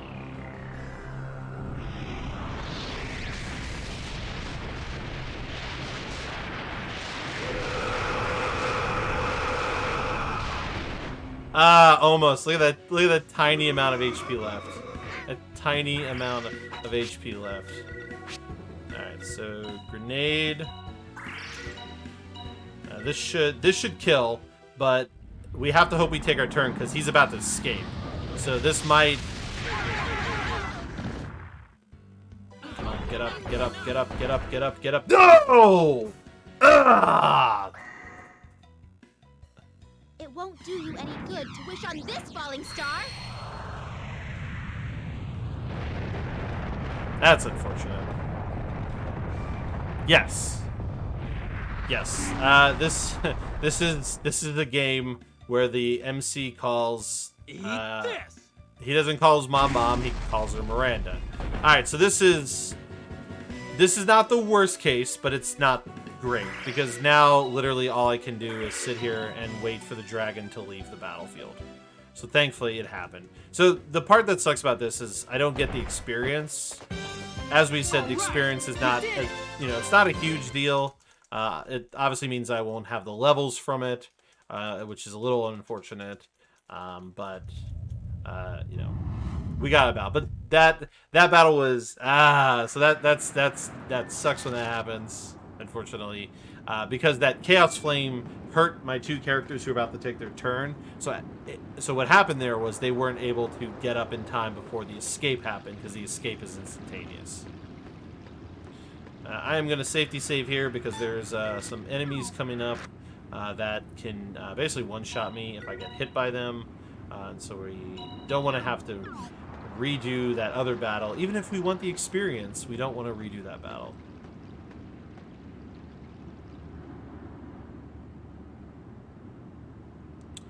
Yeah, I mean that's why it's not the end of the world if you don't win that battle.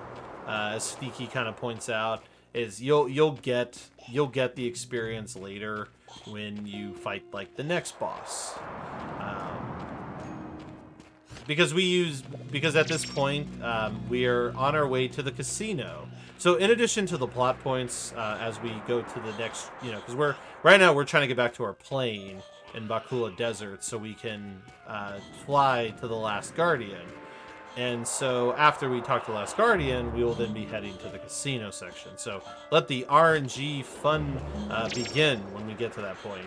But yeah, we're at the point where it becomes item and like magic spam. And so the levels really don't matter at this point. Because we're just going to use feathers to make our turns happen faster. And so your level doesn't like mean anything to that.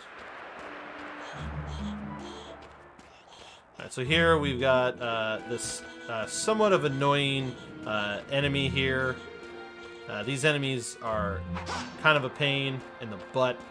So I'm gonna hope I don't antagonize one of them, and looks like we didn't, so yay. I have died many a time if I got the random encounter there.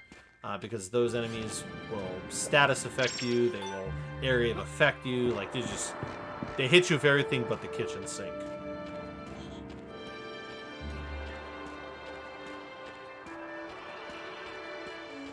But yeah, we are basically going to do a lot of running around for story-related reasons, and then we're going to head to the casino.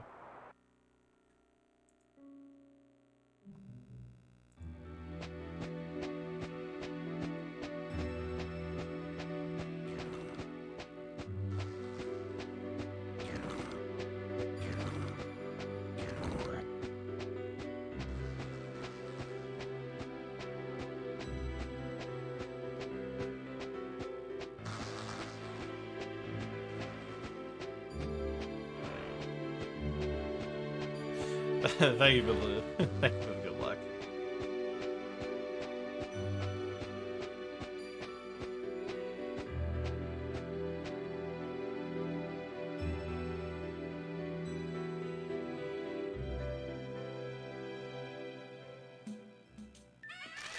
And I hope everyone enjoys this song for the last time, because this is the last time we'll be in Bakula.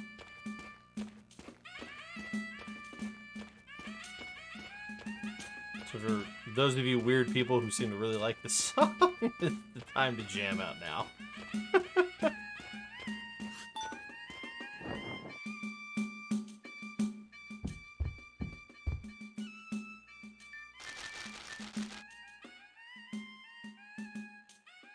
That's good. I like Sonic Speedball. Or Spinball, sorry. I do like the music in Sonic Spinball. It did have some pretty good tracks.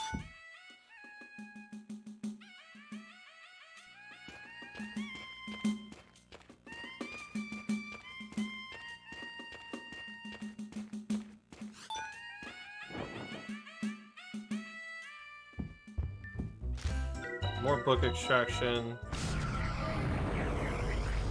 A couple more abilities / things to sell.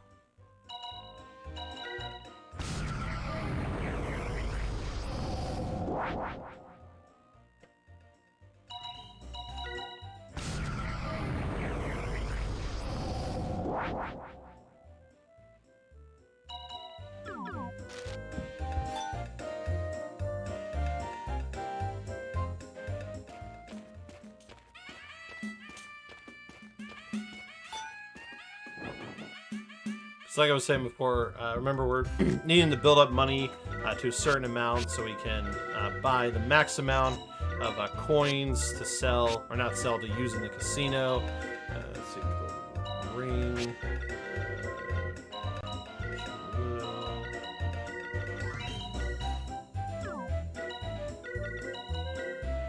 Sun card.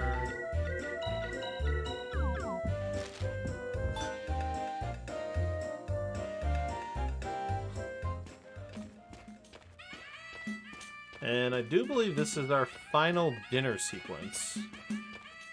Yeah, so this is going to be the final time we have to do the kind of like dinner eating stuff.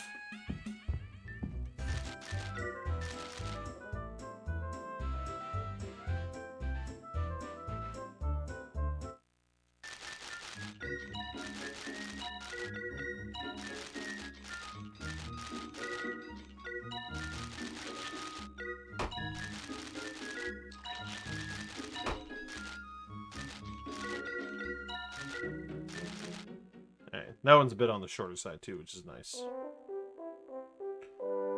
But yeah, so we've got back to our plane, you know, got ourselves some food, got situated. So now it is time to head to the Vejas jungle, where we will find the final guardian.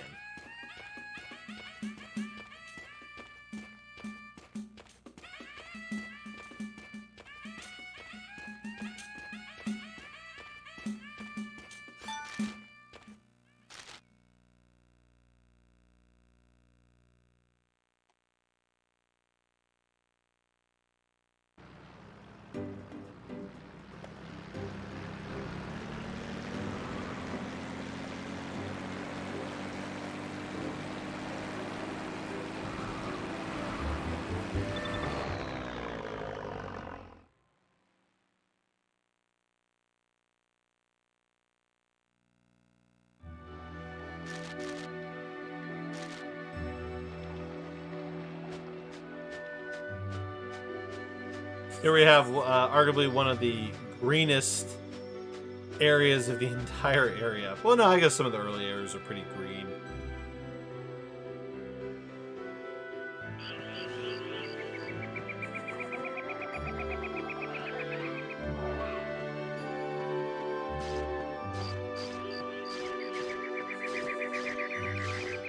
So many enemies to dodge.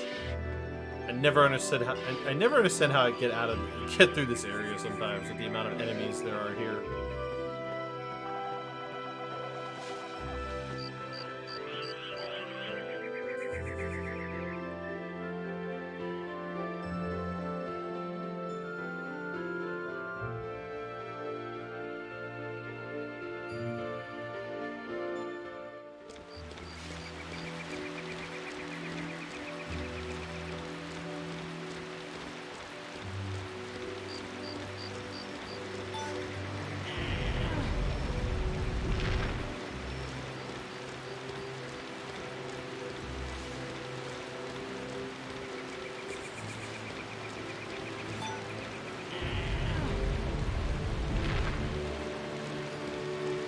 So there's a couple paths that you can. Whoop, mushroom. So there's a couple paths you can take through the jungle here on this screen. The fastest route is to go this way and just push the blocks, because the other one has a lot of like up and downs on the ladder, and the path is a bit more windy, so it is a slower path to take.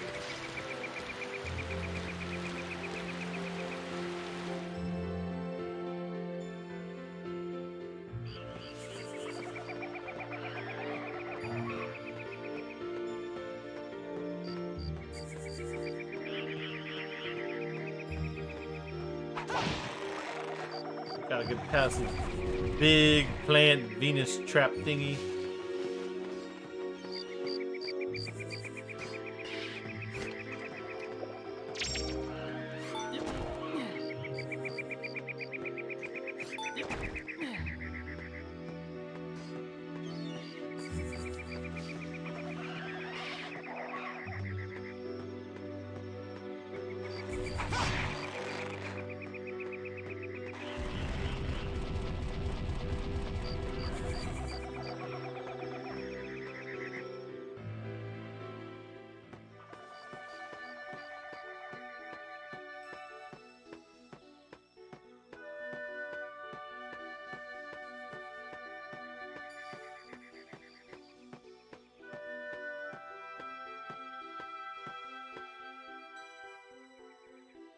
Alright, so we've made it to the temple. So now we just need to get to Seba's room. Seba is the name of the third and final guardian. Seba's orb we will not be using in the run, because what the orb does is it doesn't do anything that benefits the speed run in a useful manner. So the Seba's orb is basically kind of like a protect. It basically is like a damage reduction orb, and so there's not really a place for it in the run, because between Drax orb and Yote's orb, Drax orb being like this like offensive melee attacking like area of effect thing, and Yote's being like a consistent healing, and honestly, like, because reducing the damage you take is kind of a moot point, because we're under-leveled anyway. So sure, we could reduce the damage, but like, who is it benefiting in theory if you're severely under-leveled than you normally should be? So yeah, we will not be using Seba's orb. So if you want to see what Seba's orb does, you'll need to I guess play it yourself then, right? Nudge, nudge, wink, wink.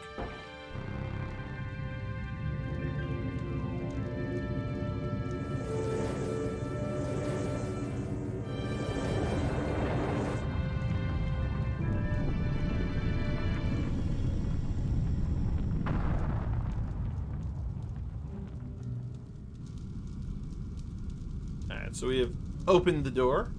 So now we get to head back upstairs and go see Seba. So this is this part of the run. It's kind of like the final calm before the storm, you could say. Not a whole lot's going on here. Obviously, we're gonna be doing the casino section a little bit, and then after the casino section, it like basically becomes like boss rush mode for like the next 30-ish minutes or even longer, like hour. So yeah, we're gonna be having ourselves a fair amount of boss battle after boss, which arguably, like, if you think about it, like, almost feels like you're about to beat the game with the amount of boss battles that we have to fight, compared to like when you actually fight in the final part of the final dungeon. It's like they put like the final dungeon boss rush mode like 30 minutes before the actual final boss.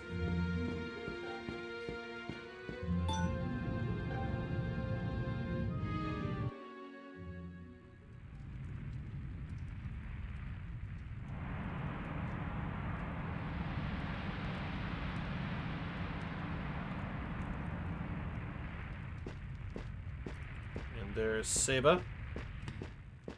One thing to note at this point, Drake, or Drac, Drac and Yote have both been killed by Emilius after we saw them. So we saw them, had a conversation, got the orb, got their power, and apparently Emilius shows up and, you know, cuts their head off.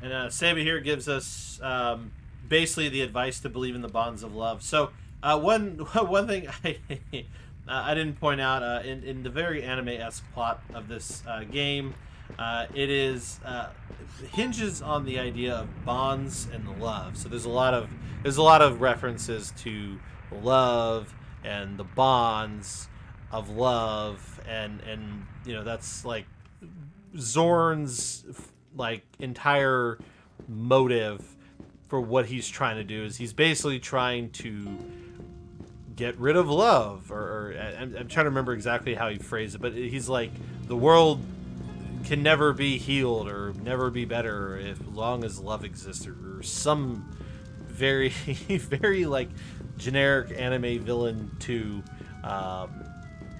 reasoning. Yes, what is love? Chat, don't hurt me no more.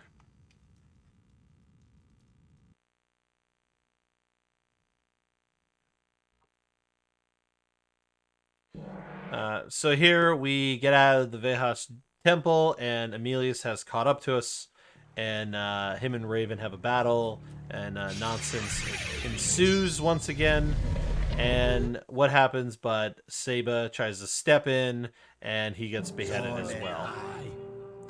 So now all the Guardians are dead, and life is over as we know it. And not Emilius, Alfina has like a moment, you could say, where she kind of passes out from everything that's happened.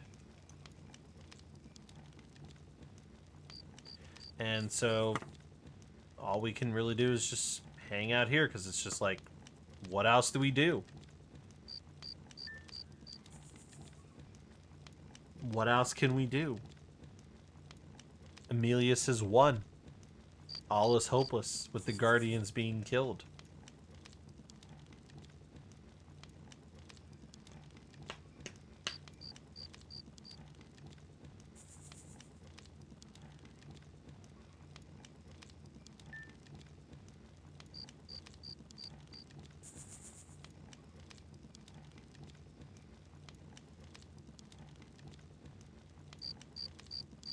So here everyone decides to go to sleep.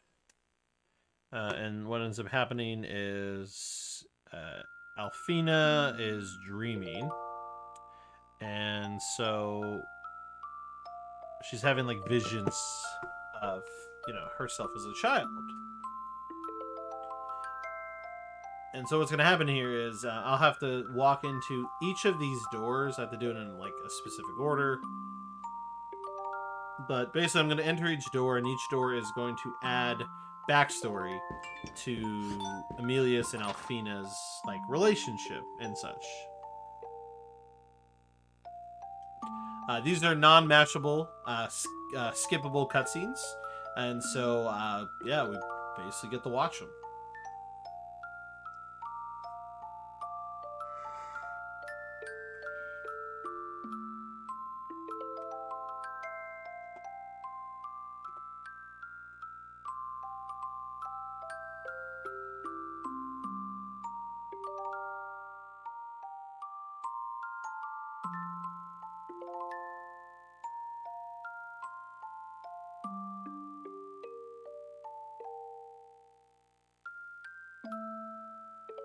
Yes, if you enjoy your music box music, this is going to be playing for a bit. So definitely sit back, enjoy, because we're going to be headed to the casino after this, and that music you will be hearing for a while, depending on how it goes.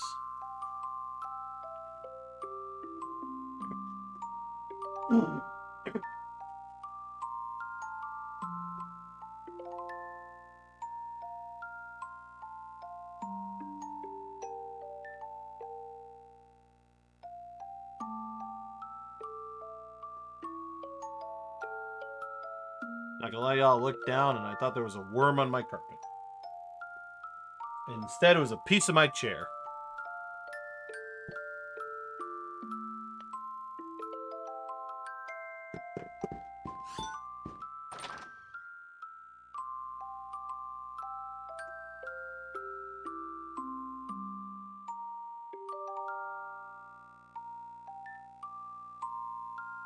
Yeah, essentially, as I try my best to kind of like cliff note this for anybody who might only be listening and not watching the screen.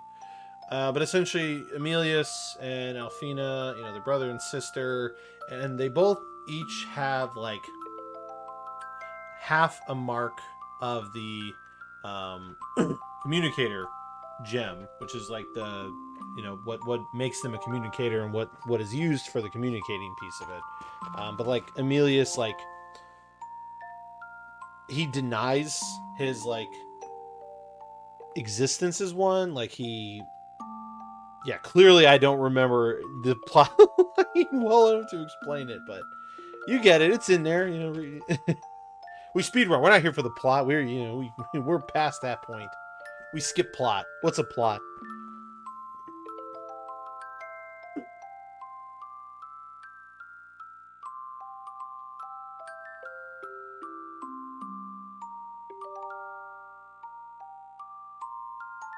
Also, check out the forehead on Kid Emilius.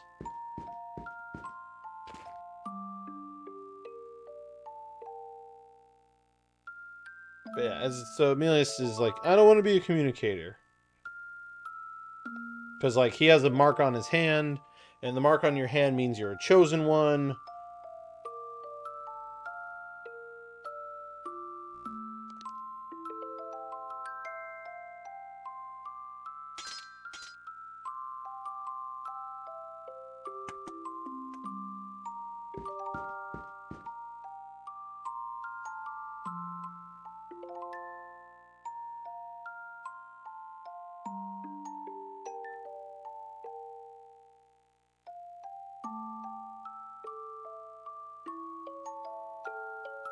Yeah, like, he has, like, Emilius has, like, some sort of, like, complex, you could say. Like,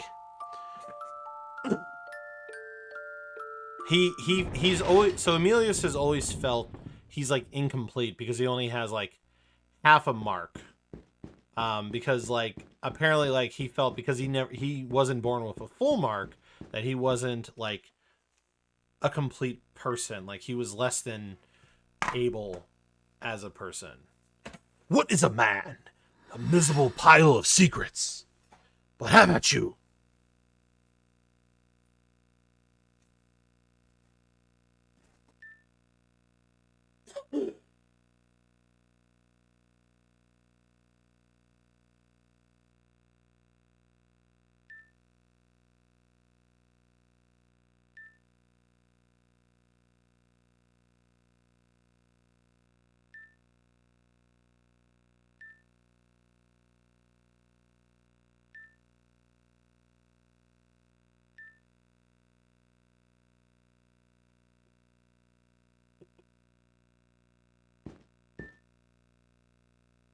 Plot fans in shambles. Well, you know what? Here's the good news. Give me a dartboard of common anime plot points and just throw the dart at it, and you've pretty much got this story in a nutshell.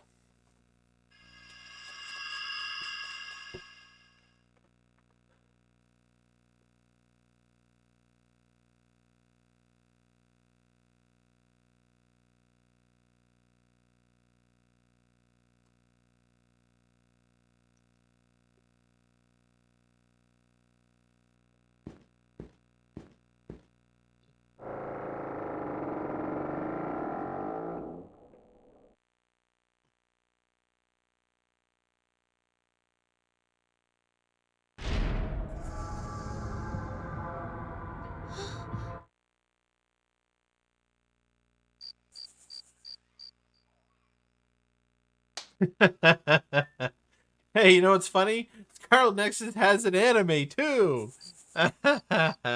Anyway.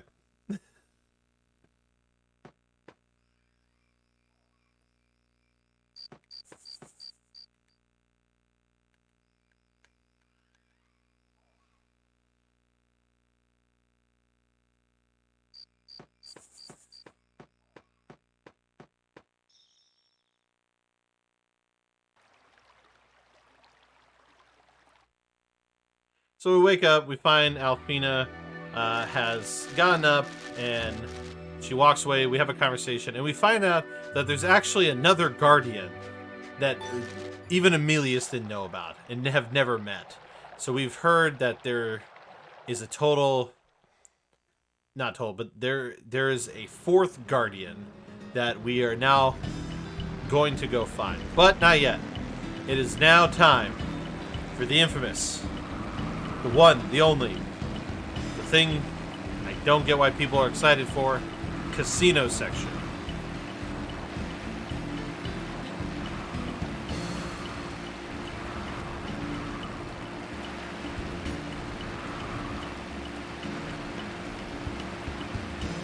So we're flying back to Saboteur Harbor, where the casino is. And so we're going to make a safety save, because if you don't win anything in the first two hands, you have to load a save file, because then you're out of medals. If you don't safety save, you've, like, just killed your run. Alright, y'all. You heard casino. Everyone's coming out of the woodworks now. It is time.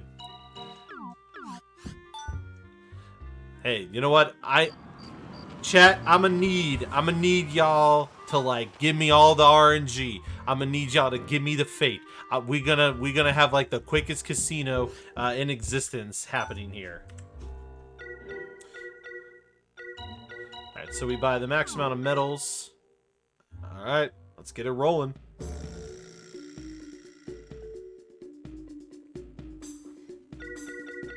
Alright, so we bet all the money.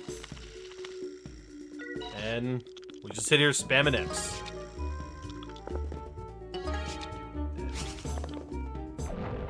Alright, we're off to a great start. We got the death blow, which is an instant loss. I call it the snake eyes. Off to an amazing start already.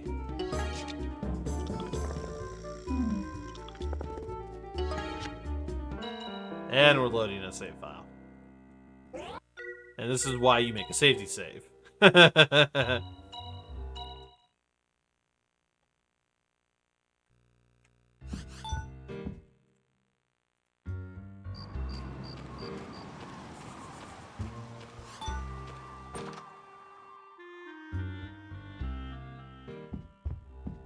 So all you gambling addicts, I hope this will give you your fill.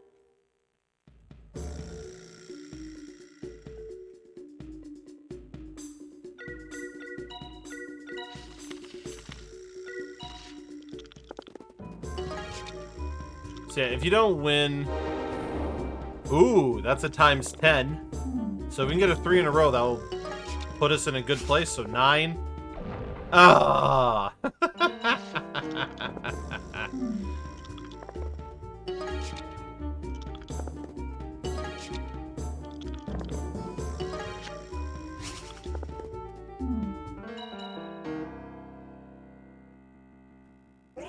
Yeah, the classic 10 times into a death blow.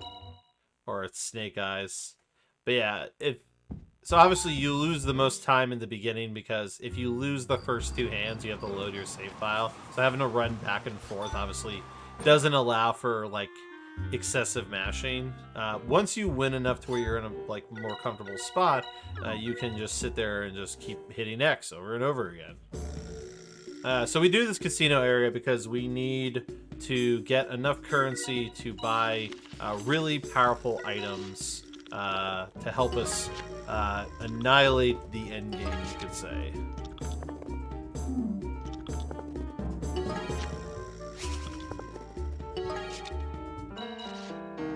Really, we get the one card outside of the 3 times.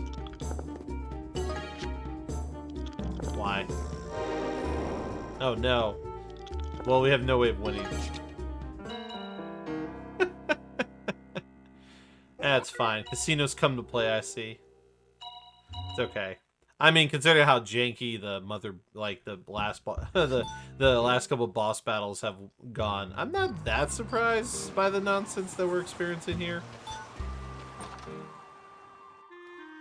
Hey, I asked for nothing. Okay, maybe I asked for something.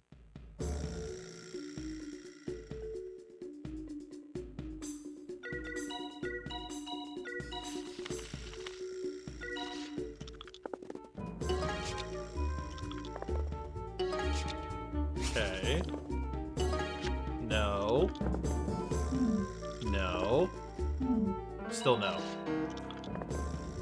This is probably the longest I think I've gone without winning even, like, a tiny hand. Yeah, maybe. No. Maybe. No.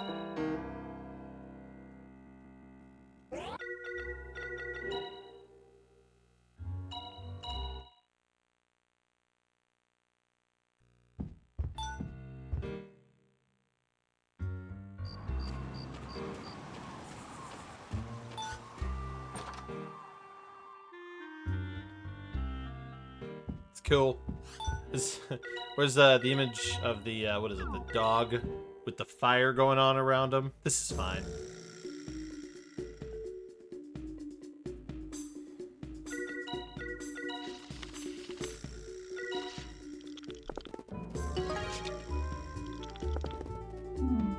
Will we win our first hand?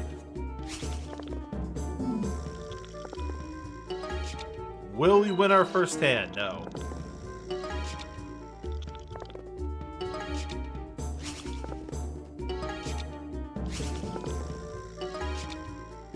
Eh? Ah, we basically had like 3 shots at winning. Like we got the one.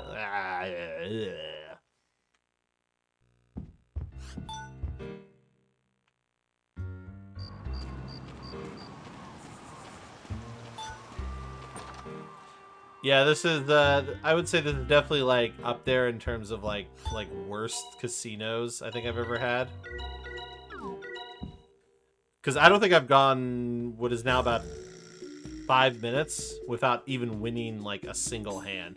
Mind you, I need 215,000 medals for the end game, and I have none.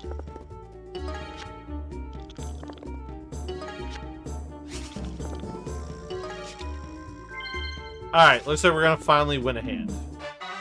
We finally won 2,000. Yep. 10 times 10. Can we get a 3-fer? Oh my god. Okay, what's happening? Okay, we can't win anything. Damn! That was about to be times 100. That would have like basically put us back in a good place.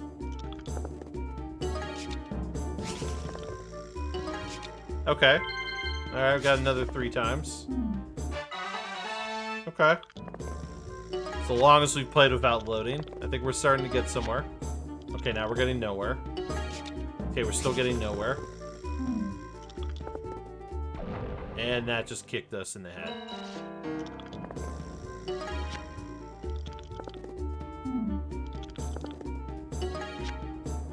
Okay. Okay, so... Okay. Things are... Mind you, winning 2,000 is not helping. Other than keeping things from loading.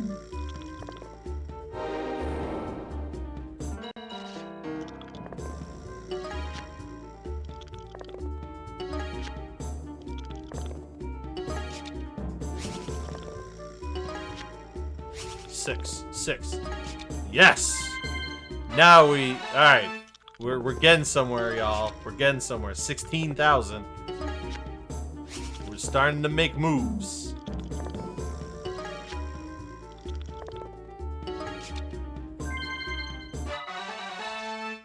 Alright, alright.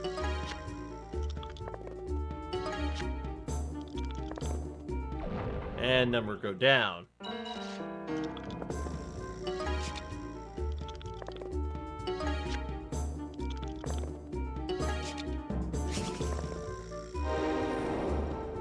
Come on, 10. So that the 2 hearts gives you 10 times the winnings.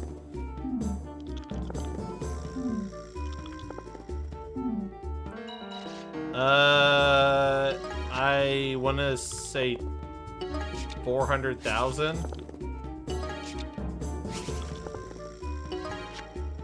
Okay. Ooh, wait. We can get a 5. We almost got 100,000 right there, baby.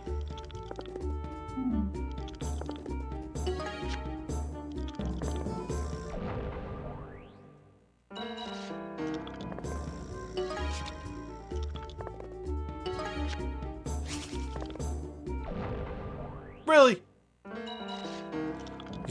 Put in the reds. All right, we'll put in the reds. We'll put in the reds. Let's finish this hand.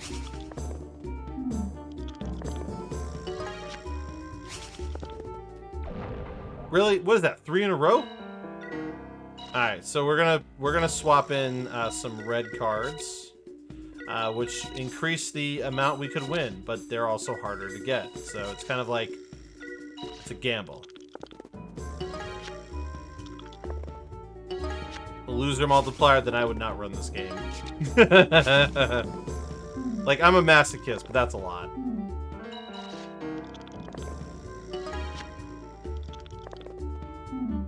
Hell, I don't think anybody would run this game.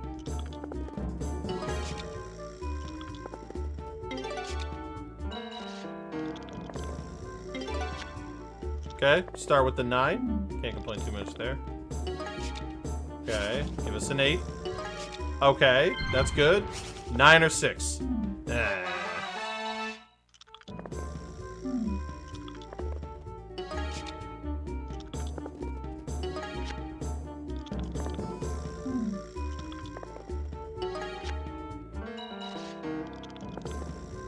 At least we haven't had to load the save, but that's assuming the next 24 hands don't fail me. Man, today is the day of snake eyes. I've never gotten this many, like, 12s, or death blows, as they're called.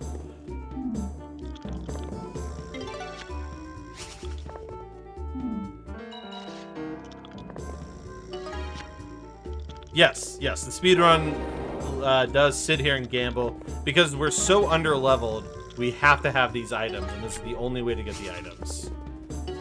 At least in an abundance. But everybody who watches my stream loves this part of the run for some reason. 3. Ah, that would have been a massive bonus. Oh, really? I have to look at the speedrun for Suiki. Suikoden 4. Come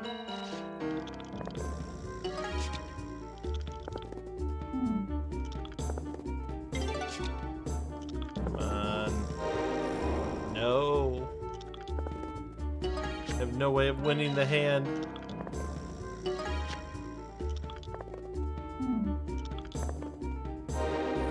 I keep getting the double 2s, but I can never follow through on a win. Like, I've gotten the double 2s a lot, but I can't seem to get 3 of a kind. Okay. No. Really? Did I just get 4 3 times in a row? Y'all saw that, right? I got 4 3 times in a row.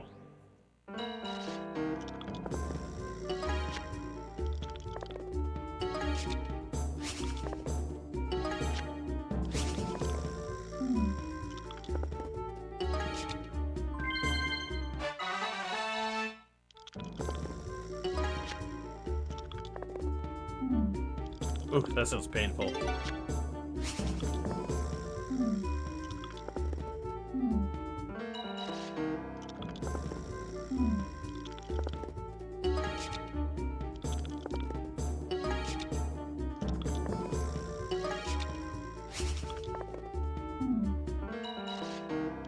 I had to say it, but I think we're gonna have to invoke the safety save. We're not doing so hot on the gambling right now.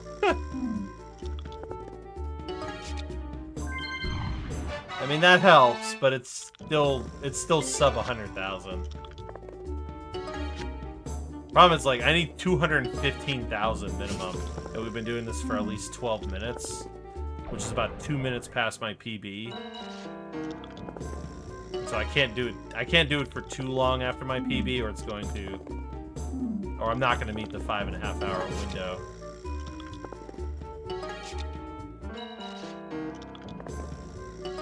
And I know we're like, what, an hour behind?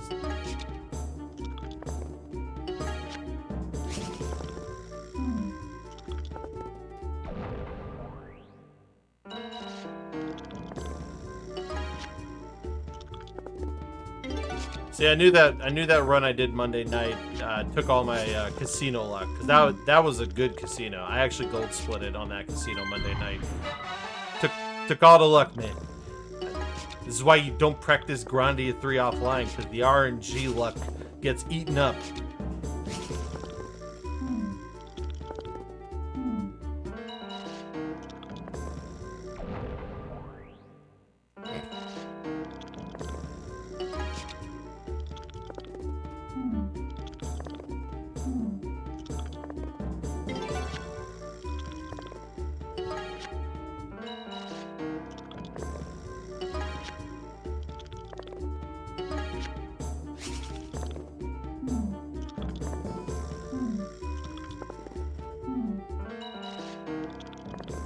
You promise? Alright, man. I hope you're right.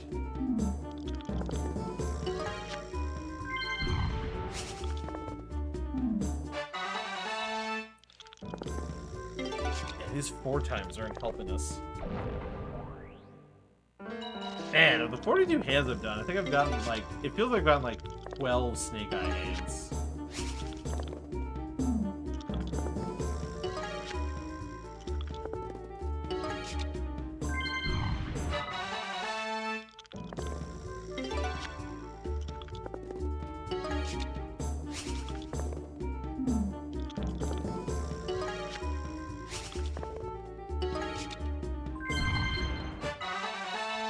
Okay.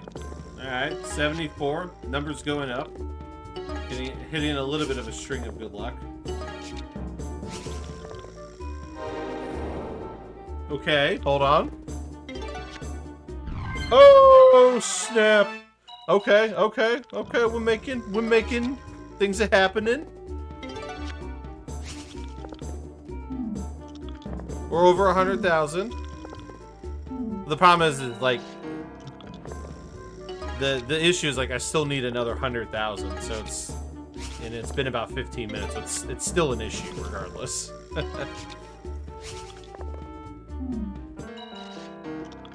Unless I get like a huge win here, it's gonna be an issue.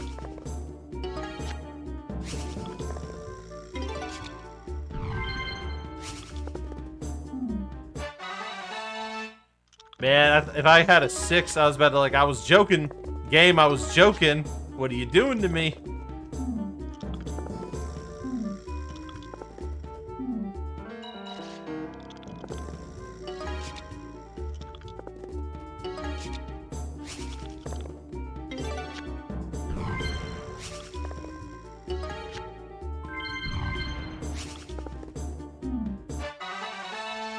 Okay, okay.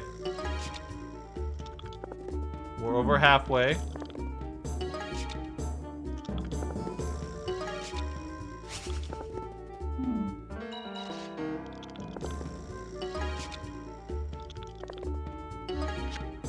Ooh, that's not good.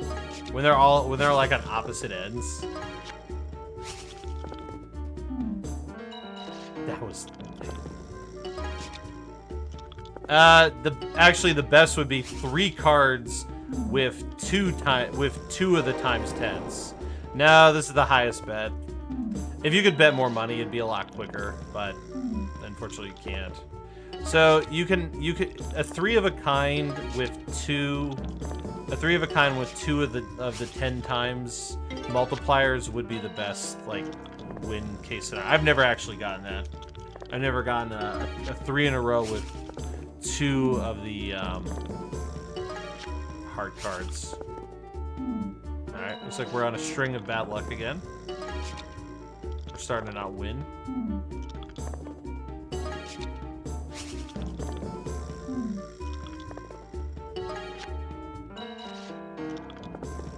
Like it comes and goes. Win, win, win, lose, lose, lose, win, win, win, lose, lose, lose.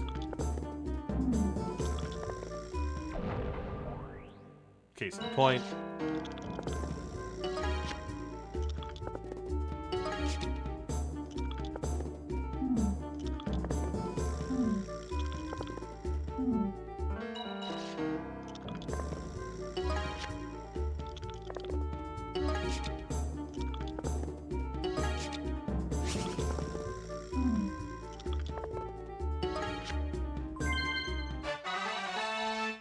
Okay.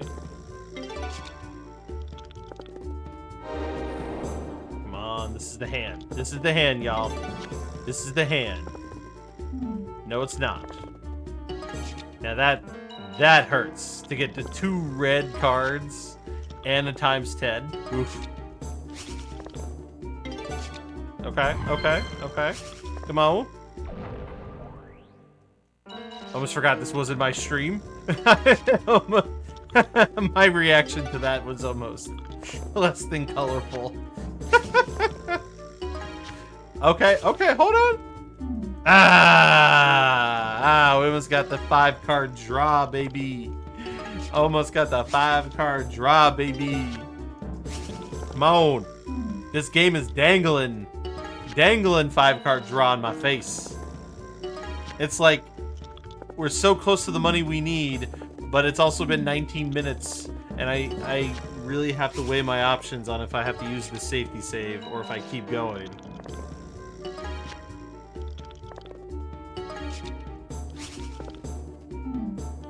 Yeah. Oh, 100%. The game's been trolling me for a little while now.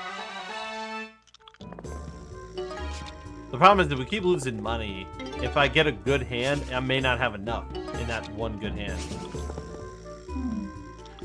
You know, I actually had a really good casino the last time I ran this in a marathon. I did it like a cutscene % thing, and I was arguably on world record pace in that run if we weren't watching the cutscenes. I actually had really good RNG that run.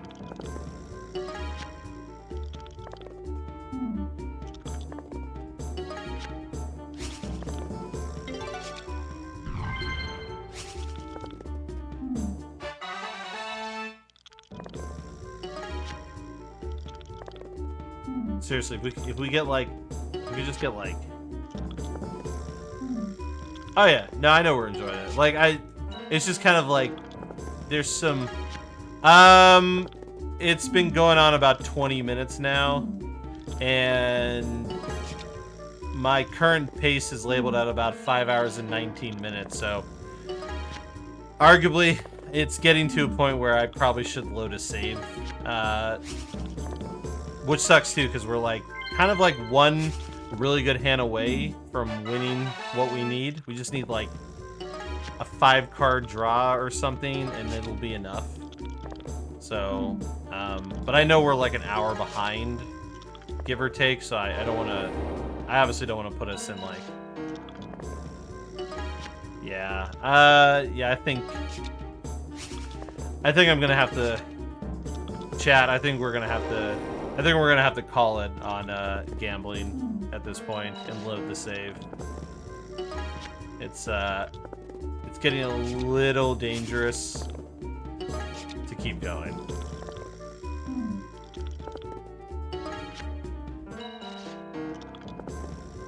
We'll maybe go to 80 hands and call it like 5. I think we can do 5 more hands. Yeah. Yeah, we'll do up to 80 hands.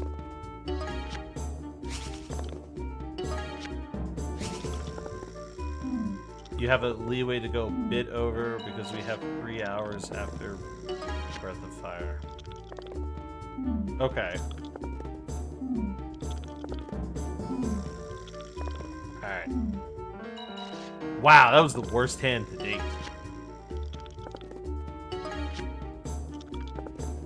No worries. I won't go that much over. If I go over, it won't be by that much.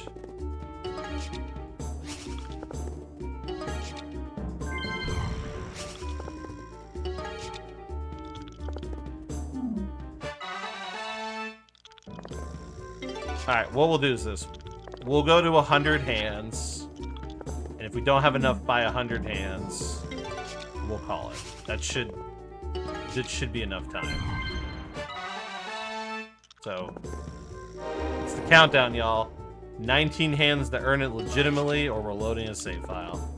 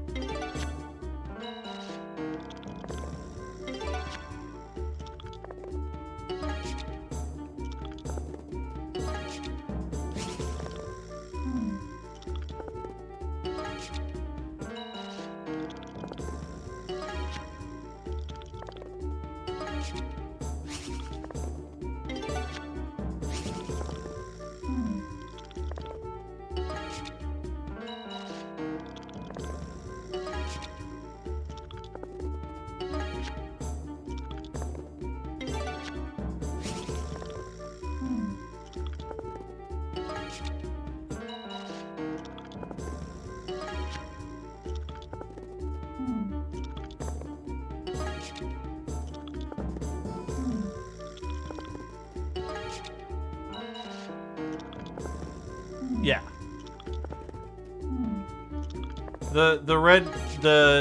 If you don't use the red cards, then the best you can do with a 5-card hand is 100,000. If you get a 5-card hand and you get a side bet going.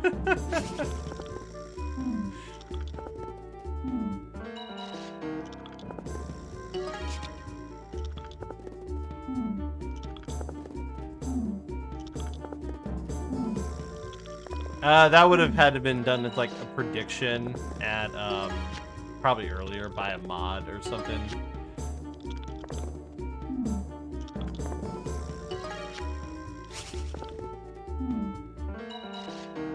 Alright, last 10 hands.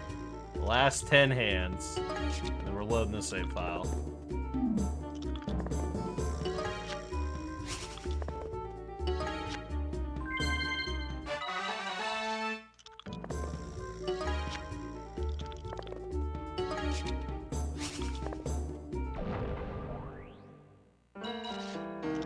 Final 8 hands.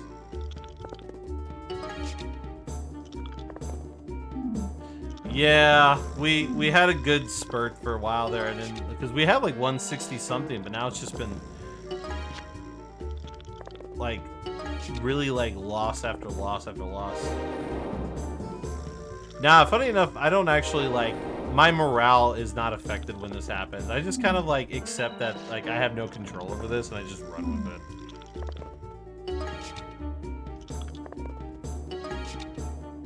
Which is funny because like other games I speedrun, like I'll get like frustrated and like get like upset over stuff like this, but like I don't actually do it on here.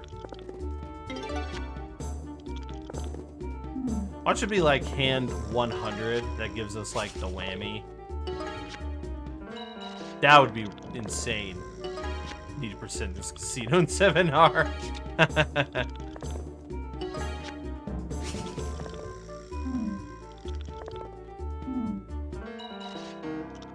Honestly, I might cry if like hand 100 is the one that like gives me the win. Because honestly, we haven't won much in the last like several hands. Okay, so a little bit of a win here. 2,000 ain't gonna cut it though. All right, last 3 hands.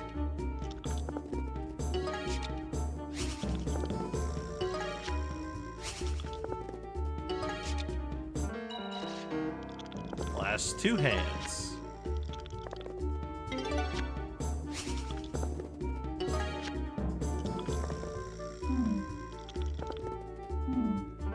Alright, final hand.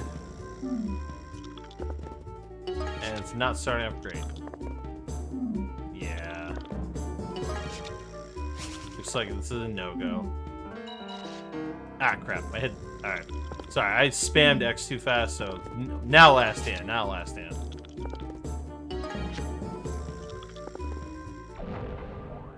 That's a way to end it. Alright. Yeah, we gave it a good effort. So I have a save file here. I want to say it's this one. Alright, so what would normally happen, thank you for bearing with me there. It is unfortunate. So what happens there is once you win all the money, you then proceed to buy a bunch of items. I think on the save file, I've actually already bought the items, but okay. So you buy a bunch of feathers, Mogwai bombs, platinum feathers, a volcano egg, some holy waters. So we have everything we need. So let's get out of here, and yeah, let's continue on. All right. But no worries for those who enjoyed the casino. If you want to see it in a non-marathon setting, then definitely come by like my channel when I run the game and enjoy the nonsense there, where we're not restricted by marathon timers.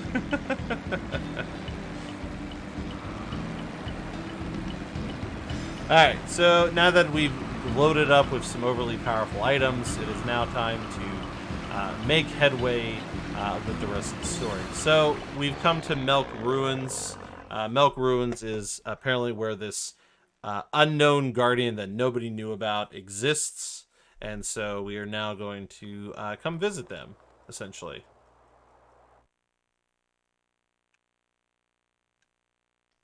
So right off the bat at the beginning here, there is a boss battle that we have to fight. So we got to gear ourselves up first. So mithril leggings. Let's see, Yuki's badge. Let's see, first ring. Mithril leggings, ebony armor. Sun cards. Lake egg. Ring.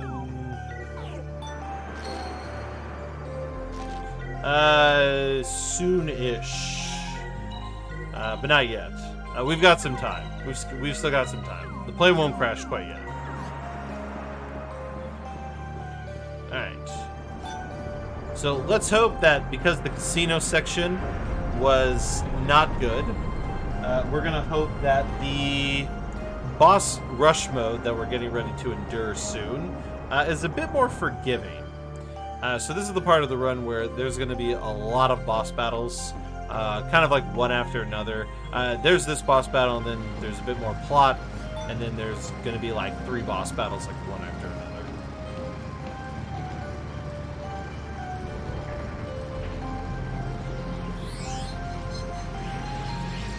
So before we can travel in the ruins here, we have to deal with the guardian of the ruins.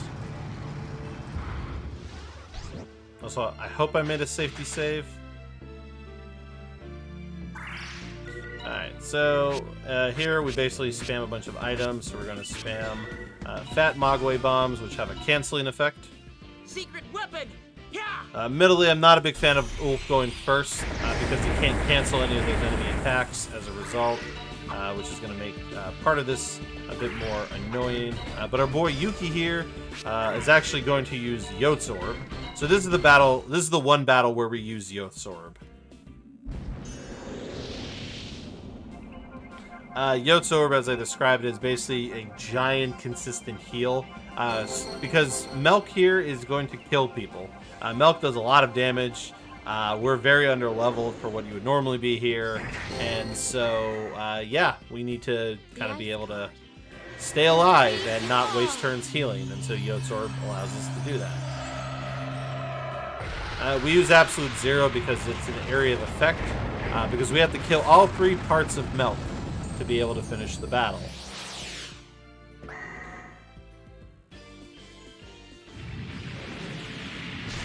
So it's unfortunate, but don't worry, Donna will be alive in a little bit here. It's unfortunate she's dead while I use this gold feather, though. Actually, no, it works out. Alfina hasn't taken her turn yet. Let's see. So actually, I'm going to have him defend. No, she got canceled.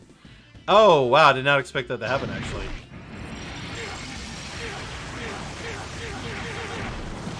I see RNG is still playing the mean guy right now.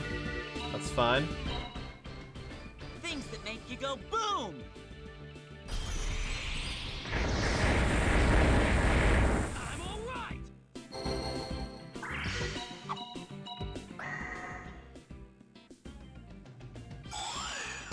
How could this happen?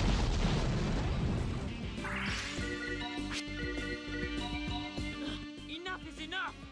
Let me give this a try.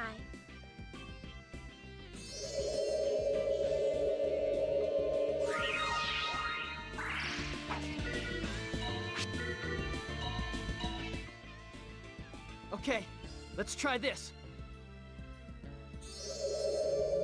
A little unfortunate that Donna has been killed several times now.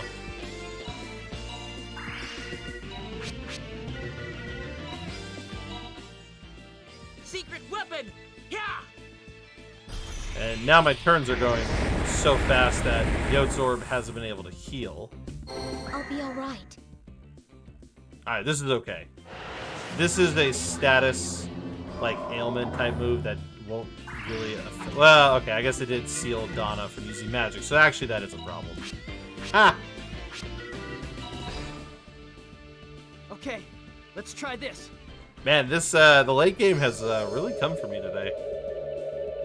That's Grandia. That is the Grandia run in a nutshell. Yep, she can't use magic.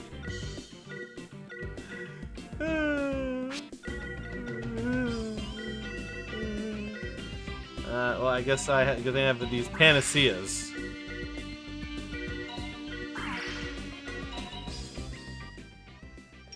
Why don't we try this?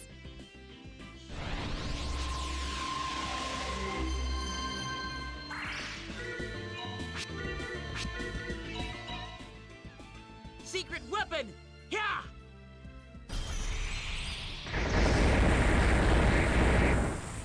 Man, it's a good thing I have a lot of extra, like, coins to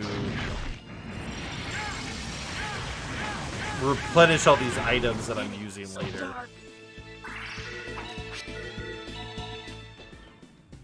Okay, let's try this.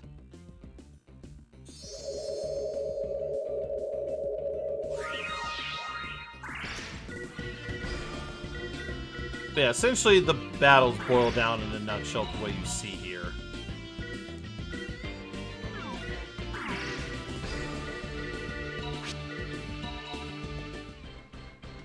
Let me give this a try.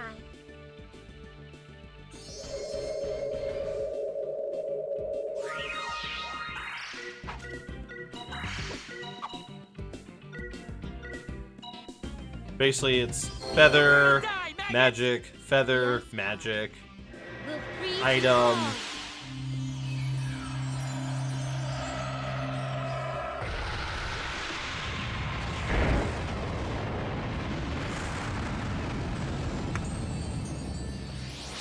Yeah, Ulf going first was kind of bad luck because he went too fast, so the enemy couldn't take their turn later. I'll get him this time.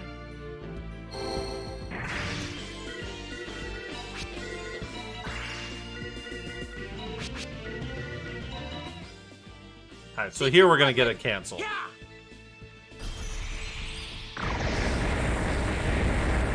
And looks like we took out the C part. Let me give this a try. Yeah, we should be able to get through this battle.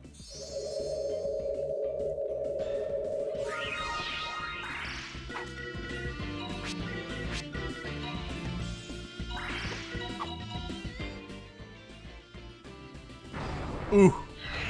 Cornelius.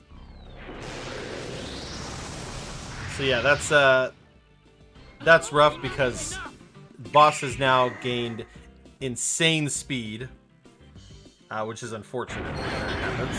I'll be fine.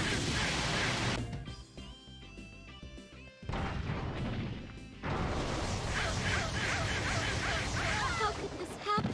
Let's say, I guess I take back my previous comment. Since Okay, the two let's try DPSs are both dead.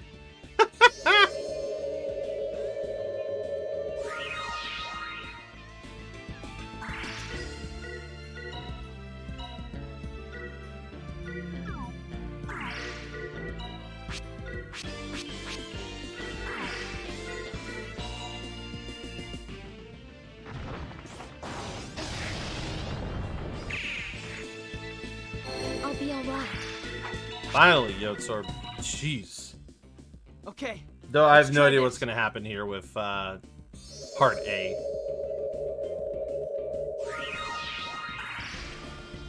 Alright. I think we've finally salvaged stuff. Nope, we have not. So this hits Ulf. You know what? That's good. That's fine if it's Yuki. Not like That's this. fine if it's Yuki. We okay. Secret weapon! Because this will take out part B.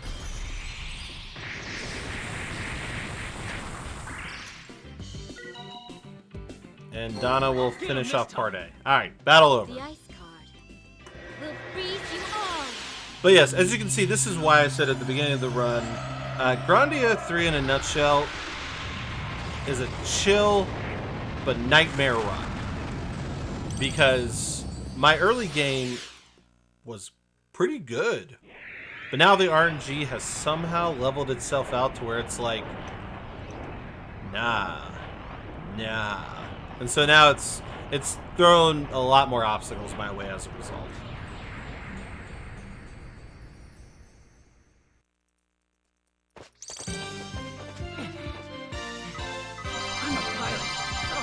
this. But we've made it through the battle. So now we continue up the tower.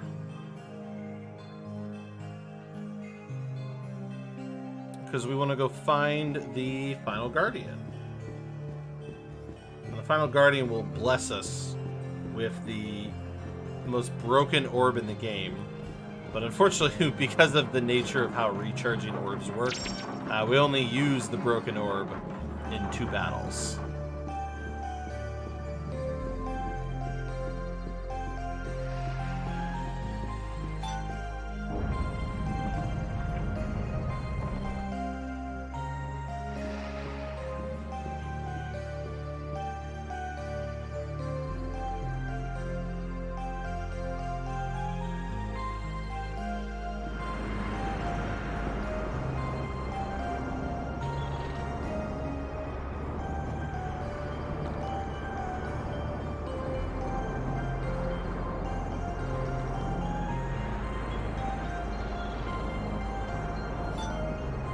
Yeah, since we're basically headed to the end game part of the game, enemies are like way more dangerous as a result, and so you definitely don't want to get a random encounter if you can help it.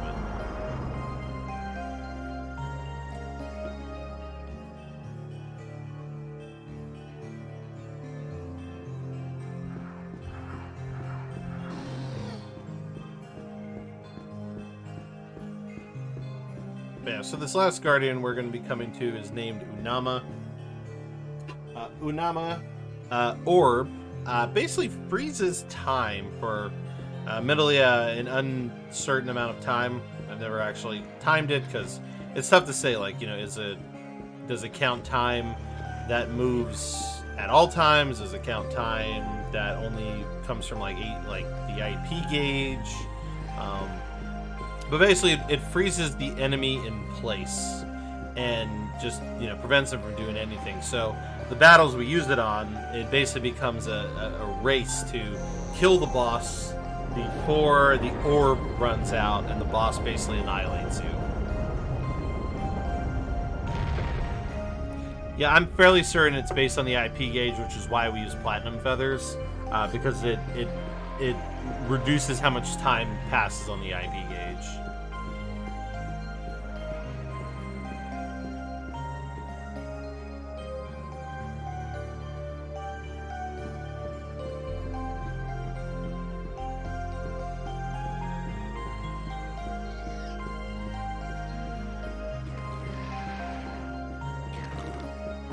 There's actually a lot of the chests in this area. The chests in this area do house a lot of good items. There's actually a chest that you can find in this area that will have a platinum feather, and it will have a like fat mogwai bomb, for instance. Ha! Kiss my tail. PKs from Lufia too. Who knows? Maybe. But it is what they call the combat system. Their version of the ETB is referred to as the IP gauge. Is like the IP bar or IP gauge. But yeah, there's actually some really powerful items in this area. The problem is like most of them are not on the path, and the really good items are walled behind some very powerful enemies that we don't fight. Yep. That's welcome to being underleveled for a speedrun. It's essentially what that is. The enemies are like way too powerful at times. Kiss my tail. The developers of the game definitely expected you to grind levels and level up your characters a lot too, because like honestly, like it was pointed out earlier, the XP you get from battles is pretty crap, and it takes a lot of battles to really level up. But we are done dodging enemies, so almost died, but we got out of there fairly safe.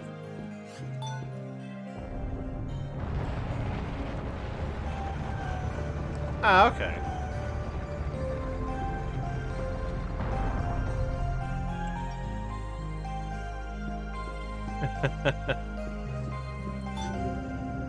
Honestly, this is like the one speedrun where I've come to just kind of accept RNG for what it is and not get too mad at it.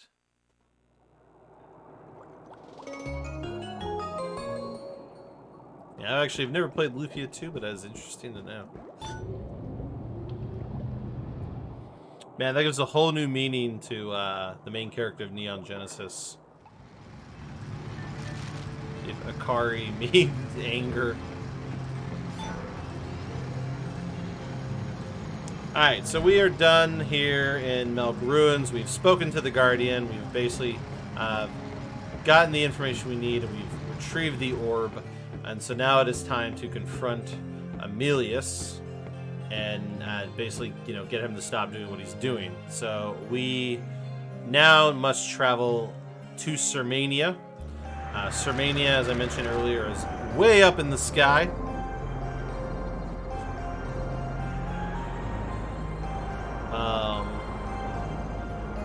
Way up in the sky.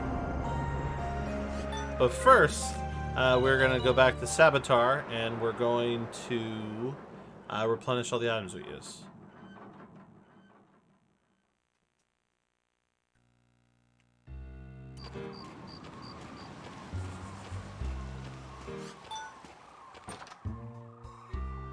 Fury still gives a great meaning to Neon Genesis character. Alright, so we're going to replenish all the items we use. So platinum feathers, Mogwai bombs, and gold feathers. And that should be it. Going back to the casino, because I don't think I touched on this. The goal of the casino was, or if we actually did it in a normal speedrun setting, was that we needed to Gamba time. You missed it. If that means like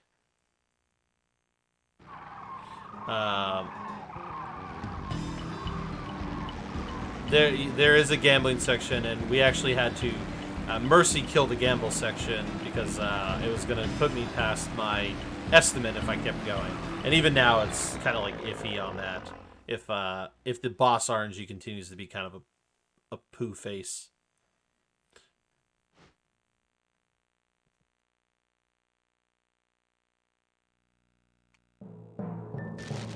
So here we've arrived in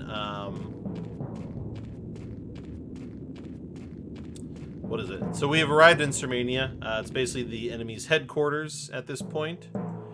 And so we are trying to stop Emilius. So we are basically here at the bottom of it. And so now we need to travel upwards and find our brother. Ha! Kiss my tail! Just realized Donna's still dead. No worries, there's a save point before the next boss.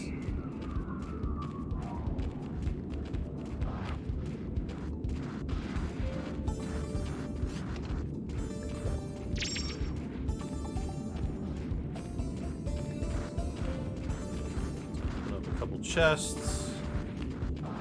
There's a lot of winding roads here. Yeah, honestly, for a PS2 game, and I am playing this on actual PS2 hardware.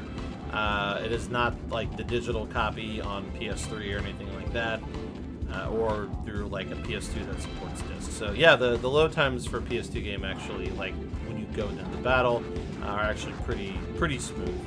The game only seems to have like delayed load times when you load a save or if you skip a cutscene.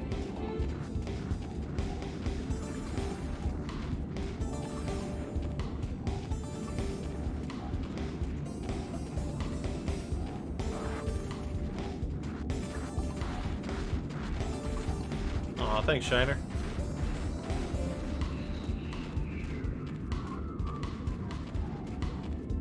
Yeah, I can't say I have a NES game. I don't know if I have the patience or skill to learn a NES game, because I know a lot of those can be pretty brutal at times. But I do run a mix of like modern and like retro games. So, and there'll be like more retro games that come later as I learn more and more stuff. Donna needs the volcano egg.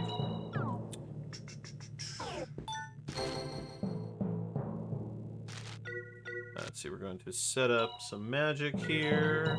Remove absolute 0 for galactic bang. Set up some skills, remove water mastery for fire mastery.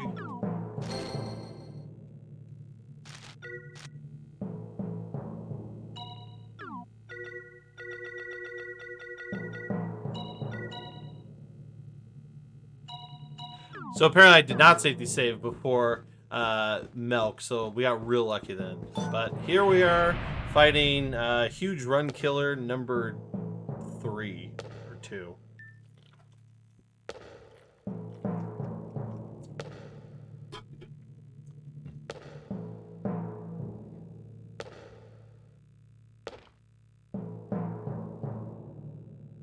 I mean, the game does feel like there was probably a lot of cut content at the end of the day. So here we fight Violetta by herself. This is another battle where literally the RNG can just be like, screw you. This'll make you nice and hot. You know, you suck. Like right now, this is actually a really bad start because she's died. We're going to attempt to bring her back to life, but it really depends on how we can, you know, do the rest of this battle. Secret weapon! So yeah. Somebody dying at the beginning of the battle makes it more difficult. Thankfully, we might be able to salvage something out of this. This should help.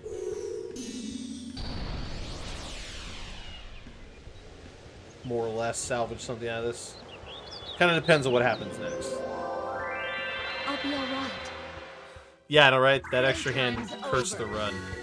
But no worries. We've got the extra coinage. Normally you wouldn't necessarily have this if you did the casino section legitimately, but we've made it so, yeah, we're going to wreck face. The destruction card. Face the flames of judgment.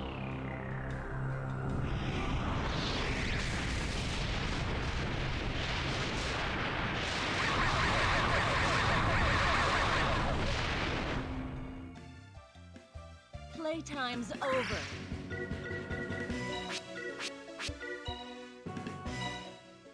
Secret weapon! Yeah!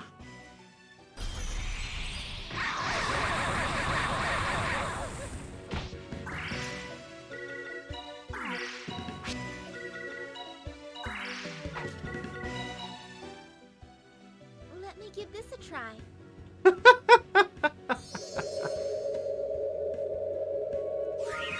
Nah, it definitely looks as cool as it does.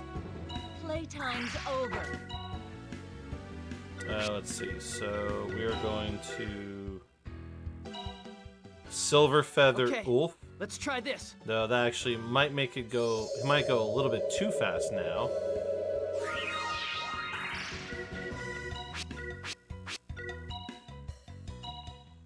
Because yeah, I don't think this will cancel. Yeah! Yes, yes. There are 2 targets. Violetta and Violetta's weapon. Which is what makes the battle more painful, because her weapon has so much HP. The likelihood of you killing her weapon before, like, killing her is, like, next to none. Now, maybe if you played it casually and you're leveled up properly, it might fare you better, but, yeah. So, here's a case where, depending on what's about to happen...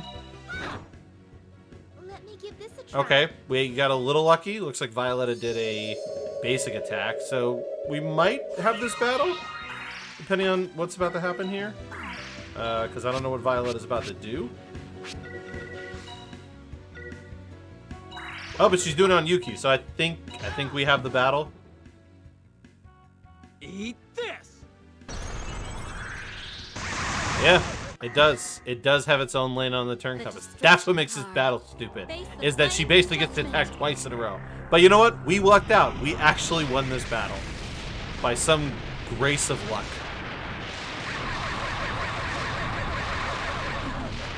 Got some great moves. I knew it. Luck wasn't with us this time.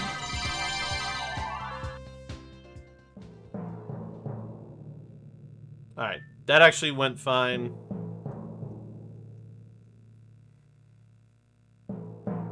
Have been redeemed. What I am going to do, so traditionally you don't do this in a non-marathon setting, but in an interest to try and make the next two battles smoother and safer, and even the battles that follow it, I am going to actually make a trip back to the casino to buy the items I just spent back. I'm gonna replenish my items again. Normally you wouldn't do that.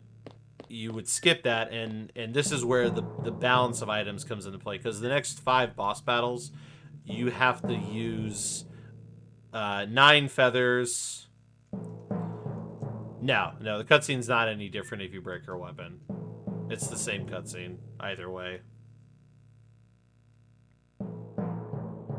Sadly, the game was not ahead of its time in terms of like presentation in that scale, where it like thinks, oh, let's incorporate, like, if you do this, then this happens. I wish, but it's not. But yeah, so normally what you would do here is you would just continue on and you fight the next boss battle, because there's pretty much another boss battle in the next like few minutes or so. But it's a game of balancing item management and, you know, making sure you don't overuse certain weapons, because you need certain weapons for certain battles and such. And so if you overuse one type of feather in one battle, then it's going to make, you know, the subsequent battle harder, because you use some of the items of Violetta. So what we're going to do is we're going to go back. Obviously, it's a time loss, but it's a time loss to do this, but it's a time gain for the battles you're going to fight. In theory. Obviously, RNG can still be RNG.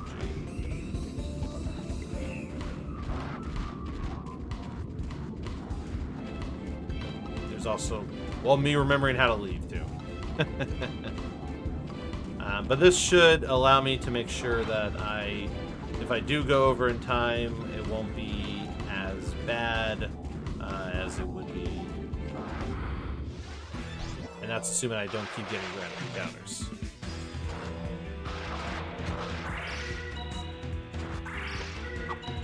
Ha! Kiss my tail! What is BORT? To be honest with you, I have not heard that terminology. I have not come across that terminology yet to know the acronym.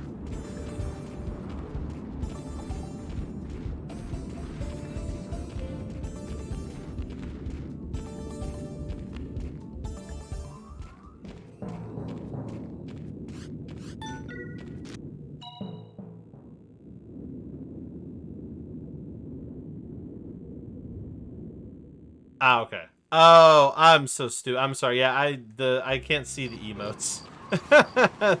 That explains it. Okay, that explains it. I'm sorry, y'all. I'm an idiot. I forgot I can only see the text of the words. Alright, so 3 platinum feathers, 3 Mogwai bombs, one of these, one of these, and we didn't use any gold feathers. Alright.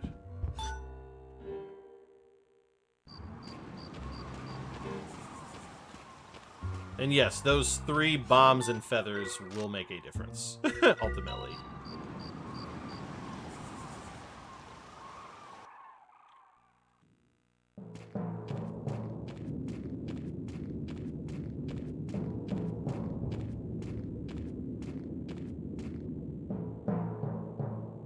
Alright, let's continue on with the boss rush.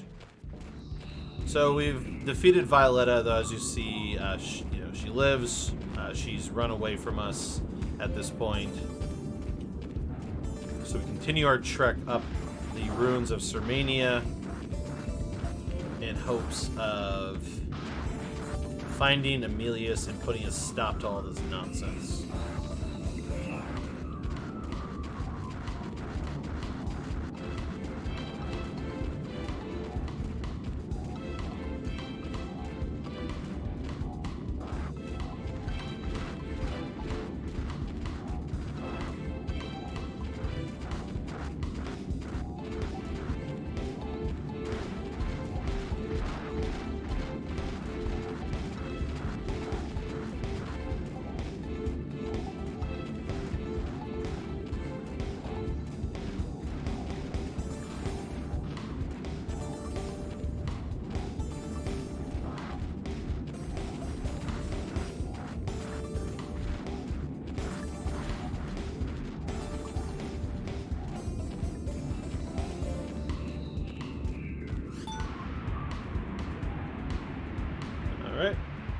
for the most part, we're basically back to where we started.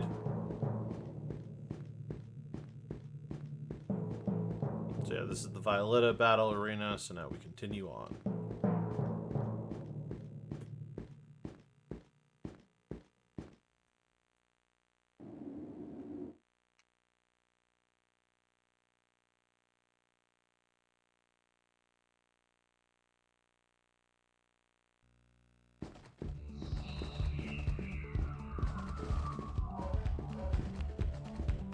A little bit of enemy dodging happening here.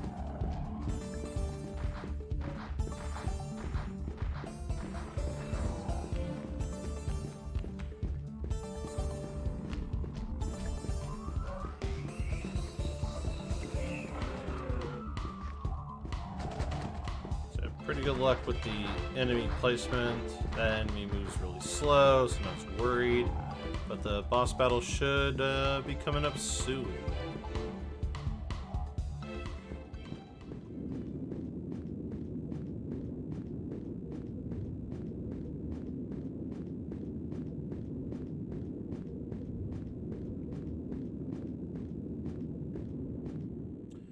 Here, Amelius and Raven have their final battle, and you know, Raven dies. Let's see.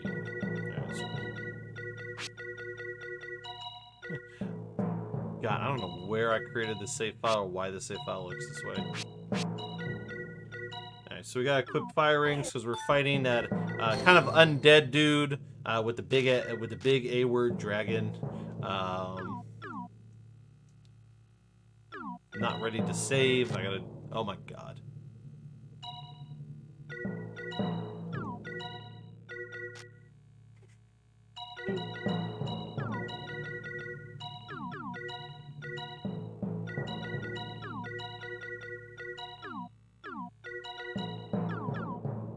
Alright, now I'm ready to save.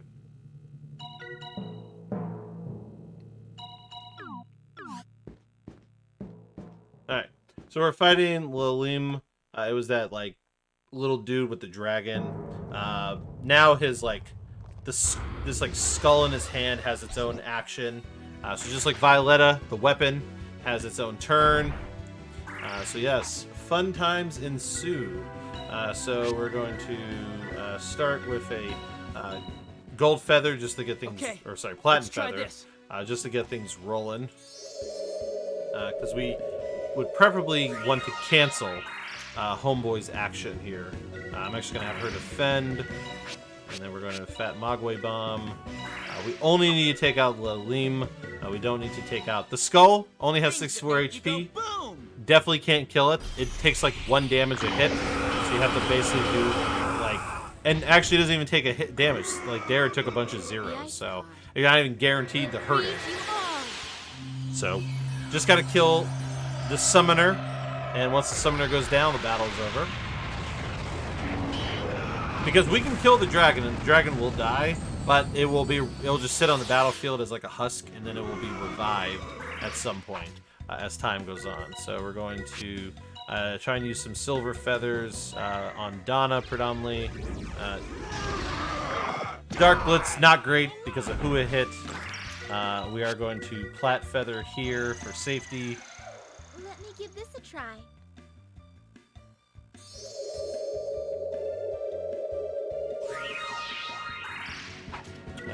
Defend, since he has nothing to do. Fat Mogwai Bomb. And Absolute Zero. Things that make you go boom. So this will cancel the dragon. And actually, it kills the dragon too, so that's good. And I think we could get a combo. I think we're going to get the combo. So with combos, you basically, if you can stun an enemy, so some enemies, like when you hit them, like Lalim there when flying in the air, if you can get an action to happen quick enough, it can usually hit as a combo. But unfortunately, the game has problems like showing damages at the top there, so you don't always catch what it shows. Let's see. So we're gonna silver feather Donna. Let me give this a try. I don't want to use too many platinum feathers because I need them for the upcoming boss. So Donna is going to do her spell. We're going to Silver Feather Ulf at this point. Okay, let's try this. Essentially, the goal is to not really let them take a turn. This actually works out because I think it's going to lead to another combo, which will do like almost Secret 9,000 weapon! damage. Yeah! So, because it should launch him in the air. And yep, another The 11 ice hit combo. We'll freeze you all. That's kind of what you want to get maximum damage output.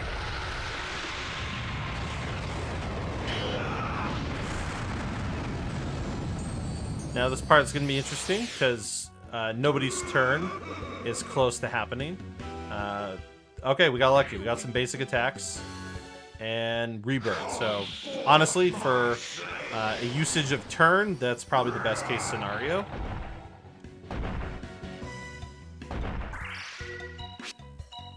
And we're going to go ahead and cancel. Secret weapon! Yeah!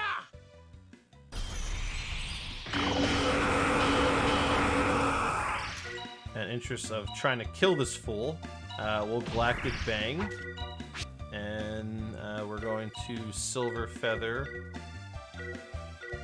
Ulf. Okay, let's try this. We should be able to end this in this next set of turns.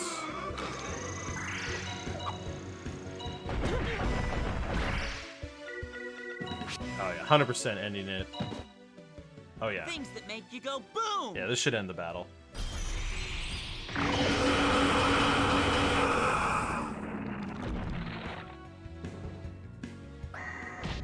And there it is. The power of 1,000 suns. You know, actually, considering we ran back and picked up some items, the time loss was actually pretty minimal.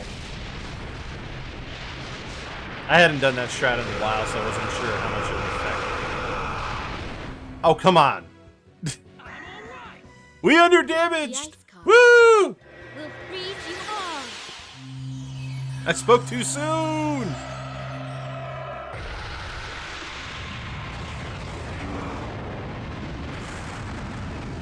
But hey, 25 hit combo, right? My time has come to return to darkness. It's fine, dude.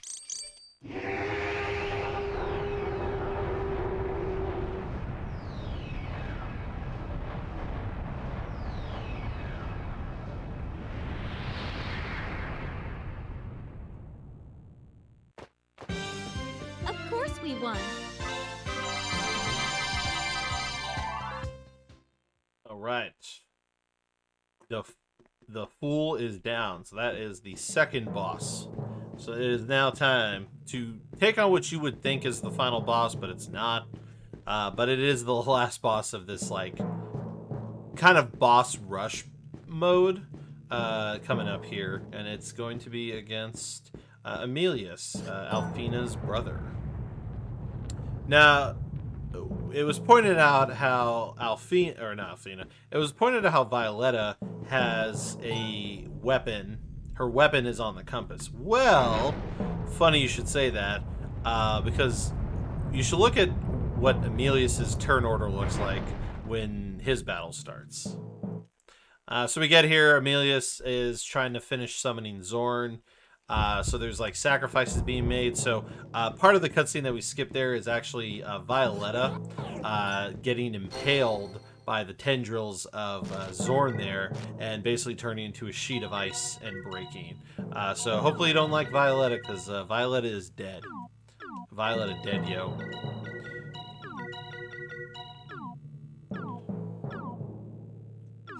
And I should do this menu first. Let's see, volcano egg.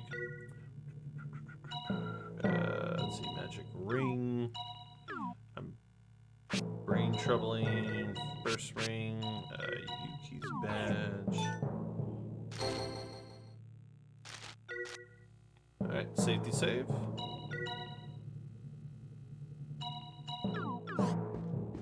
All right, time to fight Amelia. So this is where you're gonna see the power of Unama's orb, and it's so this is one of the 2 battles we use it on. So Unama's orb, like I said, is going to freeze the entire enemy in place for, you know, an undetermined amount of time. Basically, all I know is that it's going to freeze the enemy, and I'm going to basically need to go as fast as possible to wreck its face. So we're going to use Unama's orb first turn. But yeah, take a look at this wheel. Emilius has 4 actions. He's got, like, himself, a weapon, another weapon, and then there's like an orb or something in there. Like you're fighting one enemy, but he can attack you 4 times. Alright, and let the shenanigans begin. Now we have to be careful, because we need to attack Emilius, especially because we use a lot of single target spells. So it's you can't spam right away, or you're going to hit the wrong enemy, and then it's a problem.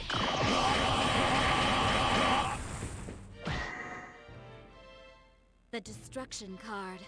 Face the flames of judgment. And essentially what we do is we're going to aim to use feathers to essentially push the turn order to go as fast as possible. So I'm actually going to use a gold feather this turn, just to kind of because the goal is to make Yuki the one who uses the feathers. But I didn't want too much time to pass before he had his turn, so we did it this way, and now he's going to use a platinum feather, and this will make everybody take their turn. Okay, let's try this. Pretty much the spam begins here, so essentially should go like, everybody take their turn, and yeah, we wreck face.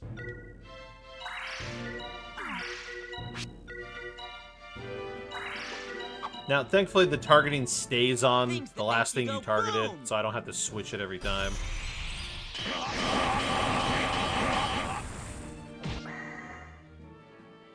The destruction card. Face the flames of judgment.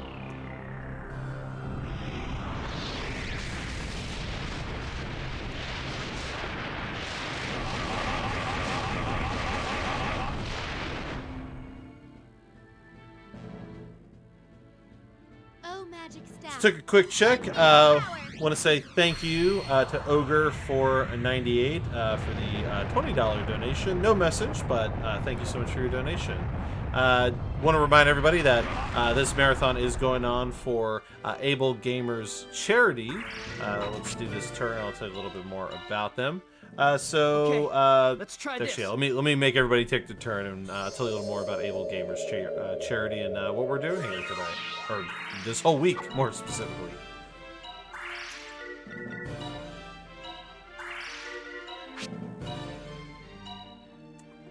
So basically there's millions of people with disabilities who can't play video games without some sort of expensive equipment that would allow them to play the video game.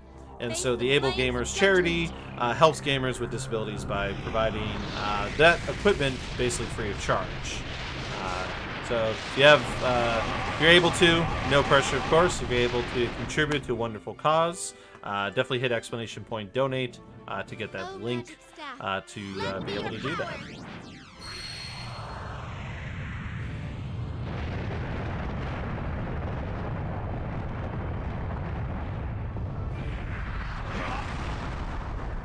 Alright, so far this is going pretty well.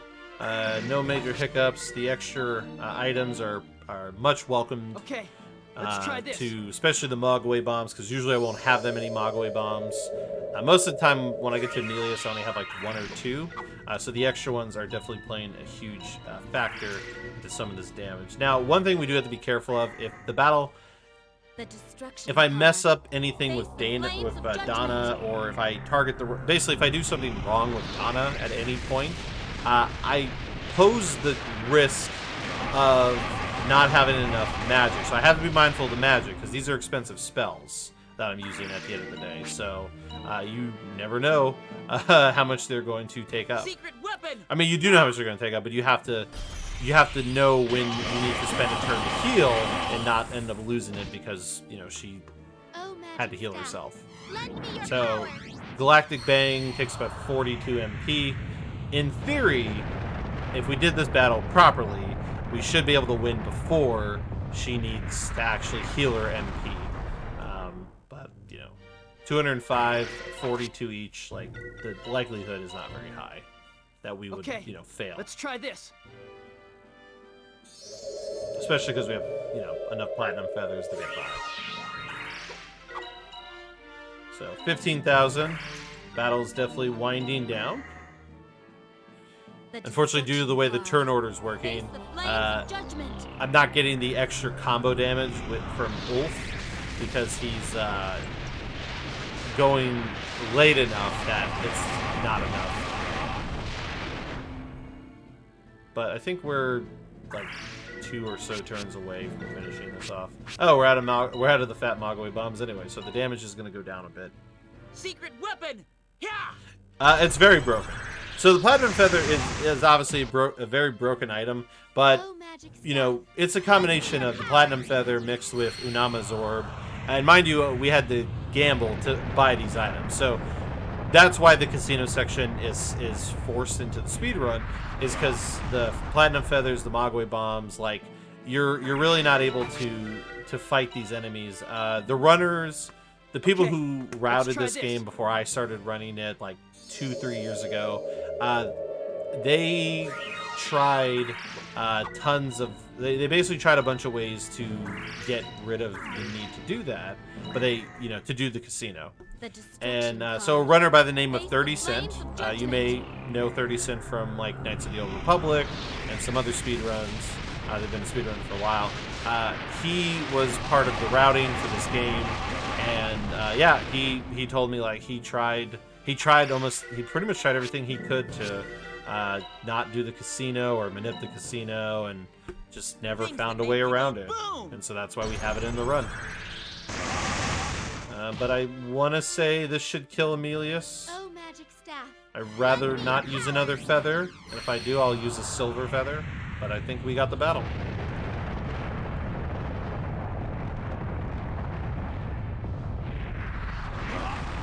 Yeah! And it was a gold split. What? I'm sorry. We had no choice. Apparently I gold splitted by 1.5 minutes.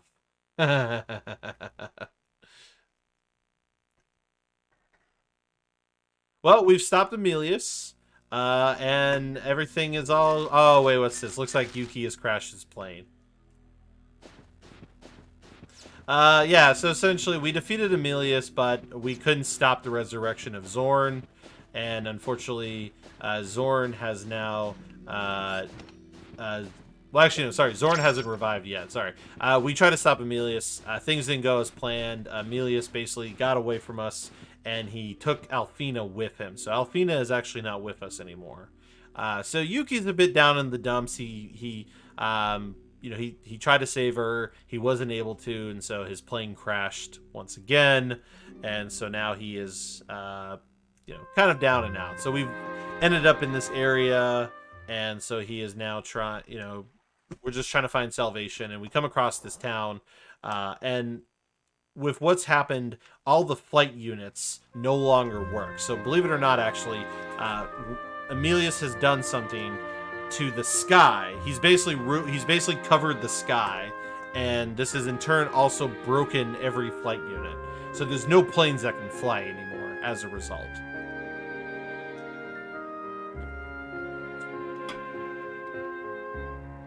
Yes, lem fruits. Lem fruits and fighting minotaurs is how he affords insurance. But yeah, so right now the entire world is covered in darkness. No one can see me move in the darkness. And so Yuki is trapped on Raylith town because he's unable to get in the sky. He needs to go after Emilius to stab him with a soldering iron. But anyway, so... yeah, so he's a bit down. He's a bit angry at himself. Fun fact, Yuki is voiced by Johnny Young Bosch, and Alfina is voiced by... Stephanie Shea, if you watch anime in English dub. So it's basically Ichigo is trying to save Orihime. So this is basically Hueco Mundo arc where we're, trying to make our way to Hueco Mundo, and we have to fight the Iran car. Thank you. I know it's a terrible impression. I applaud you. I appreciate you saying it was not bad, but I know it was bad. That's what happens when you have a point redemption on your channel to do a bad Christopher Walken accent. You get used to doing it after a while. But yeah, so we're in town. We don't really know what to do now. Schmidt's here. Nobody can fly, so the world is in chaos because flying was everything to a lot of these people.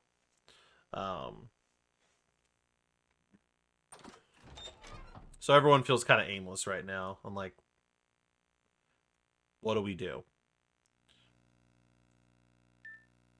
Well, the answer is Hecht shows up, gives us like a pep talk. Clearly, I remember the story, right? Hecht is going to show up here in a little bit. Pretty much gives us like a bit of a pep talk. We learn about a plane that doesn't run on a flight unit, like an old-fashioned plane. An actual plane that flies without a special unit. And so we end up deciding to go find it. After more dialogue stuff. Actually, wait, no, I'm wrong. Yuki's going to crash one more plane in the midst of all this. Give it a bit. Give it a bit. He's going to crash another plane.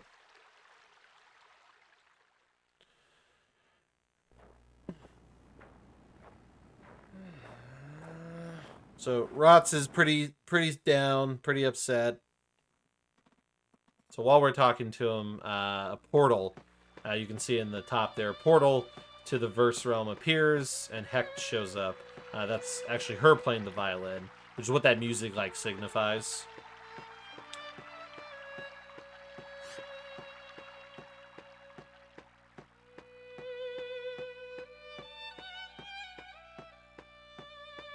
First thing we're going to do, because no other time do we pass by the skill shop, so if we come here later, it'd be a time loss. We just need to buy a Fire Mastery.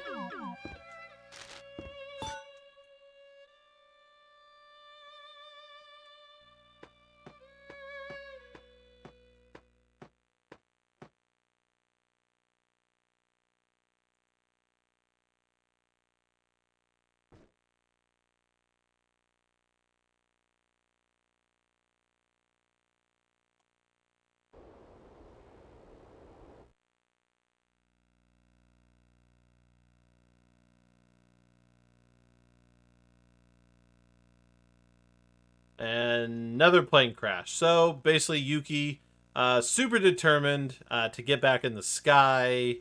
They basically make like a makeshift plane. They're like, oh, let's try this. This is going to totally work. This is going to totally work. Nope, doesn't work. No flight unit. So falls apart in the sky and crashes once again. These bunnies are actual enemies you can fight.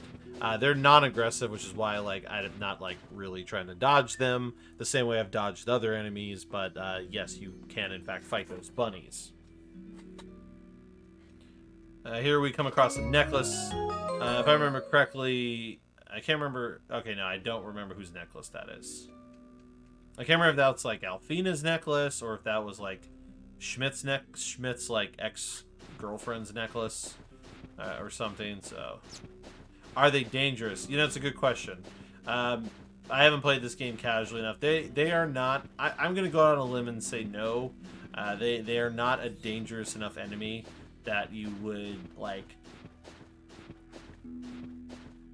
have trouble with them. Plus, at the same time, if you're playing the game casually, you would be leveled up to a point where if you did fight one, you would probably destroy it. In the speedrun, even though I don't level up, I would probably still destroy it. So we've crawled our way back to town after the crash.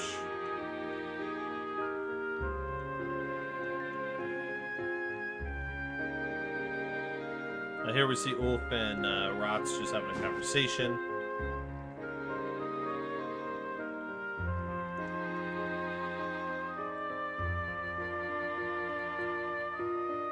Yeah, even though I ran back to town, the game wants you to believe that you crawled back to town because, you know, you're hurt from the crash and you're injured. Yeah, just put it in your mind. Don't worry about it. Just pretend like he wasn't running prior to this.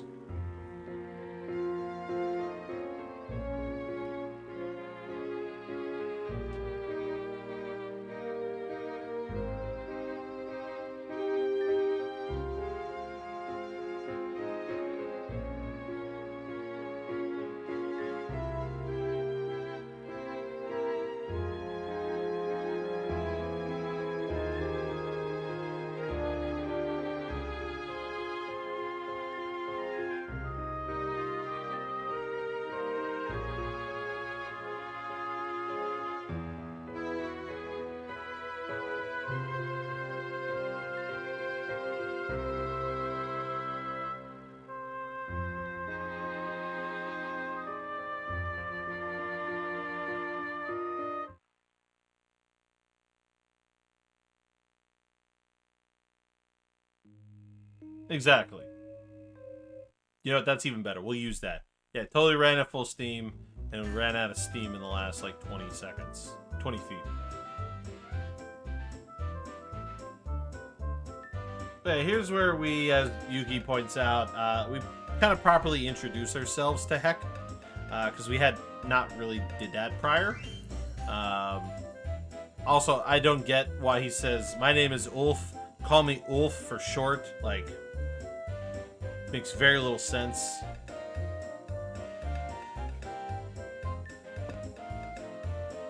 But Heck, clearly distracted for a bit. But she now joins our party for at least a little while before we finalize the party at the end of the game. Heck brings with her the strongest spell in the game, at least in terms of the speedrun. I don't remember if there's a stronger spell that you don't get in the speedrun because it's like out of the way.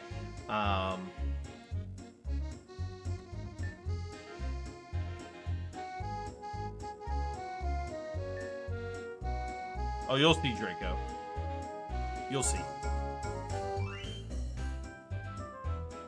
But yeah, so now we're gonna, well, I'm gonna do some menuing first, but we're going to go on a quest. So Heaven's Gate is an insanely powerful spell.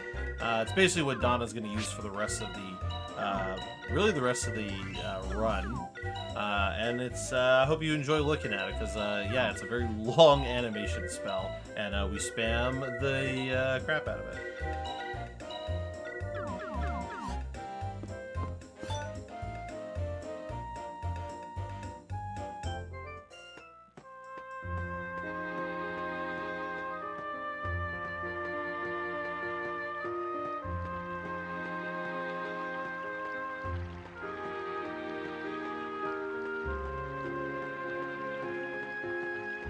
Whoop. moment of lapse there. I I forgot I have more. I have like my final shopping. Well, not final shopping, but like most of my final shopping to do still. Let's see, Chaos Egg.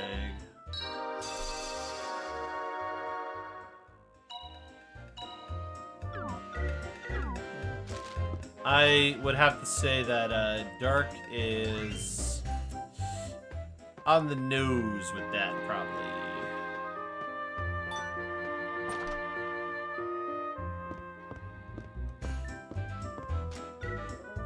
Alright, so we're gonna sell some stuff. Alright, Heroes Elixir. Magic cards. Dragon Armor.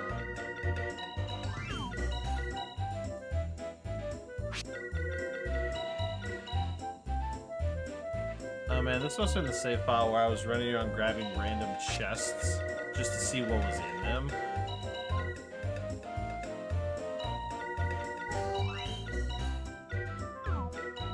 Buy items. Alright, we need Witch's Pump, 2 knowledge, metals, and the rest of the money goes to Night.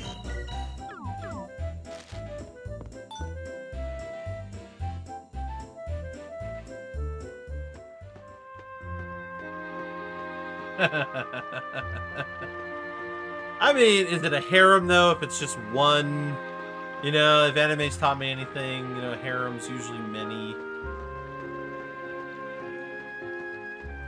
Let's do this menu. Knowledge medal, which is like the best magic item. Let's see, lake egg,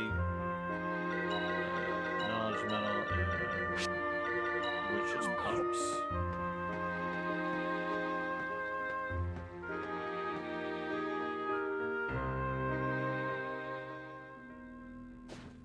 Or 2 second, it's 2 women, not just one.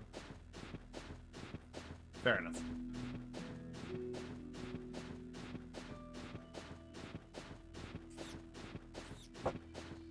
Yeah, we are now traveling through the snow to find this like old plane that might allow us to get back to Sermania.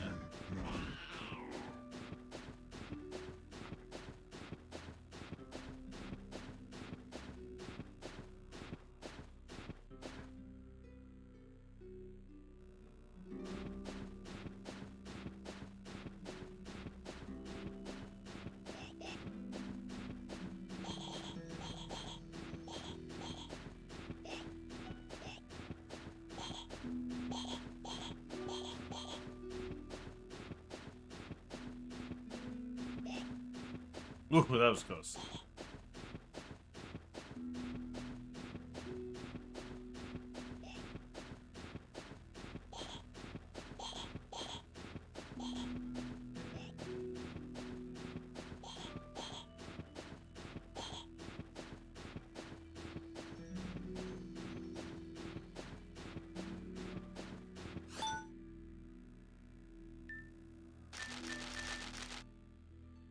Alright, there we have it. The last plane.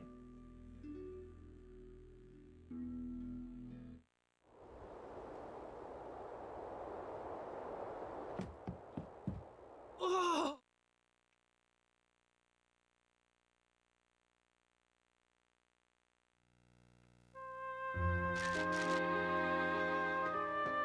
Alright, we have formulated a plan to fly up and try to rescue Alfina and stop Emilius. But first we're gonna go to sleep. And then we're gonna go save her.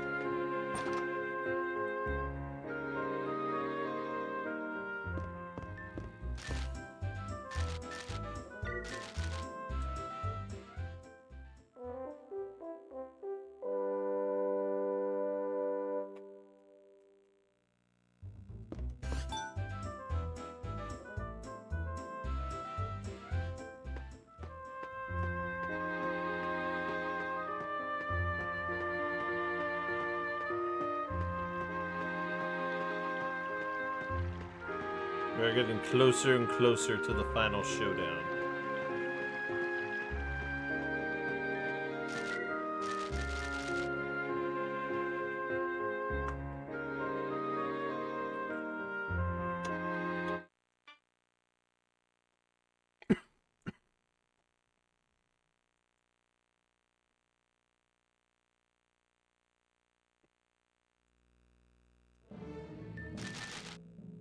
Alright.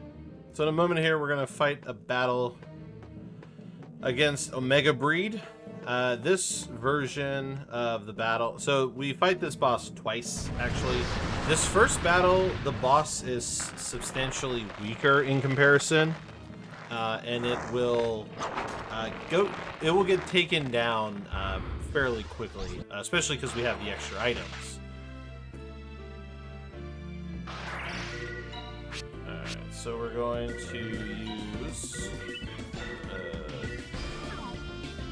we're actually going to use a gold feather. It's now or never.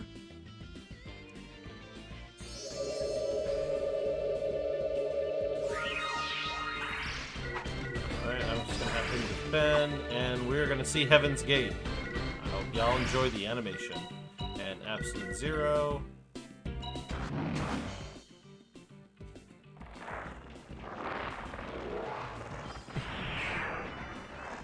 Hello, hello, welcome. Welcome, Pendle, and what's going on, Contisto? This final card seals your fate.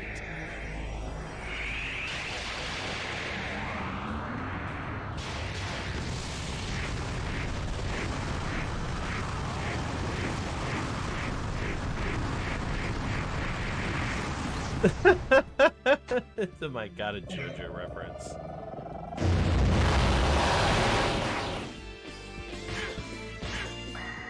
That's definitely one of the jankier moves to come out, but thankfully, like I said, this one's kind of a weaker battle. If the enemies are lined up properly, this should kill most of the minions.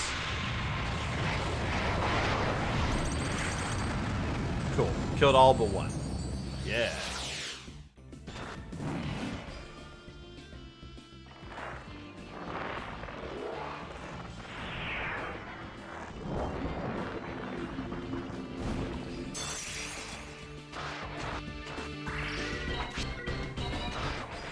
Thank you, Okay. Brain Bug. Let's try this.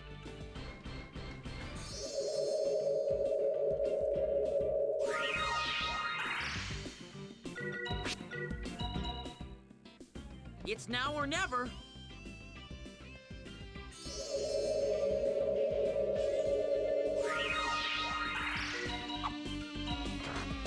This should end the battle. Essentially 2 This casts. final card seals your Should be fate. enough.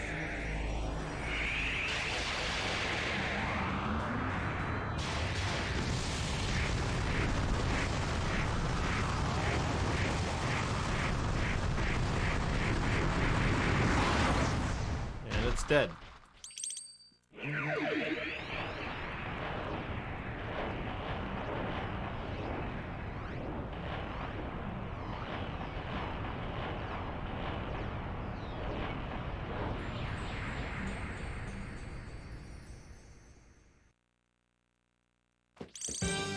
Of course we won.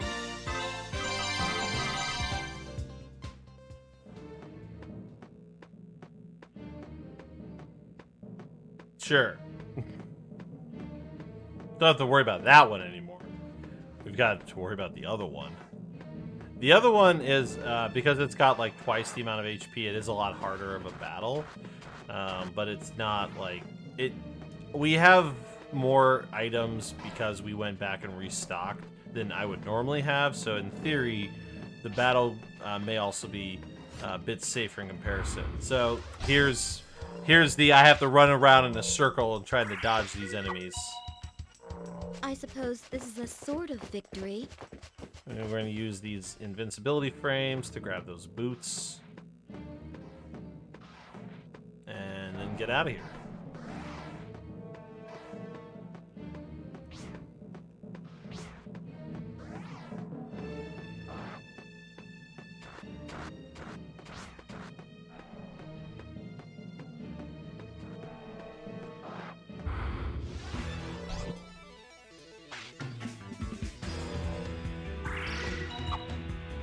I suppose this is a sort of victory. No, we're on Sermania. Yeah, so the sky has been basically blackened or darked, or whatever. Like, it's basically been covered in darkness. And it, like, you can't fly now. There's no sunlight. So we essentially need to try, like, we're trying to, like, you know, get rid of it, or like bring back the ability to fly. Yes, the boots are from Mars. They're also made for walking.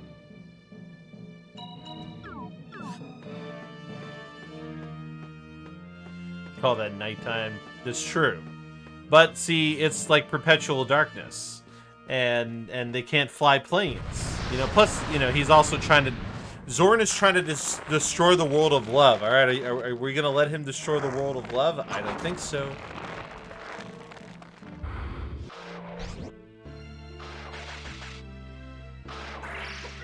All right, great start. We got the instant action from our girl. Sword. This final card seals your fate. Yeah, that would, I mean, if they were, that would help the plot a lot.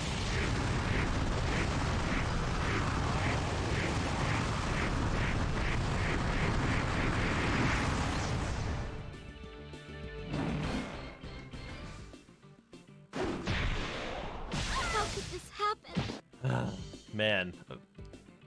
Gotta love that RNG.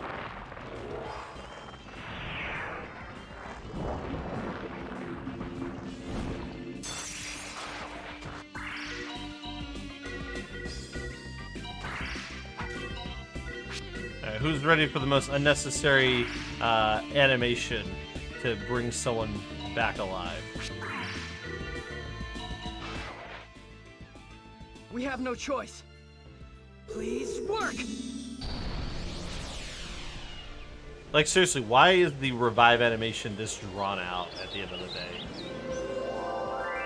I'll be alright. It's just so baffling to me. Absolute. 0.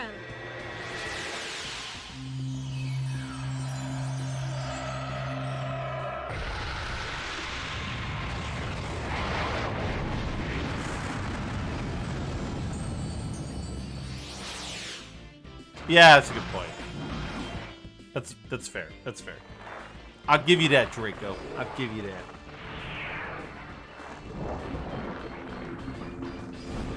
Alright, time to be on the counterattack. We got 2 platinum It's now or feathers to never. use.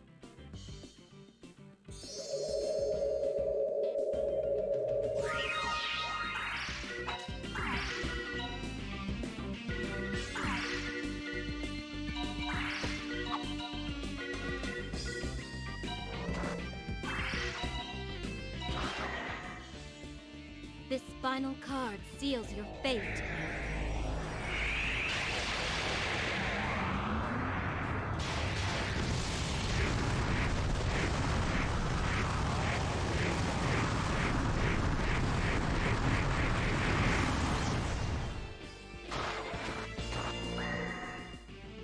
Absolute.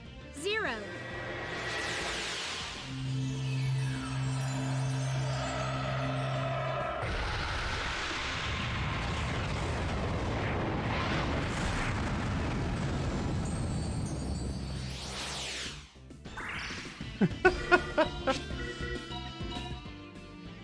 It's now or never.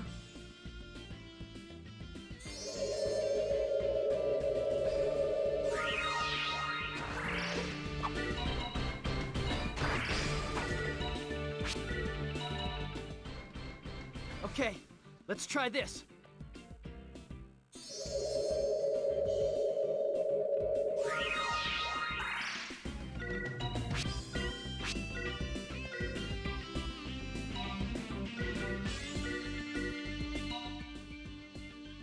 Secret weapon! Yeah! This might be the battle. This final card seals your fate.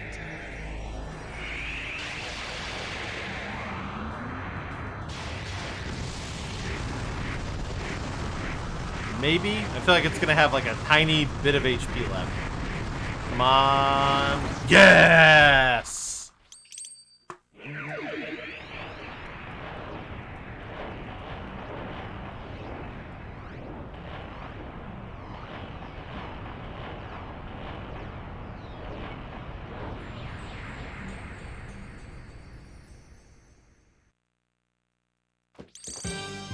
I knew it.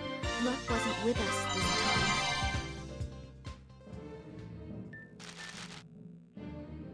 Alright, so now it's time to free the sky by destroying the nucleus. The nuclei.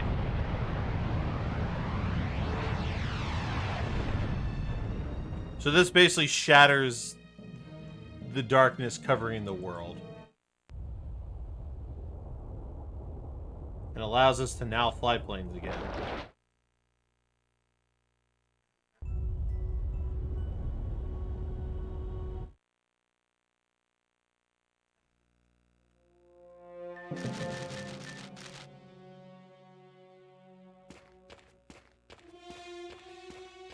I mean, you haven't seen a giant eye. You have not seen a giant eyeball. What am I doing? Sorry, I had a lapse in moment there. Alright, so it is time to prepare for the final boss battle. Essentially what we have to do is now that we have essentially freed the sky, we can now fly back to the original places, like the towns and stuff. So now what we're doing is we're running back to the plane. We're going to fly back to RRLAT Town, and then from RRLAT Town we're going to fly back to Saboteur Harbor, aka the casino location, because we need to replenish our items one final time from the casino stuff, as well as we need to recharge the orb. So this is like the one part of the run where we'll like fight random encounters, because you have to fight random encounters to be able to you have to fight the random encounters to be able to refill the orb.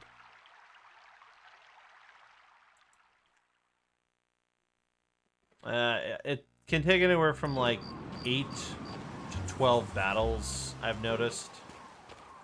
There's no rhyme or reason to like what makes it active. Like if you get a preemptive, you get a critical, if you don't take any damage. The game doesn't really tell you how to actively like increase the gauge.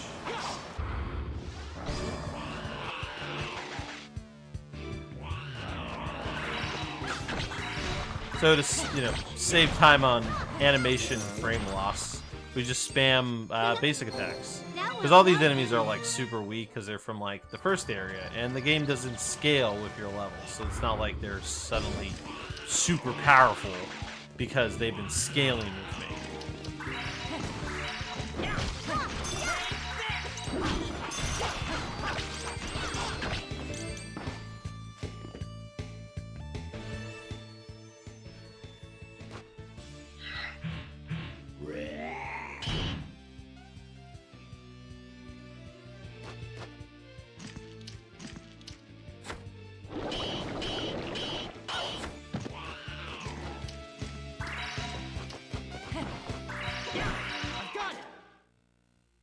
And because we're doing basic attacks, obviously there's the risk of learning a new attack, which will slow things down for the animation we have to watch.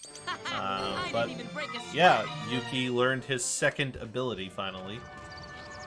Whirlwind. Whirlwind's actually a pretty good move, casually speaking, because of its area of effect. So it's great at like hitting a bunch of enemies at the same time. But basically we have to keep going until the orb in the top right corner has have smiled on us today. basically is glowing and shiny and kind of like a white rainbow color.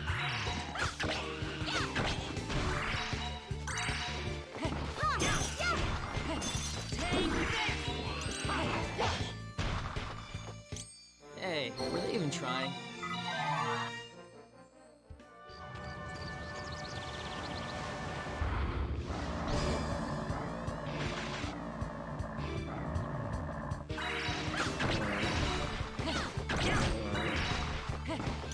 I just realized it's called a Torto Gator. I didn't even break a sweat.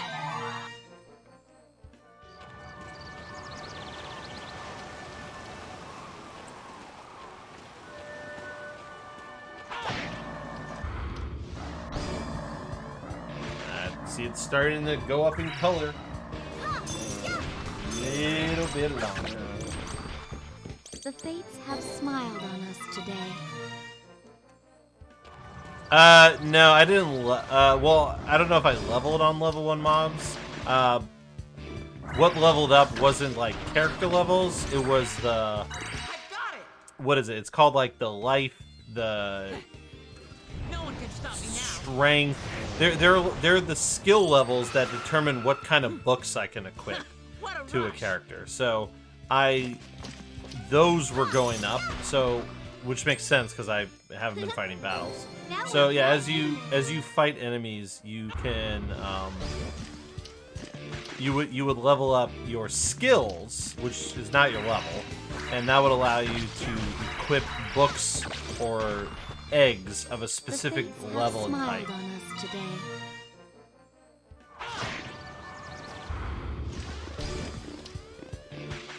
Be a couple more battles.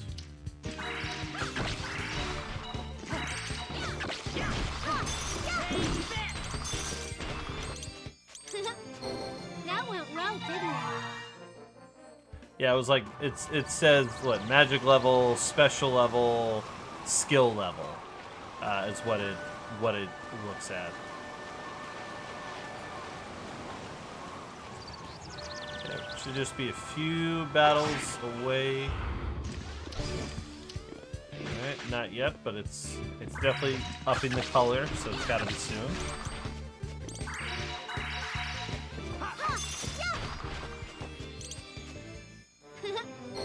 That went well, didn't it?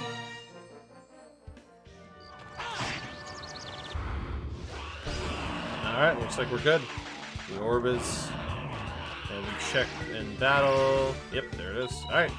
So the orb has been... refilled. So we're done with this little, like, grind thing that we're doing. So now it's time to go back to the casino and buy... basically replenish our items with the remainder of our money. I do believe with this safety save, I had earned a lot more money than you would normally need. So the math broke down to needing only about 250,000 medals to have a somewhat more effective end game by being able to buy some of the more powerful, expensive items. You know, that just really depends.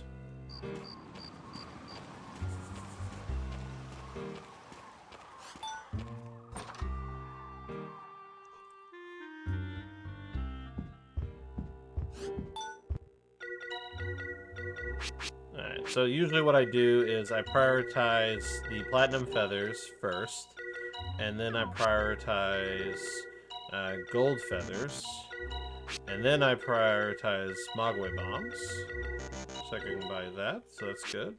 And I guess then, normally I don't have any money left over, so I really earned a lot extra. I guess I'll just literally replenish everything, and apparently I still had plenty extra.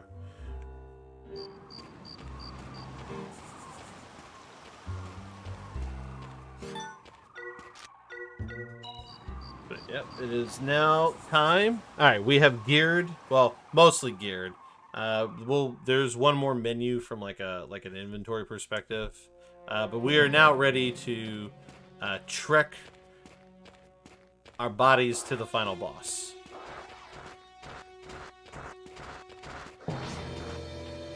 So it is the home stretch, y'all. Yeah, the final dungeon theme is pretty good.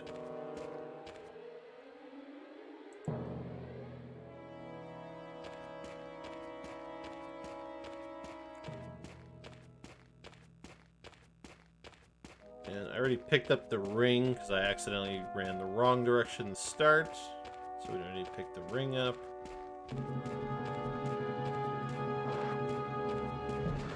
Oh my god, I hit the wrong button, so I rotated the camera in the completely wrong direction. So I got for scratching the top of my head.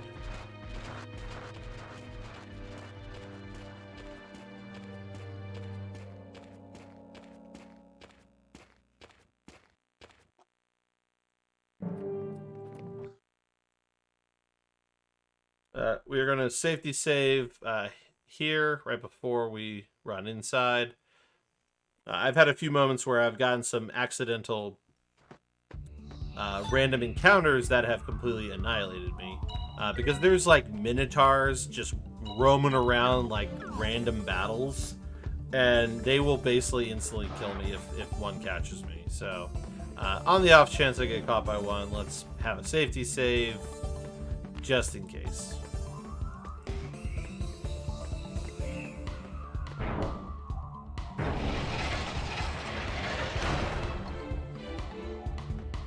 So just like most areas we visit, the chests have all been painstakingly opened and cross-referenced and checked to ultimately determine, like, you know, what is the best items to get. And so we'll be opening a number of chests.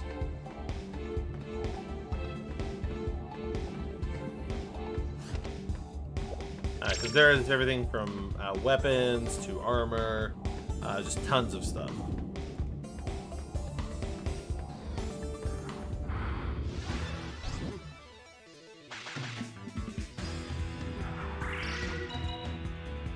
Fighting is pointless.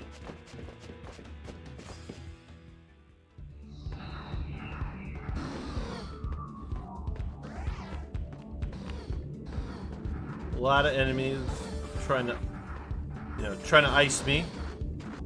Because there's always some person trying to ice skate uphill.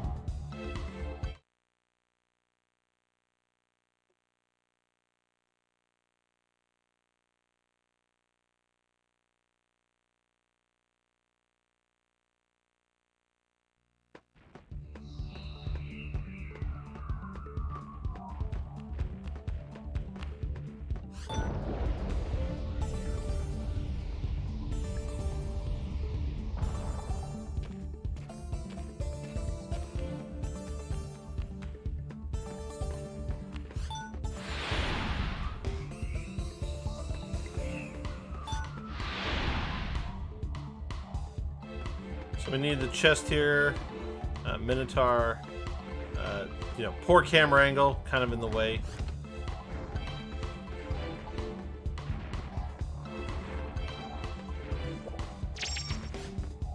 Thankfully moves slow. But yeah, that room is not great for the camera angle or camera control in this game, unfortunately, as you can see there.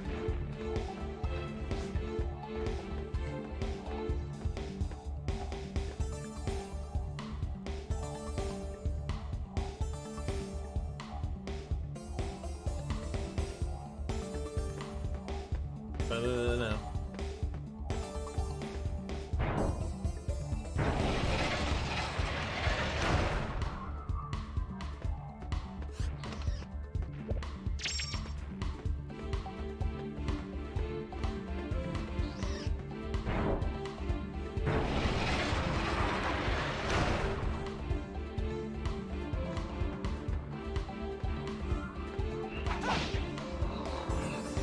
Very much must make sure we avoid those things.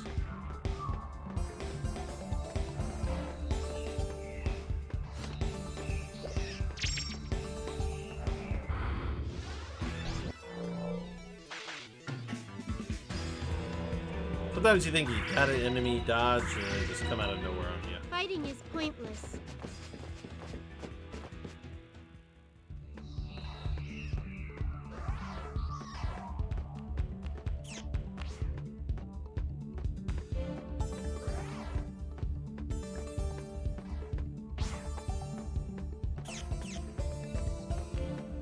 So those little enemies, I believe they're called minks, if I remember correctly.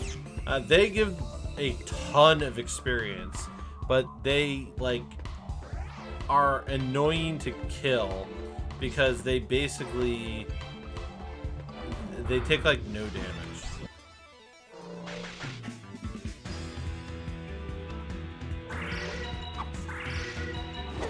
I suppose this is a sort of victory.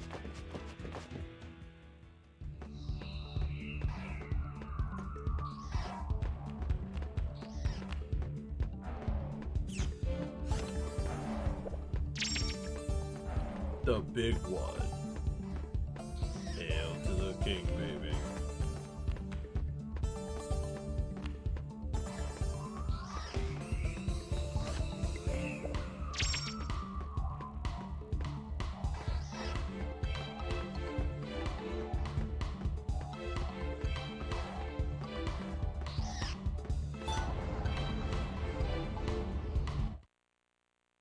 All right, we are almost there.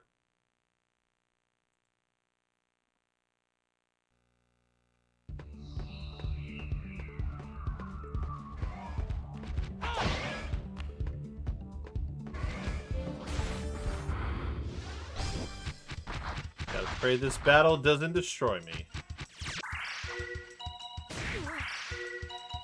Fighting is pointless. Oh, thank God, because these enemies can hit super hard. It's like a bunch of mini bosses, it feels like.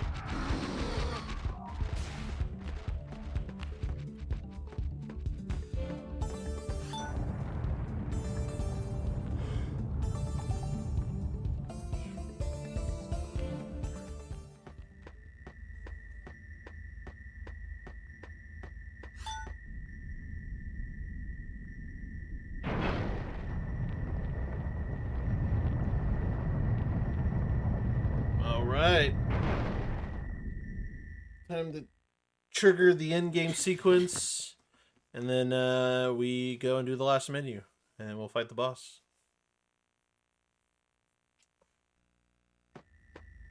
And that is Zorn. So Zorn has finally resurrected. Unfortunately, the villains were successful in bringing him back. So now Zorn is ready to destroy the world of love.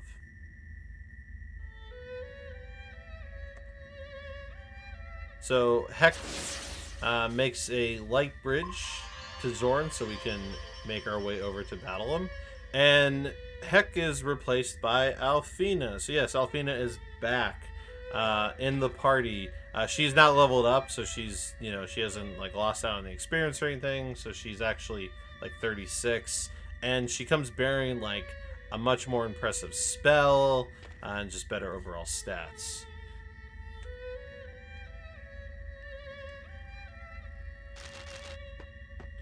Alright, so we've triggered everything we need for the cutscene. Now we just need to do all these menus. Alright, Alfina needs a huge menu because we basically gotta equip her with everything. Because she's got like nothing. Maiden Stress, Rainbow Heals, Knowledge Medal, where's it? Volcano Egg, and the Divine Book, and then his Phalanx Armor, Sage Robe, Sublime Card, Hero Armor,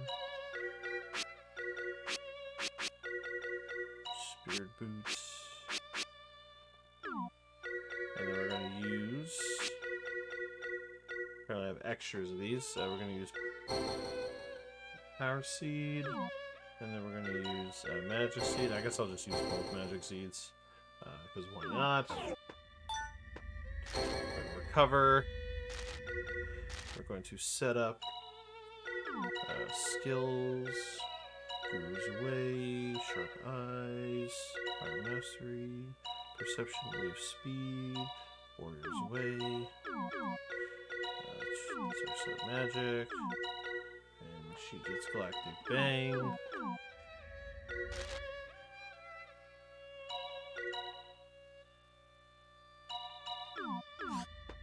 Let's go!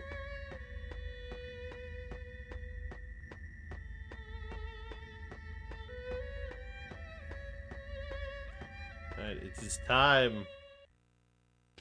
Once we interact with this item, it'll be boss battle time.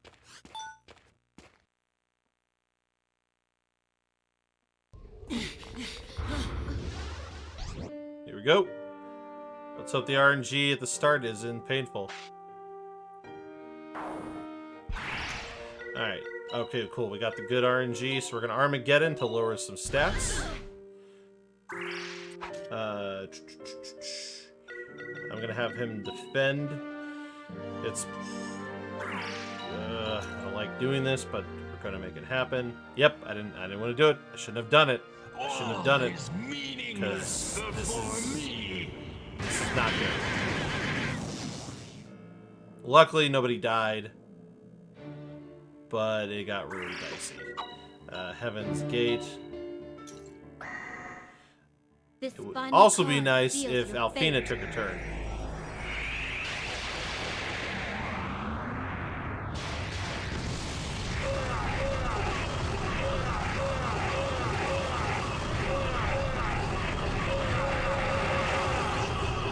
Ooh, that's a pretty fun incentive. Alright, so now we use the big one. Yeah, we're kind of beat. I don't know about like literal god, like, you know, Zoran's not like a Things that god. make you go boom. He's just somebody who hates love, and he wants to eradicate it. And I feel like somebody's about to take a lot of damage. We are going to, you know what? It's time. It has to happen.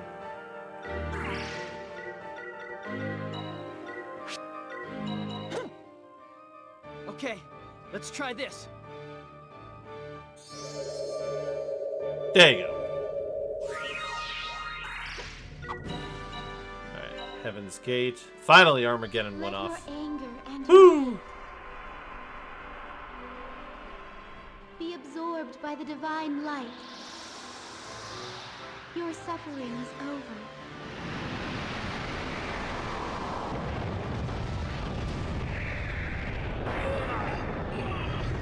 So defense down, speed down, offensive down.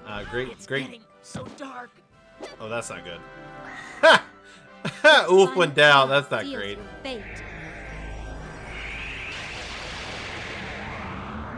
I guess we're gonna still try to salvage this, so we don't lose, too much time. It just kind of depends on how fast Yuki can take his turn. Alright, well, we're going for it. I'm just gonna have to make Alfina waste her turn to bring Ulf back. Would be the most sense-making, I would say.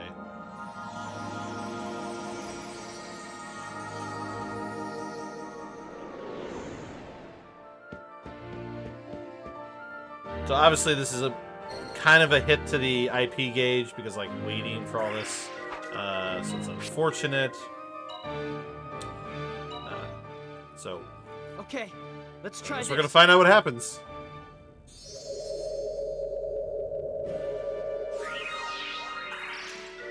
Alright, so unfortunately she's got to use we'll do a revival potion, so it's a little bit quicker. Thankfully all the defensive down stuff is happening. Don't worry. This should I think we'll help. be okay. I think we'll be okay. Prepare to die, maggots! This final card seals your fate. We have the items to make ideally things smoother.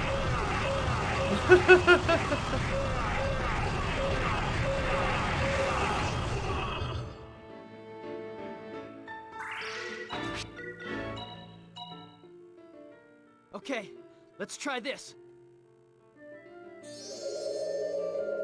Donna will have to get a Warrior's Tonic at some point, so that's something to also keep in mind. But in the meantime, we'll do the damage. So 102,000. Things that make you go boom!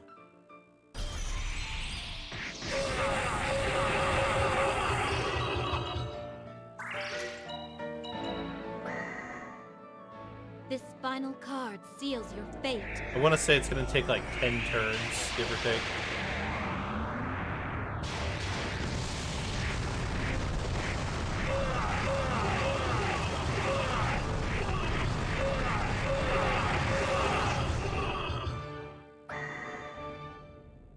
Feel the power of 1,000 suns. But yeah, the final boss is definitely kind of like a race against time, because you have to take the boss out before Unama's orb runs out. And so Platinum Feathers are going to be the most effective way to do that. Reduces the amount of time you spend using the IP Okay, gauge Let's try this. and everything.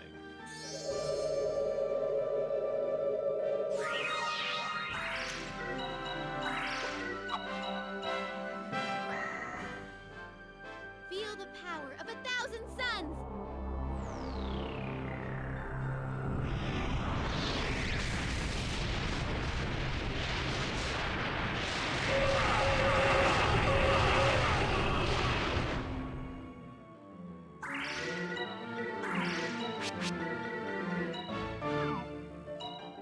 Right, 81,000. Secret weapon! Yeah! Yes, because I have used an item that has frozen him in place. Is essentially the way to look at it. This final card. It's the seals strat your for the fate. boss. It's essentially the strat we use for the battle.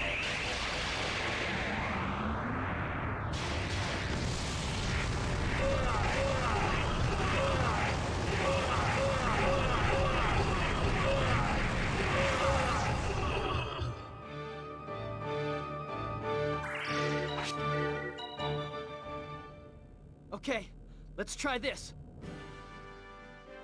We got what, like 3 more of these before she needs to be healed. Feel the power of 1,000 suns.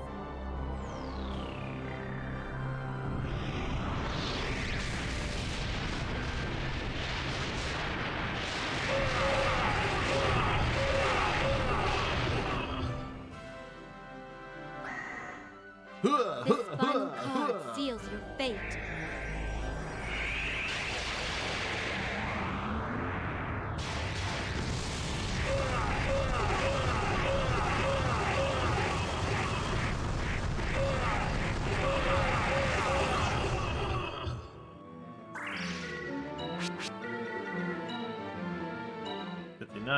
Secret weapon! Yeah! So yeah, the Platinum Feather basically it essentially forces the turn in a way. Obviously, it depends on like where you are in the IT gauge, but we abuse the Platinum Feather to try to basically make the character go instantaneously to basically, you know, keep him frozen in place longer by being able to do that.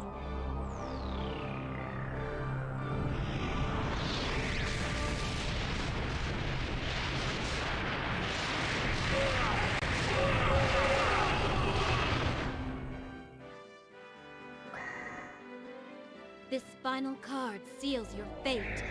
Yeah, the only drawback is the Zorn can't really be stunned in a way that you can make a combo possible, so you can't do as much damage as you could if you could combo all the hits together.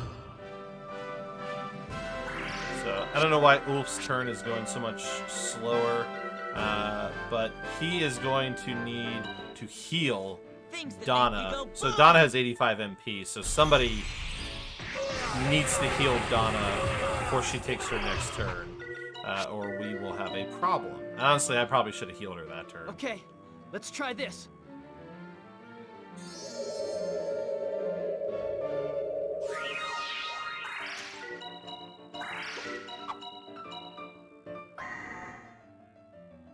Feel the Yeah, power whoever of goes 1,000 next will be suns. healing Donna.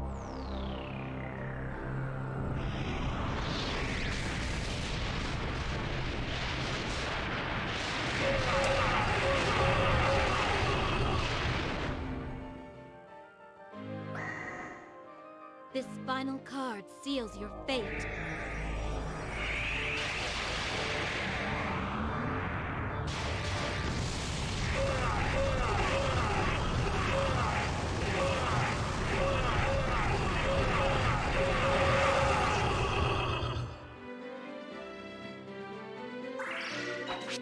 Alright, so let's see. Holy water, yeah, holy water.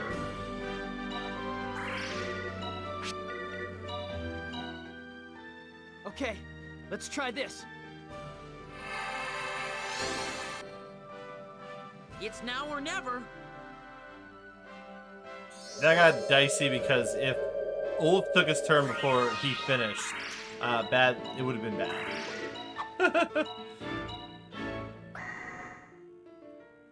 Feel the power of 1,000 suns. Oh man, this is a great dude.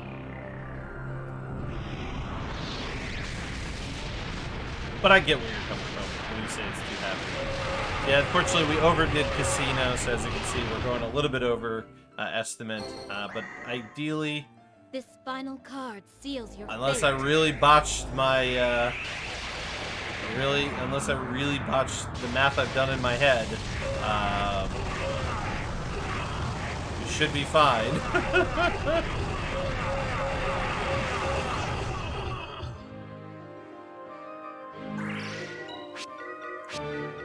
Let's see, 18,000. Things So that make you go boom! it's like 1.5 turns. Like we should be at the tail end Okay, here. let's try this.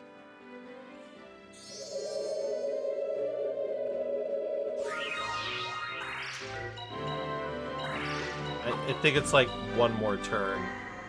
So I'm gonna have to do like gold feather to make sure we get this done.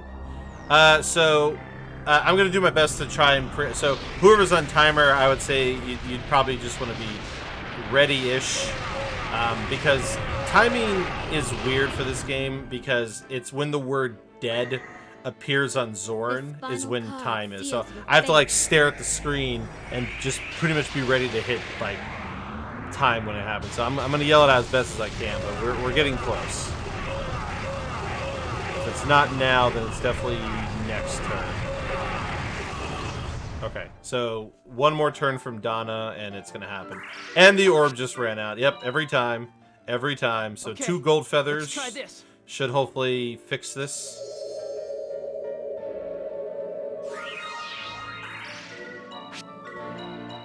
So yeah, usually right as he's about to die is when the orb runs out.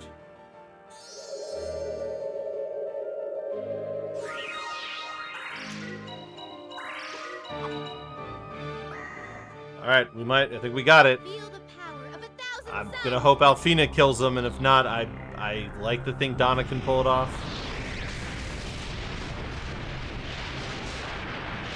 Let's see. And time! Woo! Hey, only 2 minutes passed.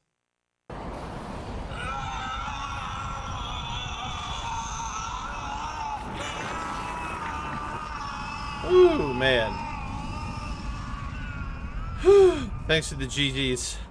Sorry I went over by like 2.5 minutes.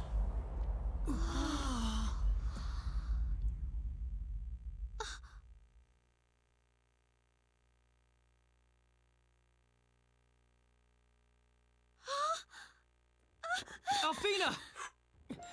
Well, unfortunately we weren't able to beat it in what would be constituted as like a legitimate run. We had, we loaded a save for marathon purposes so we can finish the run without wasting too much time. Run started off actually really good. We were originally ahead of my PB by 3 minutes and 20 seconds. The mother breed battle happened. Died like twice to it. It was a rough battle ultimately, and ended up losing like 8 minutes. Casino wasn't too kind either, so.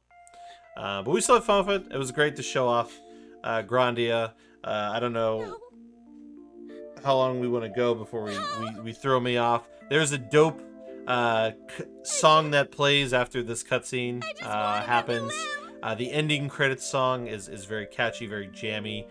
So I recommend looking up online and listening to it. Who's the attitude? That's Amelia. So that is her brother who has sacrificed. We're gonna go straight to middle gear. All right, so yeah, we're gonna call it probably quick here. So y'all, thank you so much. Really long. Thank you for having me once again.